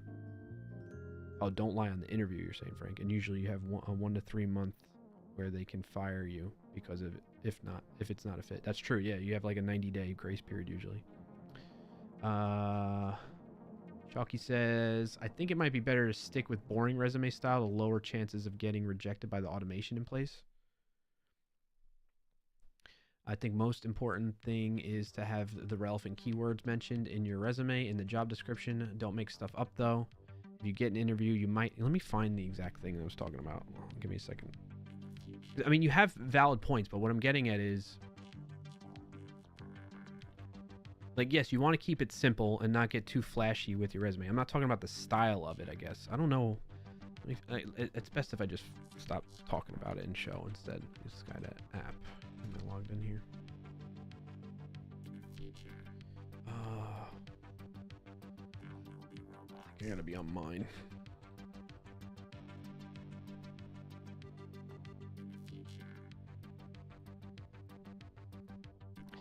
Let me see. Bear with me, chat. Bear with me. Did I like it? Is it gonna be in there?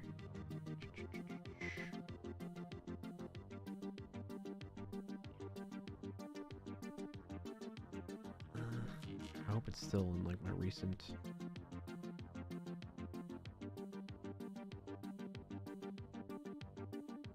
I think it was Josh. I don't know how to say his last name. Like a CSS dude. Or was it Brad Frost? Was it him?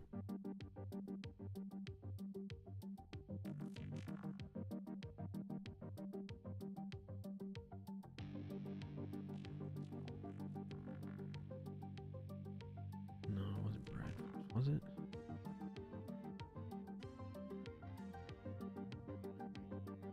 Sorry, I'm trying to find it.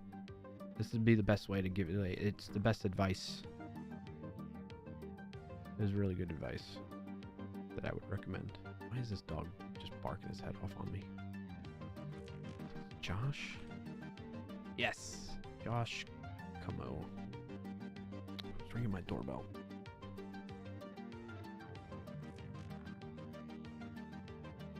Hold on, chat.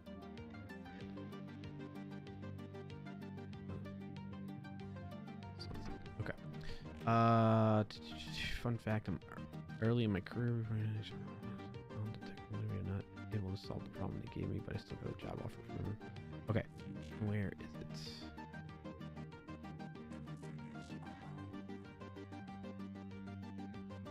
All right, here we go. I got the direct link. I'm dropping it in the chat. I'll also share my screen in a second on it.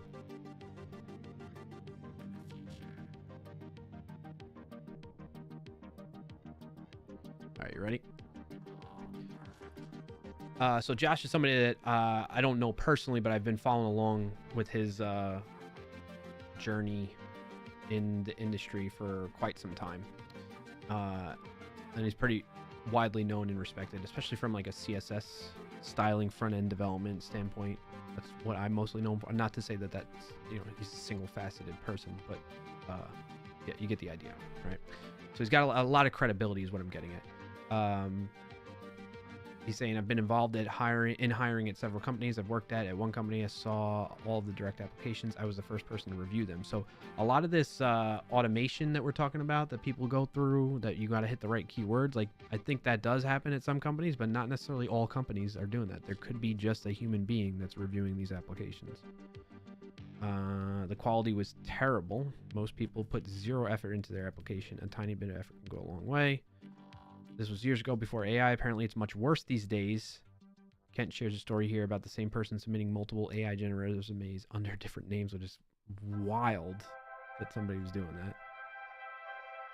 So yeah, I'm not going to go through it all, but I would definitely heed the advice to some degree. You know, not necessarily to apply in all situations and cases, but take it into consideration and something to help you from somebody that's done way more. Like I've done, again, I have a limited set of me being the interviewer and a limited set of me being the interviewee even.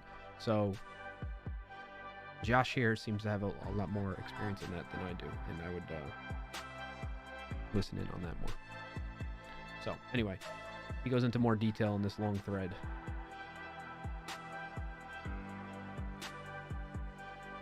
This is probably a key point right here, right? If you're early in your career and you submit a low effort application, that I was talking about before, right? Where you're just trying to fire and forget at a bunch of places, you're thinking quantity more than quality kind of thing.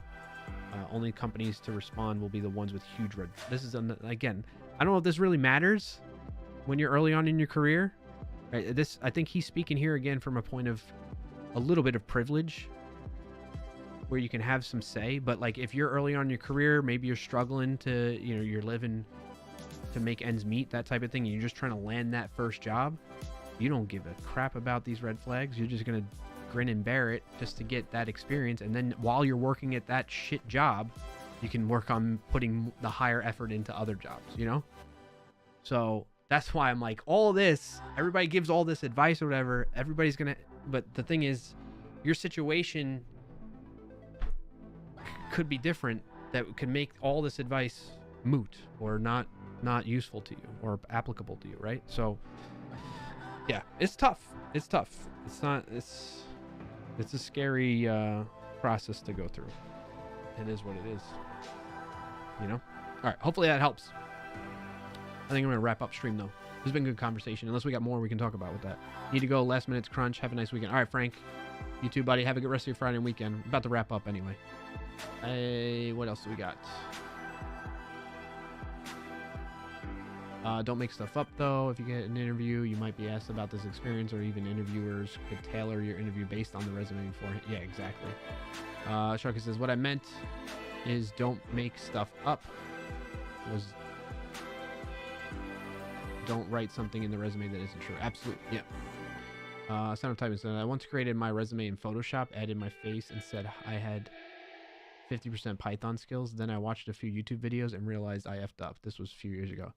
Yeah, because that's the thing. What does 50% YouTube skills mean to you?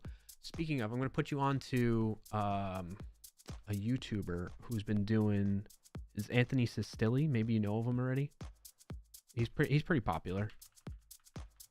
Like he has like, I think 100 to 200,000 subscribers on YouTube or something like that. Sestilli. You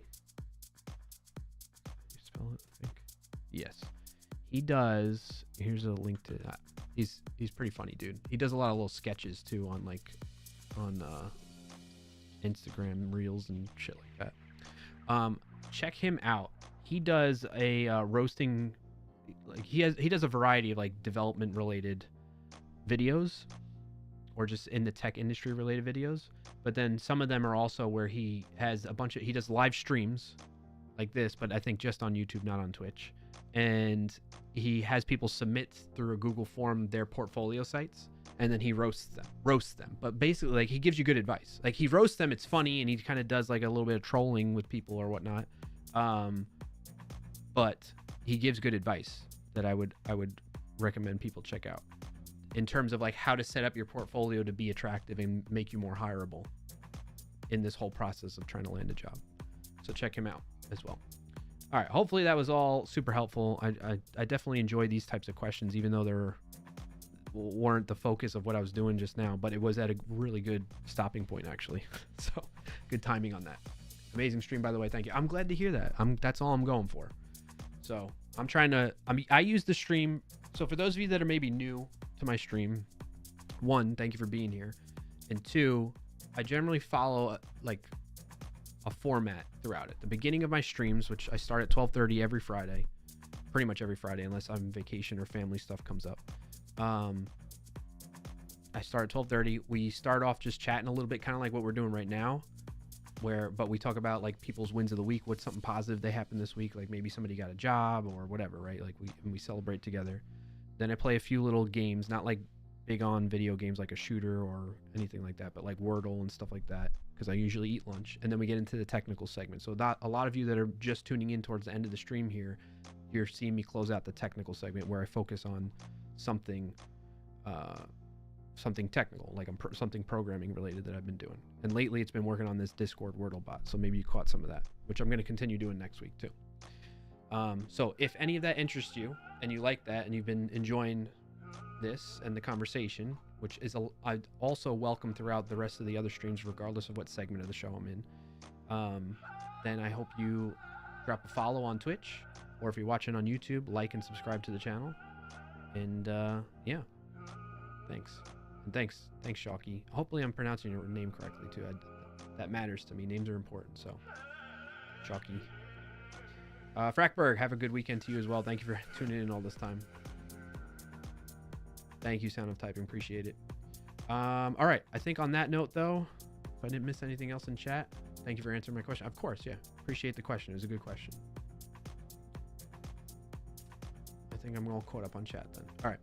All right. That does it, folks. So I'll be back next week. Ooh, will I be back next week? Next week will be the Friday after Thanksgiving. So as of right now, put me down as a maybe. Otherwise, I will see you all the following, which is going to be December 6th, I think it is. Yes. Okay. If I don't stream it next week, the 29th, well, actually, even regardless of whether I stream it on the 29th, if you're in the U.S. and you're going to be celebrating Thanksgiving this upcoming week, I hope you have a good time, a good holiday. If you're traveling, I hope you have safe travels, and happy Thanksgiving to you. If you don't celebrate that, I hope you just have a good week. No stream Friday, November 29th. Probably, likely not. I think we have plans. I got to double check on it. I think we have like things that I got to do on Friday with the family. So that's about it. All right, folks. Appreciate you all. I'll probably work on this off stream, but as always, when I come back the next stream, I'll update you on what progress I made off stream, so we can stay in context of what's changing and whatnot. But you get the idea of what I'm doing. I'm switching things over to this SQLite libsql relational database approach. I got to figure out, so note to self watching this VOD later on before the next stream, I need to figure out, hopefully I do this off stream, how to do relational queries where I in libsql and drizzle ORM so that I pull in the Discord username, because I need that in memory in the node code, in the JavaScript code. So that's what I got to work on, either off stream or next stream. All right, folks. Appreciate you all. Went a little long today, but that was good. Good stuff. Hope you have a good rest of your Friday and weekend. If you'd like to stay in touch when I'm not live, the best place to do that is via Discord. Link to that is with the Discord command that I just dropped in chat, or just go straight to clarkio.com/Discord. That's my website. It's not something sketchy. And you can join up there. You can play Wordle with us. Keep your questions coming if you have more questions as time goes on. I would love to hear how the interview goes when you have those interviews, Sound of Typing. I mean, no pressure. You don't feel like you any obligation or anything like that, but that would be cool to hear. And then, yeah, that's what you can do. And like I said before, if you're watching on Twitch and you haven't done so already, because I forget to do this sometimes when I'm tuning into somebody's stream, drop a follow if you enjoy the stream and you want to see future streams. And same with YouTube. Subscribe, like, and subscribe. We'll try to remember. Yeah, no worries. Sound of Typing. We'll catch you on the future stream or something if not. All right. Thanks, everybody. Have a good rest of your Friday and weekend. Happy Thanksgiving for those of you that celebrate, and I'll see you next time.